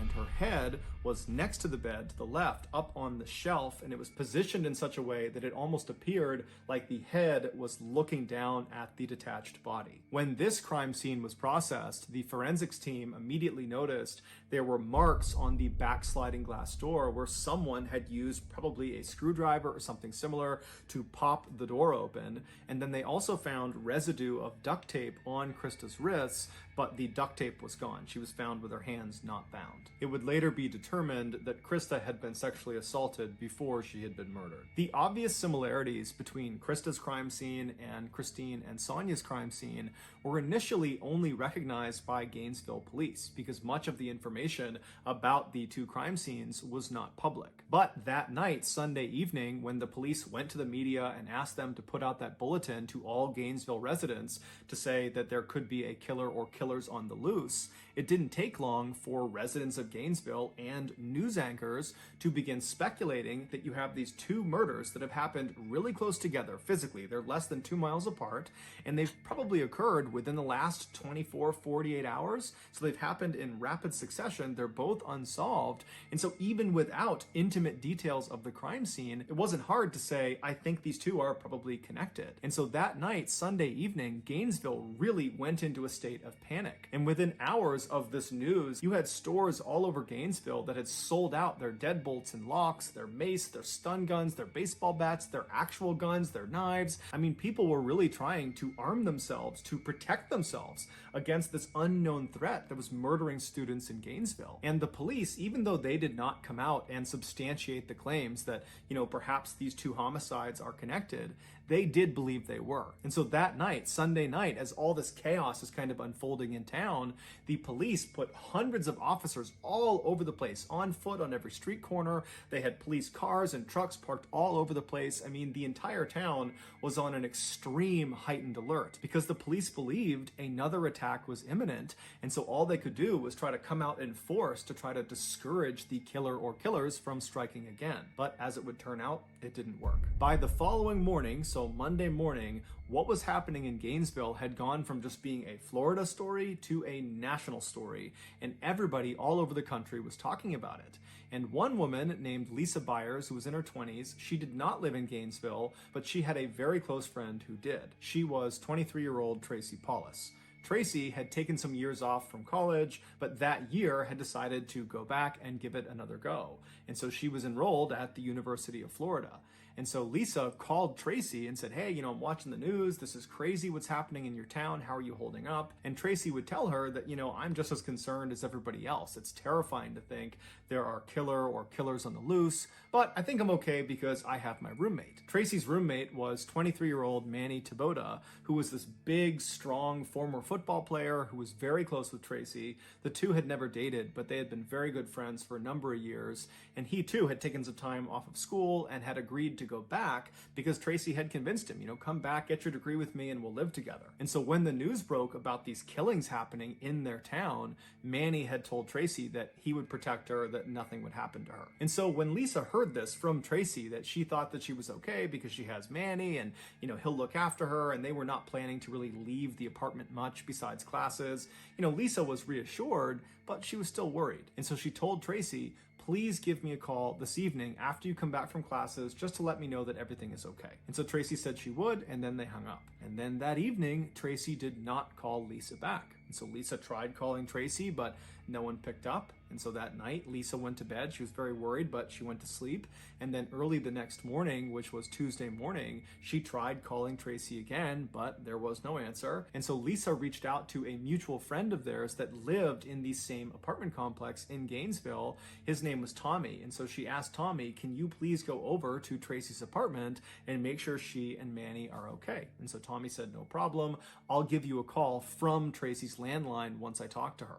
And so about 5 minutes later, Tracy got a call. She picked it up, and it was Tommy calling from Tracy's landline, and he was just screaming. When the police arrived at Tracy's apartment, they found Tracy in her bedroom, and like the other victims, she had no clothes on. She was positioned on the side of the bed in a very suggestive, lewd position. She had been stabbed to death, and it would turn out she had been sexually assaulted. And then down the hall from Tracy, they found Manny. He was in his bed, and he too had been stabbed to death, except he had his clothes on, and he was not positioned in a suggestive position. He had kind of died wherever he was, and that was the position they found him in. The forensics team, when they processed the scene, they found markings on the outside of the back sliding door where it looked like someone had used a screwdriver to pop open the door, and then on Tracy's wrists, they found that residue from duct tape, but there was no duct tape. It had been removed. At this point, to the police, it was undeniable that they were up against a serial killer or killers. And when the news broke that there was now a fourth and fifth victim, and they were both college students, and one of them was now this big strapping man that apparently was taken down just as easily as these other four petite women, this threw Gainesville into an absolute state of pandemonium. Suddenly, it felt like no one could protect them. The people in Gainesville, they were fair game. It didn't matter that police were out in force in the streets, and you had people walking around with guns and baseball bats and mace, and you had people locking their doors and sleeping in groups. It was like no measures were actually stopping these killings from happening. Whoever was doing it was killing with impunity. And so that day, Tuesday, you had hundreds and hundreds of students from the University of Florida just leaving the school who just didn't come back. And as for the police, they called in the FBI and the National Guard. And so by that night, Tuesday night, there were literally hundreds of officers and state police officers all over the place. There were helicopters overhead, both police helicopters and news helicopters with spotlights. They had National Guard military-style trucks all over the place. And so Gainesville was really at the highest alert you could possibly be on. But even still, the people of Gainesville, they were not going to feel safe until the police made an arrest. And the next day, just 24 hours after Tracy and Manny had been found, the police did just that. After receiving dozens and dozens of tips about one particular individual, they were able to arrest 19-year-old Ed Humphreys, who was a freshman at the University of Florida. They arrested him for domestic abuse because he had actually struck his grandmother in the face. And so they pick him up for domestic abuse, but they set his bail at a whopping $1 million, which is way higher than you would normally expect for a domestic abuse charge.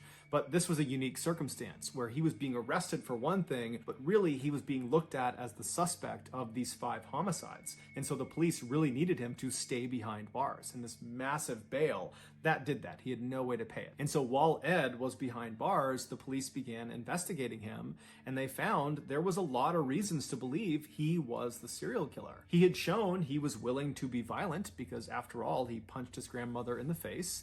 And people that knew him said he was totally mentally unstable and that he hated women and that he would walk around with a knife on his belt basically all the time. And at night, he was known to walk around the forests of Gainesville. There were these very thick forests that kind of butted up against the University of Florida. And he would walk through the forest at night, which put him very close to the different apartment buildings where all the victims were found. And on top of all that, Ed Humphreys just looked like what you would imagine a serial killer would look like. He had all these deep scars all over his face, and his eyes looked totally hollow, like he was permanently on drugs, and he was seen smiling at the cameras when he was led in and out of the courtroom. And to make him even more suspicious, as soon as he was arrested, the attack stopped. There were no more slayings in Gainesville. And so naturally, the country believed Ed was the guy. Basically, everyone thought Ed was the guy. But it came back that his blood type was type A, and the killer or killer's blood type, the blood that had been found at the various crime scenes, was type B. Now, this did not clear Ed of guilt because people believed there was a chance that, he could have been involved in some way. Perhaps he had an accomplice or multiple accomplices.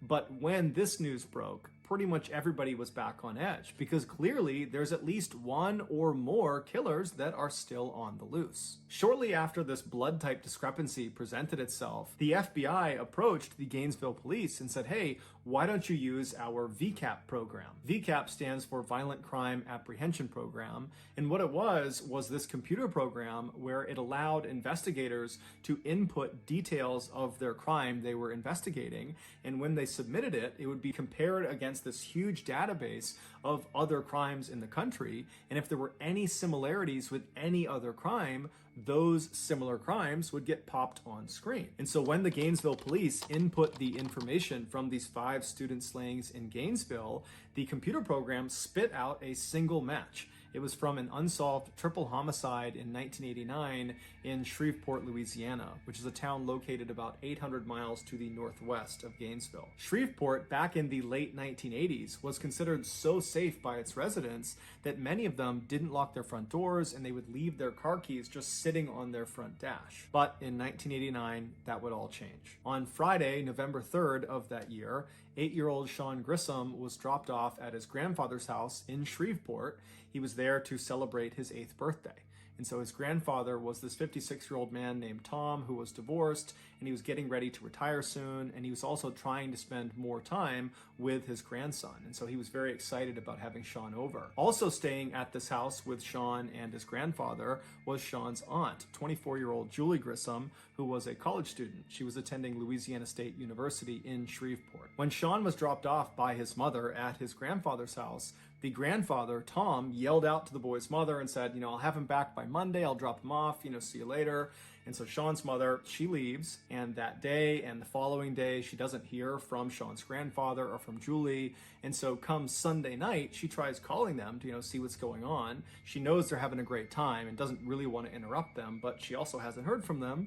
But they don't pick up. She convinces herself that everything is just fine, that I'm sure there's an explanation, and so she ends up going to bed. And so the next morning, Monday morning, when Sean is supposed to be dropped off early enough that she can take him to school, when he doesn't show up, the mother calls the grandfather back and tries to get in touch and figure out what's going on, but she can't get in touch with him. And so she's telling herself that, okay, well, his grandfather must have just dropped him off at school.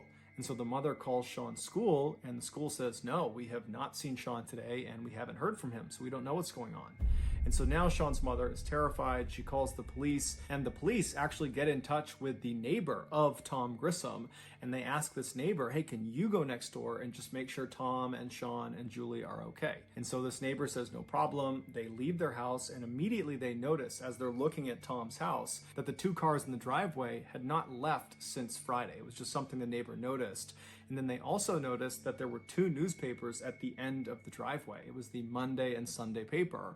And they knew Tom always read the newspaper. And so the idea that he would just leave them sitting at the end of the driveway, that didn't really add up. And so the neighbor walks around to the front door, and they notice there are lights on inside, and they knock on the front door, but there's no answer. They try the front door, but it's locked. And so they end up going around to the very back of the house, and they're able to get into the house through the garage. And then through the garage, they open another door that leads into the main part of the house.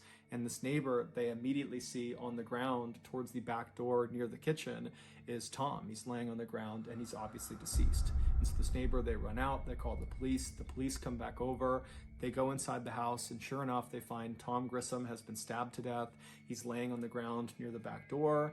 They find Sean Grissom, the 8-year-old. He's slouched over on the couch in front of the TV, and he's been stabbed to death as well.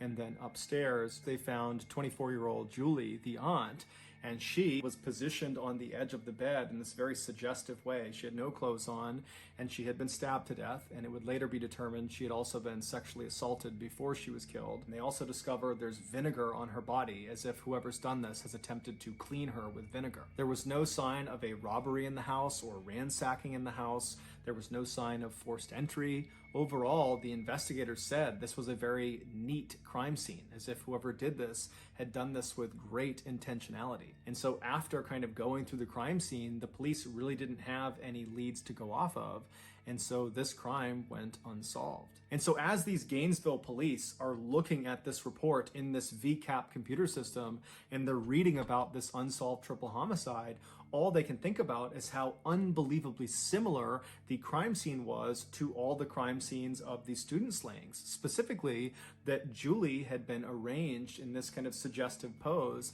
like the other female victims in Gainesville. And on top of that, it was determined that the blood type of the killer in Shreveport was type B, same as the killer or killers in Gainesville. So there was a match in the blood type. Somehow, after this discovery through this VCAP program, the media found out about this Shreveport unsolved triple homicide and how apparently it was incredibly similar to all these slayings that have taken place in Gainesville. And so before long, that was all every news network all over the United States was talking about. And at first, the police in Gainesville and anybody involved in this investigation was very upset about this because one, they probably had a leak that someone was giving information to the press, but two, the press was kind of jeopardizing their investigation because by having these details leaked, the killer or killers could potentially benefit from kind of knowing what the police were thinking about and what they were up to. But as it would turn out, this particular leak would prove to be quite fruitful. Shortly after this news about the Shreveport killing and the student slayings was all over the news, this woman named Cindy, who lived in Shreveport, she called the police after watching all the news like everybody else and told the police they really ought to look at this guy, Danny Rawling. Danny Rawling was this 37-year-old drifter who was in Shreveport at the time of the Grissom family murders in 1989.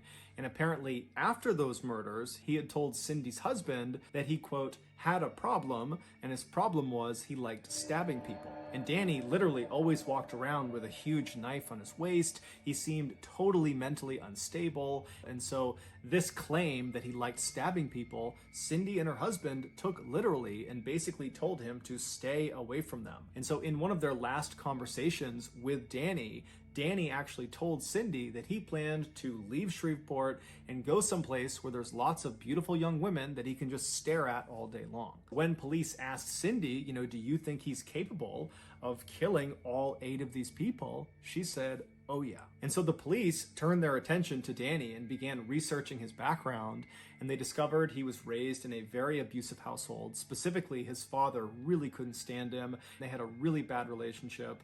And then when Danny got old enough, he joined the Air Force, but he was kicked out after 2 years for being mentally unstable. And once he was discharged, he began the string of armed robberies in the 1980s, and he eventually got caught and spent the bulk of the 1980s in prison. And then in 1989, when he got out of prison, he came back to Shreveport and moved in with his parents. Now, this was not a happy homecoming. His parents did not want him living with them, but Danny kind of forced the issue. He had nowhere else to go, and so he wound up living there. And as it happened, they lived less than a half-mile away from the Grissom family home. 6 months after the Grissom family was murdered, and 3 months before the Gainesville student slayings had begun, Danny gets in this huge fight with his father, where his father actually draws a pistol and forces Danny to leave the house and tells him to never come back. And so Danny, he runs out of the house and he gets his gun from his vehicle, comes back inside his house and shoots his father point blank in the head and then in the stomach before fleeing the scene. His father would amazingly survive this attack despite some pretty significant damage to his head, and he would tell the police, and before long there was a warrant for Danny's arrest for attempted murder. But when they went to go arrest him, he was gone. They had no idea where he went. And so as the Gainesville police are looking at Danny's criminal record, they're starting to say to themselves that this guy looks really interesting. He does seem like he could be the serial killer we're looking for. And so as they continue to dig deeper and deeper, one of the Gainesville police officers suddenly thinks of something. There was this unsolved armed robbery of this bank in Gainesville that happened the same week where all 5 of the students had been killed. A lone masked gunman walked into this bank in broad daylight and demanded money from the teller, and the teller, who thought on their feet, gave him the cash, but it was the type that was booby-trapped with dye packets, meaning if this robber tried to tamper with the money at all, it would detonate, sending dye all over them and kind of making it obvious that this money had been stolen. But the robber doesn't see this. He takes the bag of cash, he leaves the bank, and manages to flee and go into the forest before the police show up. And so the police ultimately, they go and search the forest, and they find this campsite deep in the woods. And at this campsite, which is abandoned, they don't find the person who robbed the bank, but at this campsite, they find the bag that has the money inside of it, and the dye packet has been activated. So clearly the robber had tried to fiddle with it, and then when it detonated, they had taken off and left the money. And then also at this campsite, near this duffel bag full of ruined money, was a screwdriver, a gun, and an audio recorder. Now, at the time, the police that were seeing this, they were part of this huge effort in Gainesville to stop any more attacks on students and catch the killer or killers. That was all they were thinking about. And so when they didn't immediately catch this robber, they kind of said, you know what, this is a lower priority item than what we're dealing with this loose serial killer or killers. And so let's just round up the evidence, put it in storage, and somebody else can deal with this after we handle this killer situation. And so no one listened to the audio recording. They just put it in evidence. They grabbed everything else, put it in evidence, and they threw it in the storage room. And so now this Gainesville police officer that's just remembered this unsolved armed robbery, he says to the group that's investigating Danny, he says, you know, hey, since Danny has a penchant for armed robbery, clearly he has a rap sheet full of armed robberies, maybe if he was the serial killer and he killed all these students, that would have meant he was in Gainesville, and so maybe he committed this armed robbery. And so we should go look at the evidence and listen to that tape. And so the officers, they practically run to the storage locker. They get the evidence from this unsolved armed robbery. They come back and they hit play on this audio recorder. And what they hear is unbelievable. They hear on this recording a man singing a song. It's clearly a song he wrote, and he's singing about being a, quote, mystery killer. And then it kind of segues into him talking about how to effectively kill a deer with a knife, to be really effective with a knife. And he's getting into really graphic detail of how to do that.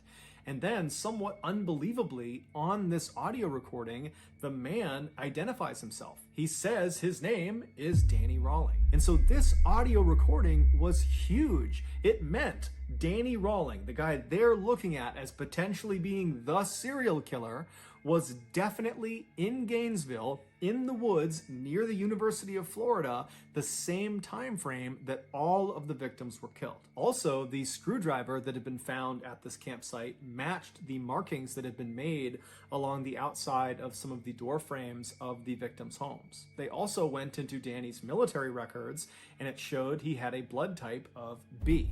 So his blood type matched the blood type that had been found in all of the victims' homes. And so just like that, Danny became the #1 suspect, and when they went to figure out where he was, amazingly, they found he was already in custody. He was being held in a jail cell 40 miles south of Gainesville for another armed robbery. And so immediately, Danny was charged in the murders of the 5 Gainesville students. They couldn't charge him for the 3 Shreveport murders because they just didn't have enough evidence. And then after that, Danny was transferred to Florida's maximum security prison to await trial. Initially, Danny said he was innocent, he had nothing to do with the murders, but then almost 4 years later, when his trial was finally starting on the first day of his trial, he surprised everyone in the court when he stood up and said, I'm going to change my plea.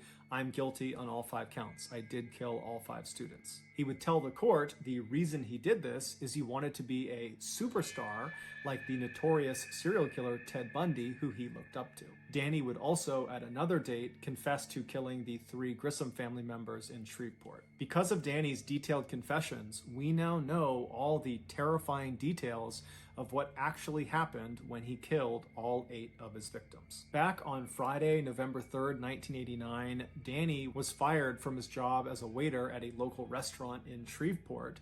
And so he was frustrated, he was angry, and he was kind of walking around his neighborhood when he decided the way he would kind of channel his frustration was he would go kill some people.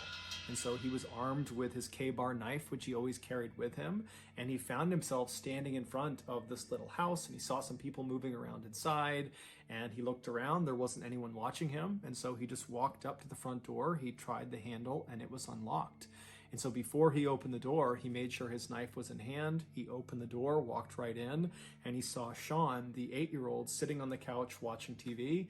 And without any hesitation, he walked up behind him and stabbed him through the back, killing him almost instantly. And then Danny walked into the kitchen where he found Tom, the grandfather, who was making steaks out on the back grill. And so he was going back and forth between the kitchen and the grill, kind of getting ready for dinner. And at some point, when Tom came back into the house and was holding steaks in his hand, Danny leapt out and stabbed him. And even though Tom put up a fight, he was very quickly subdued as well. And then after that, Danny made his way upstairs where Julie was, that was Sean's aunt, and she was getting ready for a wedding she was going to attend that night for one of her friends. And so she had just gotten out of her shower and she was getting ready to put on this red dress she had picked out. And Danny walked into her room and she most likely saw him, at which point Danny would have told her what he had just done to her loved ones downstairs. And he threatened her with the knife and said, if you don't listen to me, I'm going to do the same thing to you. And because she was terrified, she listened to him. And so he immobilized her, and then he sexually assaulted her, and then he stabbed her to death. Afterwards, he cuts the tape off of her wrists and puts the tape in his pocket. And then he lays her out on her back on her bed. And then he goes downstairs and gets some vinegar and uses the vinegar to attempt to clean her body, to destroy any evidence he might have left behind. And then after cleaning her, he kind of puts her in that lewd, suggestive pose with her hands up over her head and her legs spread. And then he leaves. 6 months later, in August of 1990, after Danny has shot his father and is on the run from the law, he finds himself in Gainesville, Florida, and he sets up this little camp just behind the University of Florida in this thick forest. And then on Friday, August 23rd, as he's sitting out at his campsite, he gets this sudden urge to go kill again. And so he waits for it to get dark out, and then he gets out his audio recorder and he records himself alluding to this murder he's about to go perpetrate. Well, I'm gonna sign off for a little bit. I got something I gotta do. Then, armed with a pistol, a screwdriver, and his K-bar knife, he left his campsite and walked in the darkness in the forest about a mile away until he was looking from inside the forest out towards this 3-story white apartment building. And it's believed that within the last 24 hours, he had been in that area and he had seen 2 young girls go in and out of this apartment building, and that was all he needed to determine who his victims were going to be.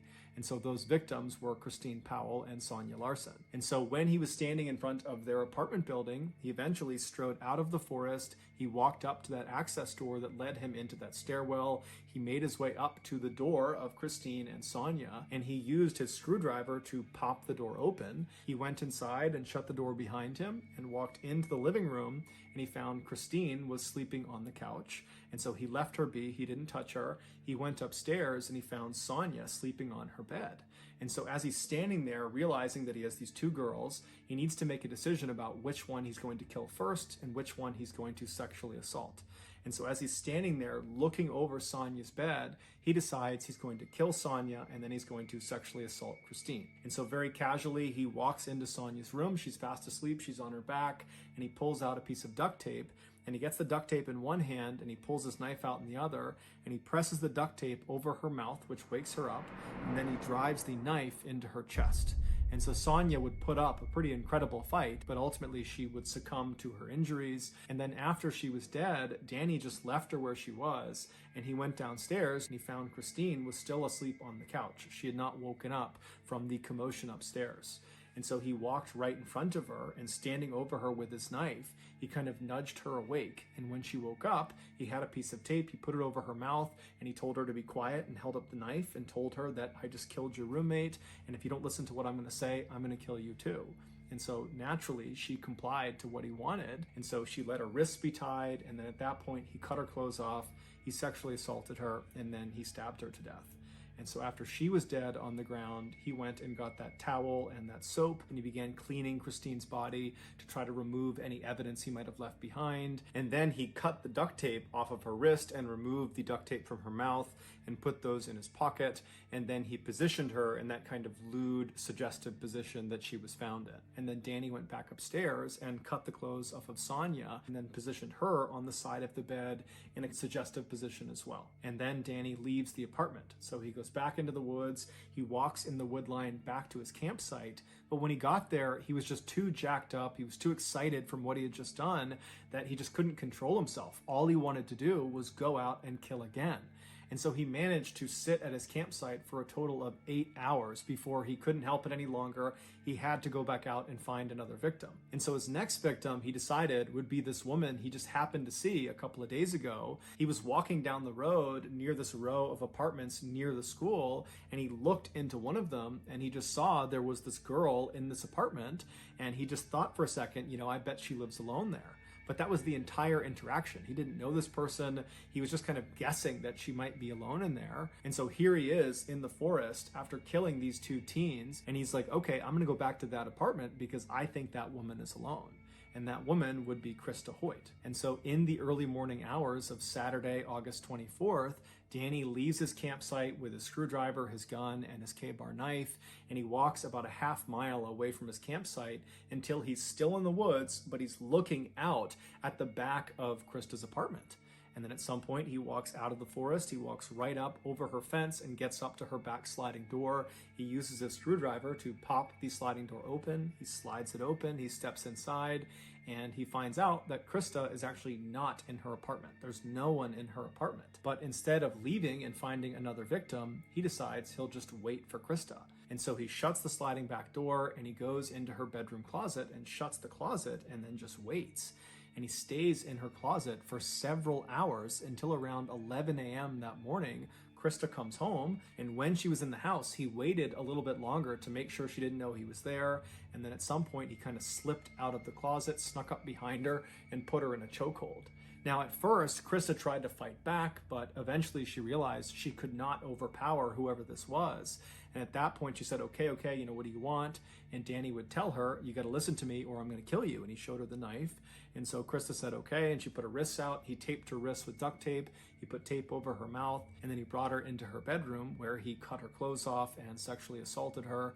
And then afterwards, he stabbed her to death. Once she was dead, he cut the duct tape off of her wrists and pulled the duct tape off of her mouth and put that duct tape in his pocket. And then he positioned her body on the bed in a suggestive position before he left. When he got back to his campsite, he realized he had accidentally left his wallet in Krista's apartment. And so, calm as can be, he walked back through the forest, right back into Krista's apartment. He found his wallet, and he was about to leave when he thought to himself, well, wait a minute, I should mutilate her body. And so he pulled Krista's body off of the bed, and using his knife, he decapitated her. He put her head up on the shelf next to the bed, and then he repositioned her body on the edge of the bed, making it seem like she was kind of hunched over, looking out the back door.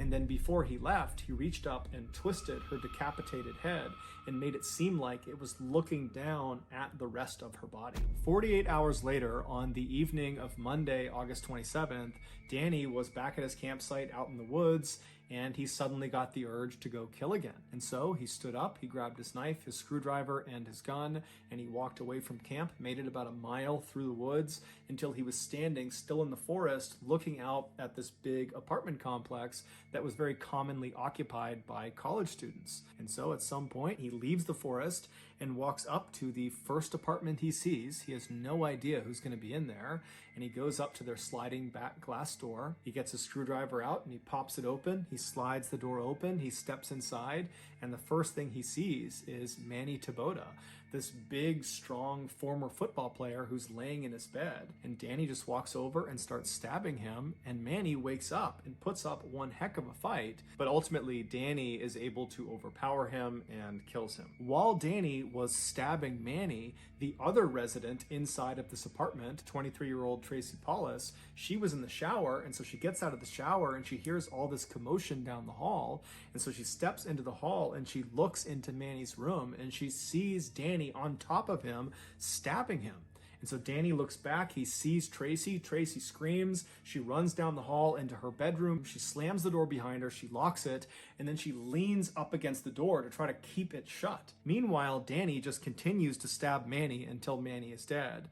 And then Danny stands up and he just walks down the hall, calm as can be. He gets to the bedroom door where he knows Tracy is. She's trapped, she can't go anywhere. And he begins to smash the door down. He's ramming it with his shoulder, he's kicking it over and over again, and Tracy's screaming for him to stop, but eventually he manages to just kick the door down. And as soon as he's inside the room, Tracy kind of stands back and she says to Danny, "Are you the one?" And Danny looks at her and says, "Yes, I am the one." And then he threatened her with the knife and said, "I'll kill you just like the guy down the hall unless you listen to me." And so Tracy listened. She got her wrists bound and her face bound. And then Danny cut the clothes off of her and then sexually assaulted her.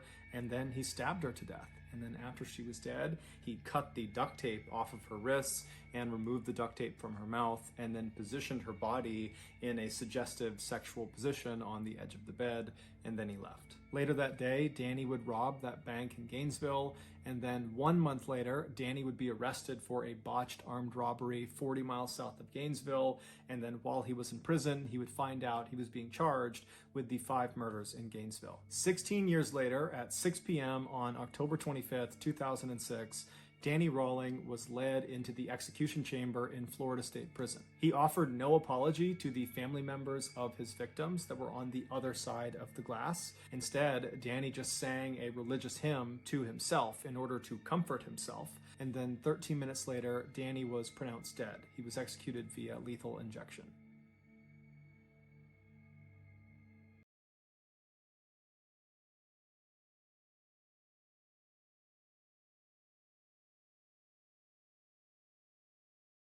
Damn. So that's going to do it, guys. If you got something out of today's episode and you haven't done this already, please hide outside of the Like Button's house while they are watching Game 7 of the World Series.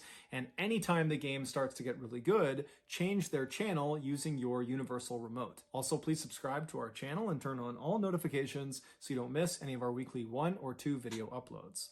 We are now selling merchandise like flannels and hats and sweatshirts and mugs and all sorts of stuff. If you're interested, go to shopmrballin.com. If you want to learn. Well, that was one story. Damn. 1990s, huh?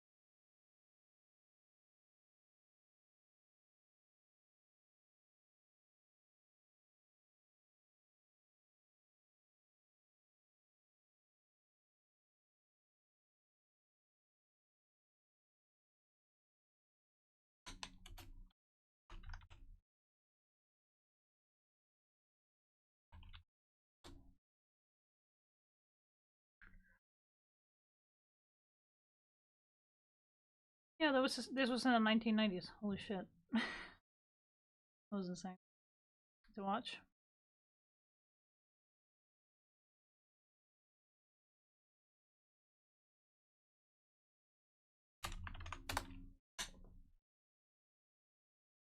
Okay, that was a lot to process, actually. Oh god. In any given case, I don't want to end with this, so to speak. So I'm just wondering if we should, I don't know.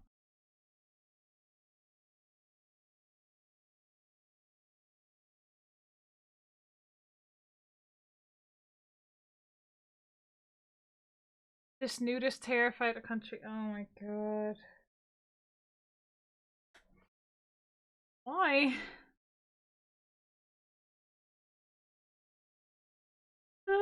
Let's see. I'm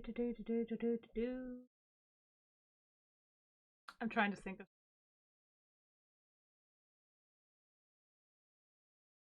In 1998, a young boy saw something terrifying. Okay. interesting or strange thing, he was literally clinically insane. He inspired the Scream franchise.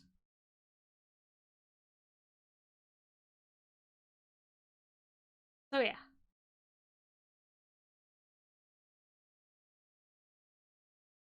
That was pretty darn insane. Let's watch something that is a little bit less about a serial killer, actually, about just weird shit happening.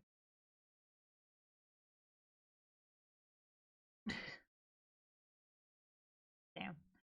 Well, Danny Rowling is the serial killer that inspired. Well, he was the serial killer who inspired Scream franchise. But let's face it, Scream was a lot more fun to watch.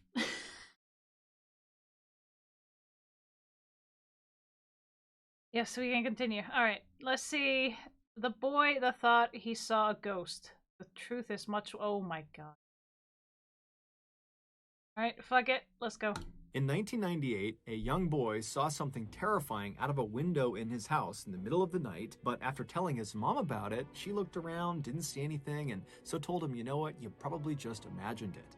However, years later, that boy and his mother would learn he had not just imagined it. It was very real. But before we get into today's stories, if you're a fan of the strange, dark, and mysterious delivered in story format, then you come to the right place because that's all we do, and we upload once or twice every week. So if that's of interest to you, please spend a nice long day at the beach, and then afterwards make a special trip to the Like Button's house so you can shake out your towels directly into one of their open windows. Also, please subscribe to our channel and turn on all notifications so you don't miss any of our weekly uploads. All right, let's get into today's stories. Here we go.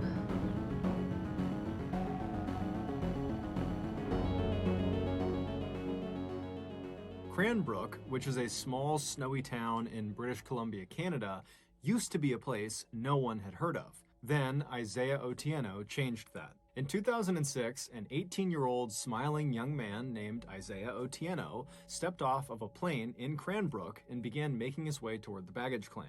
As he walked, everyone in the airport stopped and stared up at him.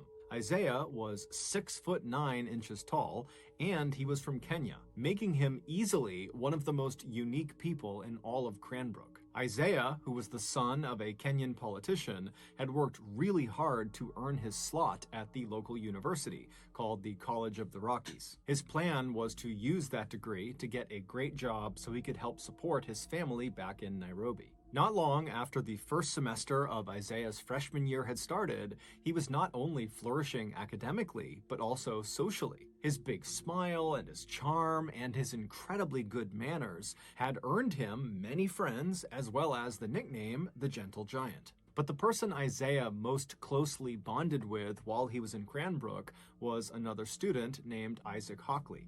Isaac, in addition to being a student at the College of the Rockies, was also a passionate photographer and actually worked part-time for the local newspaper as a freelance photographer. Isaac and Isaiah had briefly met in late 2006 at their campus's billiard halls when they were both playing pool, but that interaction had not made them friends.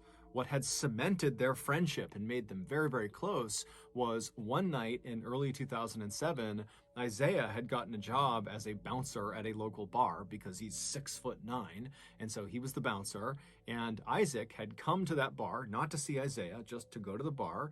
And so Isaiah's at the front, he's checking people in, and then he hears this commotion in the bar behind him, and he turns and he sees Isaac is getting attacked by this huge guy that's way stronger than him, who looked like he was the aggressor in the fight. And so without any hesitation, Isaiah turns and just starts galloping into the bar. He's leaping over chairs, he's leaping over tables, and he jumps into the fray, and he fought off Isaac's attacker. And so after the dust settled, Isaac was so thankful for Isaiah, even though Isaiah kind of downplayed it and acted like it was no big deal. But either way, the experience totally bonded these two very different people, and after that, they became totally inseparable. Over the next couple of semesters, the pair would often go off on long rides outside outside of Cranbrook into the mountains and the forests, and they would just chat. Isaiah would talk about what it was like to live in Kenya and how he was really here to try to be successful like his father. And Isaac would talk to Isaiah about his passion for photography and what it was like growing up in Canada around Cranbrook. On one very memorable drive, the pair were driving at night along this kind of winding road that went through a forest when all of a sudden a moose leapt onto the road and blocked their way. And so Isaac at the last second had to swerve to avoid the moose. But ultimately, they did not get into an accident, and it was just a close call. So Isaac was totally fine. He had kind of recovered within seconds of getting past the moose, but Isaiah, who was in the passenger seat, was totally shaken up by it. And when Isaac started talking to Isaiah about why he was so shaken up, because after all, they are fine, they did not get into an accident, Isaiah would admit that he wasn't shaken up because they almost got into an accident. He was shaken up because he saw a moose. He didn't know moose existed, and so seeing this enormous creature suddenly in the middle of the road right in front of them just had totally spooked him. And so after this, Isaac loved to bring this story up as a way of kind of making fun of Isaiah for his fear of moose, but it was totally in a loving way, and Isaiah would always laugh right along with him. But despite how well everything was going in both Isaiah and Isaac's lives to that point, everything would come crashing down in 2008. On May 13th, 2008, so 2 years after Isaiah showed up in Canada, Isaac got a phone call from his employer, the local newspaper, who told him he needed to head into town to take some pictures of a crash that had just happened. A helicopter had been flying over Cranbrook conducting a power line survey when they had lost power and crashed. And all three people, the pilot and the two people in back who were actually doing the survey, they all died on impact. Isaac, like everybody else who heard about this, was totally shocked. One, because it was totally tragic and horrible, but two, because nothing ever happened in Cranbrook. So to have something so big like this happen right downtown was just unheard of. And so Isaac hopped in his car and he began making his way towards the crash site. And it didn't take long before he saw this massive ring of people right at the intersection between 10th and 14th Street. They were all on the sidewalk and up on buildings, and everyone's just looking in towards this massive mound of jagged metal that was on fire, and all this black smoke was coming off of it. And there's ambulances nearby and police, and the fire department was there, and they're trying to put out the flames, but they can't do it. And so Isaac parks his car and he rushes over to this ring of people, and he works his way towards the front. He pulls out his camera and he began taking pictures, first of the wreckage and the fire, and then also of the police as they put tarps over the bodies. Little did Isaac know, these pictures he was taking were about to take on a whole new significance for him. Earlier that day, just before 1 p.m., Isaiah wrapped up his final class of the day, and after he was done, he remembered he had some letters in his backpack that he had been meaning to mail to his family back in Kenya. And so he decided on his way home, he would make a detour to the post office and he would mail those letters. And so he left the building where this final class was, and he stepped out into the bright sunshine of that May day. He put his headphones on, and then he began to walk. At about 1:05 p.m., he arrived at the post office, and he went inside just long enough to put his letters in the mail slot, and then he headed back outside. 1 minute later, at 1:06 p.m., as he was crossing 10th Street, the helicopter above lost power and crashed directly on top of Isaiah.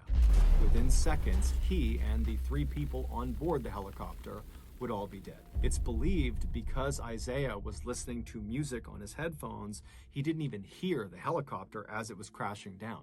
He was just walking, and then he was dead. It was a total freak accident. It wasn't until later that day that Isaac would realize the pictures he had taken of this scene included pictures of his friend.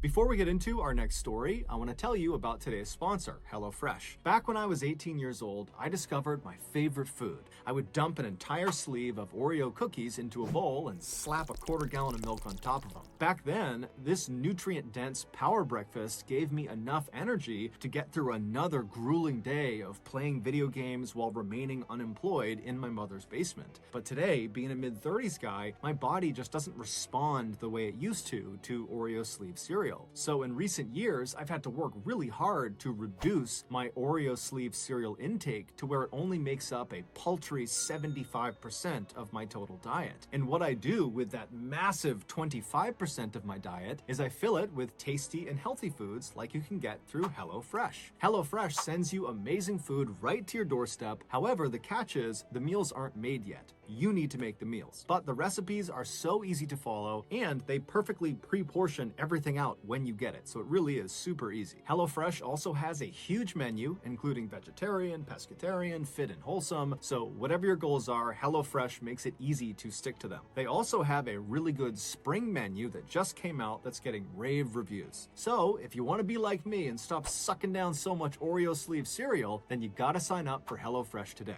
To do that, go to HelloFresh.com and use code MrBallin16 to get up to 16 free meals and 3 surprise gifts. Okay, back to the stories. On a warm summer night in 1998, a 7-year-old boy named Tyler Florian fell asleep watching TV on his living room couch. Tyler lived with his parents as well as his older brother, Will, who was 10 years old, in a modest 2-story home in a rural neighborhood in West Virginia. That night, Tyler's father, who normally tucked the boys in at night, was out for work. And so after Tyler fell asleep, it was his mother who gently woke him up and encouraged him to head upstairs to his room. And so Tyler, he gets off the couch and he's groggy and he makes his way over to the stairs. He climbs up the stairs and he turns right and heads down the hallway to his room. He goes into his bedroom, he climbs into his bed, and then he falls asleep. In order to understand what happens next, you need to have a good understanding of the layout of the second floor hallway. That hallway stretched from the front of the house all the way to the back of the house. And at either end of this hallway were doors that led outside of the house, and these doors had big windows on them. The front of the house, that door, if you walked out it, you'd be walking out onto a balcony that overlooked the front yard of the property. But if you walked out the back door of this second floor hallway, you would not be walking onto a balcony. You would not even be on the second floor. You'd be basically stepping into the backyard of the house. And the reason for this is because the house was built into a hill. And so the back half of the house is literally underground. It's in the hill. And so there is no door on the lower half of the house because there's just earth behind the door. And so it's that second floor doorway at the end of the hall that serves as kind of like the exit to the backyard of the house. So with that in mind, Tyler, he gets upstairs, he goes to his bedroom, which is towards the front half of this hallway, and he falls asleep. And then only about an hour after falling asleep, he wakes up to the sound of someone using the bathroom. Tyler's bedroom was positioned right across the hall from the bathroom, and his door was open, and so Tyler's laying on his bed, he opens his eyes, and he's looking through his open door at the bathroom, and the bathroom, the door is shut, but he can see there's light coming out from underneath the bottom of the door, so he knows someone's in there, and so Tyler's just laying there watching whoever is in there. He's assuming it's his brother, who has a habit of going to the bathroom in the middle of the night, and so he's just kind of watching, and then at some point he hears the flick of the light as it's turned off, and he sees the light disappear from inside of the bathroom. The door swings open, and sure enough, it's his brother who steps back into the hallway. His brother looks into Tyler's room, but doesn't attempt to interact with Tyler. Instead, Will just turns and walks back down the hallway towards his bedroom. And so as Tyler is listening to the sound of his brother's footsteps fade down the hallway, he closes his eyes again and prepares to go back to sleep. But as he's laying there with his eyes closed, he can tell that his brother has stopped short of his bedroom and has turned around and is now walking back up the hallway towards the bathroom and towards Tyler's room. And so Tyler opens his eyes again because he knows his brother is about to be right in front of his bedroom, and he's thinking, okay, maybe he forgot something in the bathroom. And so Tyler decides to just watch to see what his brother does. And so sure enough, Will walks all the way up until he's standing right in front of Tyler's open door. But instead of going into the bathroom, Will walks into Tyler's room. And right away, Tyler sits up and says, hey, what are you doing? What's going on? And his brother, he pauses for a second and he begins to say something that sounds like he saw something out there, but he's hesitant. He doesn't really know how he wants to frame the thing he wants to say. And so Tyler's like, come on, what are you doing? It's the middle of the night. What's going on? And finally, Will just blurts out, I keep seeing a man wearing stripes at the end of the hallway. And so Tyler, he hears this and he can't compute what he's being told. And so he just says, what? What are you talking about, Will? What did you see in the hallway? And Will would say again, I keep seeing a man wearing stripes at the end of the hallway. I've seen him a couple times in the last couple of days. I go to the bathroom, and then when I start walking back, I see him outside the back door in our backyard. And so Tyler is so scared because his brother does not sound like he's making a joke. His brother sounds like he's telling the truth, and just the fact that his brother can't quite find the words to describe what he saw made it seem even more real. And so Tyler, he gets out of bed and he says, Will, we gotta go tell Mom.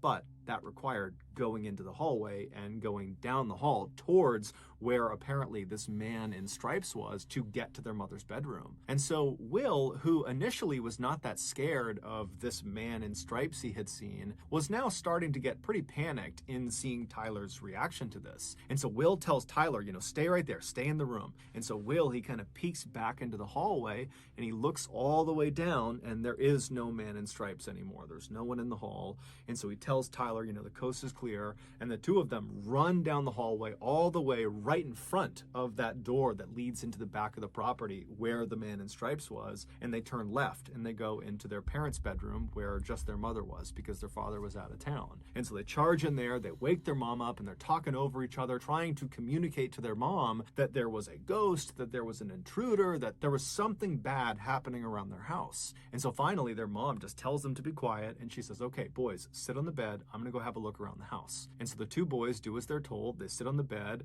and their mom leaves the bedroom. She goes into the hallway, and she looks immediately to her left where the man in stripes supposedly was, and she doesn't see anything. She just looks out into their backyard. There's nothing there. She looks down the other direction, out the front of the house, doesn't see anything. She walks all around the house. She goes outside. She looks everywhere, but she doesn't see anyone or anything. And so eventually she comes back inside the house. She goes up to the second floor. She goes back to her bedroom, and she tells her boys, look, you probably just spooked yourselves. There is no man in stripes. You're totally safe. You're totally fine. Just go back to bed. You probably just imagined whatever you saw. And so Will, who was the one who saw the man in stripes, was very quick to accept his mother's answer. It actually seemed like it was a relief to have somebody tell him that what you had seen wasn't real. And so he very happily went back to his bed and he fell asleep. But Tyler, who had not seen the man in stripes, but had a very intense reaction to hearing his brother describe it, could not accept his mother's answer. It just totally freaked him out because his brother was always joking around about stuff, but this did not feel like a joke. This felt very, very real. But over the course of the next couple of days, weeks, months, years, Will never claimed to see the man in stripes again, and so pretty quickly, Tyler forgot about it. Fast forward 11 years to 2009, so Tyler is now 18 years old, and he and his mom were out in the car running some errands. And as they're driving around, they were just chatting about all sorts of different things.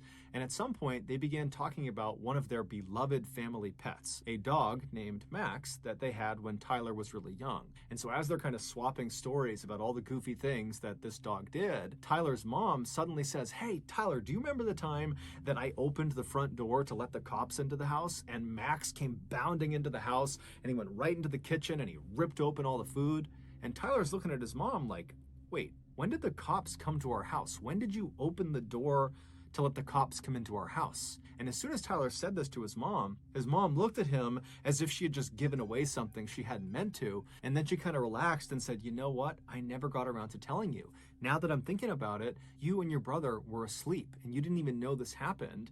And then afterward, me and your father decided not to tell you guys because we didn't want to scare you. Back when you were about 7 years old and Will was about 10 years old, your dad was away at work and we were all asleep one night when suddenly I wake up to the sound of someone or something moving around outside of our house. And so I sit up in bed and I go into the hallway and I look left and I look out that door into our backyard and I see standing up against the glass this man with his hands pressed to the window looking into the house. And so Tyler's mom would tell him how she totally freaked out and she flipped on the lights and it scared this guy who ran off, and then she called the police and then the police showed up, and that's when their dog Max came bounding inside and shredded the bag of food.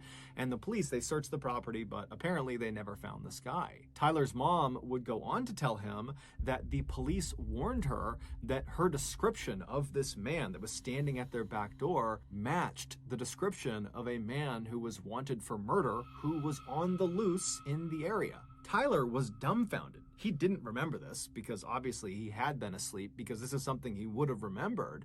And so he had so many questions about this whole situation. But the first question he asked his mom was, well, what did he look like? And his mom said, well, you know, he was tall, he had dark hair, he had blue jeans on, and oh, you know what? He had a striped shirt on. It would turn out, for a couple of days in the summer of 1998, this suspected murderer who was on the run from police had apparently been hiding out on Tyler's family's property, and in the middle of the night, for whatever reason, this suspected murderer would walk over to the back door of the second floor hallway, and he would put his face up to the glass and he would stare into their home. This was the man in stripes that Will claimed to have seen. He was real. Tyler, after making this connection, would follow up with his family members and he would do some digging of his own, but he was never able to figure out who the man in stripes was or what happened to him. Oh, that was terrifying. In 2012, a 22-year-old woman named Simone was living in a small winemaking village called Rüdesheim am Rhein, which is located in southwestern Germany. This village is strikingly beautiful. It's full of quaint European homes, and there's lots of rolling green hills with vineyards as far as the eye can see, and the village sits right on the banks of the Rhine River. Simone had grown up in this picturesque village, and she had loved it, but this was going to be her last summer before she left and headed off to New York City to start the next chapter of her life. And while she was excited about that, she was also kind of sad because this village and everybody inside of it were the only things she had ever known. And so the idea of leaving them behind just seemed very strange to her. But instead of focusing on the kind of growing anxiety around her imminent departure from Germany, she focused on what she would be doing that summer while she was still in Germany. Some of Simone's fondest memories of her childhood were of her time spent at summer camp. And this summer camp was located in this forest that was not far from her village. And every summer in July, Simone, along with about 200 other kids from her village and from neighboring villages, would converge on the campgrounds in the forest for 2 weeks of playing games and going on scavenger hunts and putting on stage plays and just generally having a really good time. But when Simone became a teenager and was too old to be a camp attendee, she decided she would volunteer and be a camp counselor. And she found it was awesome. She immediately connected with the other camp counselors and she felt all grown up, having a real job, and she loved goofing around with all of the kids. And so every summer since that first time volunteering, Simone had gone back and volunteered again.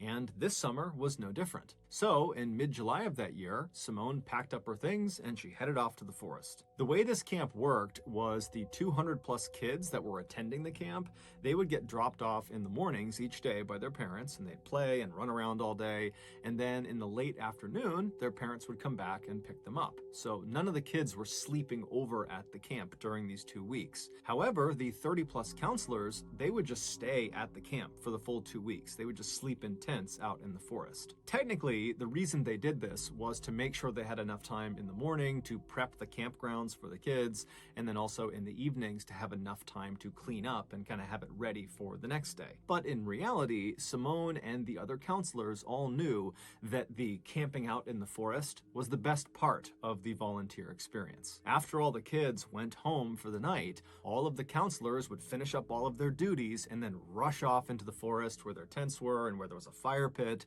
and they would have some beers and wine because the legal drinking age in Germany is actually 16. So all these counselors are having a couple of drinks, and then before long they'd be laughing and telling stories and just generally having a great time. So that July in 2012, Simone and the other counselors arrived at the campgrounds a day early, and they caught up with each other and they prepared the campground. And then the next morning, all the kids showed up and everything went off without a hitch. And then that afternoon, after all the kids had been picked up by their parents, Simone and the other counselors rushed to finish up all their duties and then headed off into the woods to enjoy their first night hanging out together. After a couple of beers had been passed around the campfire, everybody was in good spirits and laughing and telling stories.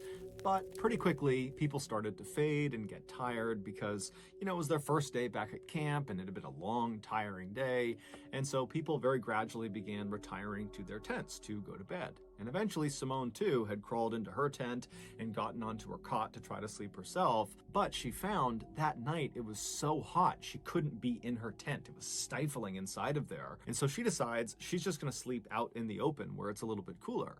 And so she picks up her fold-up cot and she brings it out into the open, and she sees there are several other counselors who have done the same thing. And so she puts her cot down next to one of her good friends who's already asleep in her cot. And then Simone climbs into her cot, she gets under her covers, and she tries to fall asleep. But for the next hour, Simone just tosses and turns, she can't get comfortable, and by that time, everybody else has completely passed out. So it's just her, she's counting down the time until she has to get up again to start the next day, and so she's getting stressed about that. But eventually, she would fall asleep. However, she would immediately be thrust into one of the most visceral and intense nightmares she had ever had in her entire life. In her dream, she opens her eyes and she looks out in front of her, and it's this desert city, and there are hundreds of people all in front of her, just standing there looking up at her. And then she notices on her left and on her right are these two men, these big, huge men, that are both working on something behind her. She doesn't really know what it is, but they're obviously busy doing something. And she kind of glances up at one of them and she notices he's holding something that looks like a wreath, like a holiday wreath you would hang on your door. And so Simone looks away from the guy with the wreath and just looks back out at this huge sea of people, which is totally bizarre because no one's moving, no one's making any sound, they're just staring at her. And then she feels this shooting pain in the top of her head. The man who was standing on her right was not holding a holiday wreath. He was holding a crown of thorns, and now he, along with the guy on the other side of her, were working together to press this crown of thorns into her head.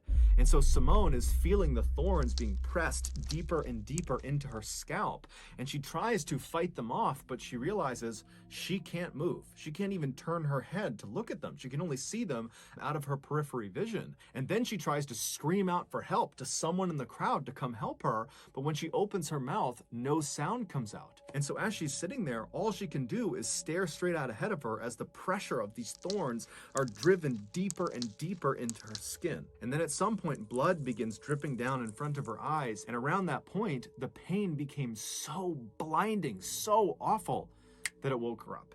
And as soon as she woke up, she shot up and she reached for her head to make sure there was no crown of thorns on her. And as she's doing that, she's thinking, okay, phew, it was just a dream. That was just a horrible dream. I'm in this forest. I'm good. I'm safe. And as she's kind of patting on her head, she's realizing her head is wet. And as she's touching her head, she's realizing it hurts. There's a stinging pain in her head. And then she realizes it's not just a stinging pain, it's a throbbing, intense pain all over her head. And so as she's kind of having this realization that her dream is now kind of segued into her real life, she looks out ahead of her and she sees off in the distance in the tree line, something is running through the woods. She can't tell who or what it is, but she makes a mental note that there is someone running away from them. But this pain in her head has gotten so intense that she can't focus on anything else. She can only focus on the pain.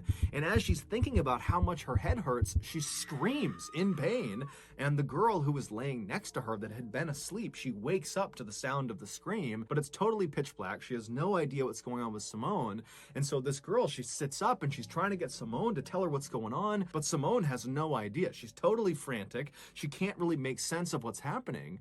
And so this friend, she reaches down and she picks up a flashlight, she turns it on, and she aims the light at Simone, illuminating her head. And when this friend sees Simone's head, she starts to scream. Seconds later, the rest of the counselors that had been sleeping out were awake, and they were rushing Simone, who was now shaking and vomiting, over to one of the staff vans. And then 15 minutes later, they had driven her to the emergency room. It would turn out, after Simone had finally fallen asleep and she began having that really intense dream about a crown of thorns being dug into her scalp, well, in reality, something was digging into her scalp and it was kind of manifesting itself in her dream. And what was digging into her scalp was the jaws of a fox. This fox had snuck into the campsite and walked right up behind Simone and just started eating her head. And amazingly, it did not wake Simone up right away. And so this fox got 20 or so serious bites out of Simone's head before she shot up and scared it away. And so almost certainly what Simone saw running away from her in that quick moment was the fox. Doctors were able to save Simone and stitch her head back together, and they were even able to hide all of the scars in her hairline so you can't even see them. But despite her being physically okay today, psychologically, this was a very traumatizing event. Not only does she refuse now to go into any forest, whether it's day or night, but she also periodically still gets phantom pains in her scalp that feels like the fox is biting her head all over again. So that's going to do it, guys. If you got something out of today's episode and you haven't done this already, please spend a nice long day at the beach, and then afterwards make a special trip to the Like Button's house so you can shake your towel off directly into one of their open windows. Also, please subscribe to our channel and turn on all notifications so you don't miss any of our weekly 1 or 2 video uploads. We now have a podcast just called Mr. Ballin Podcast where Okay.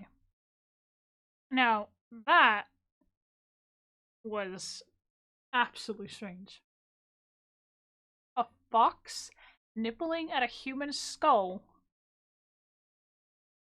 while they're sleeping and they don't wake up. What?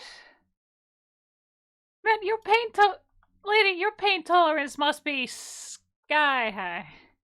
I mean, damn. Respect, but damn.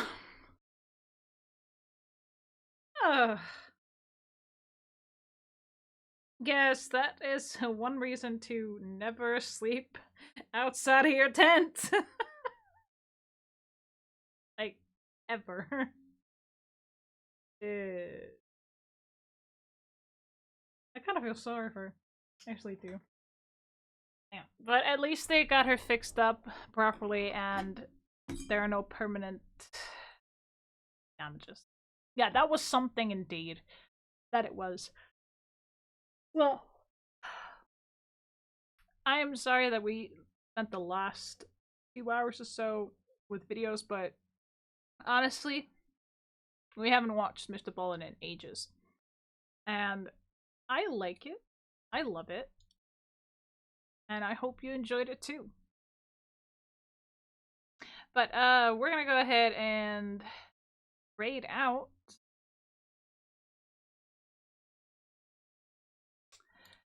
So we're gonna go ahead and copy that raid message, everyone. And if you are subscribed, please do spam that raid button.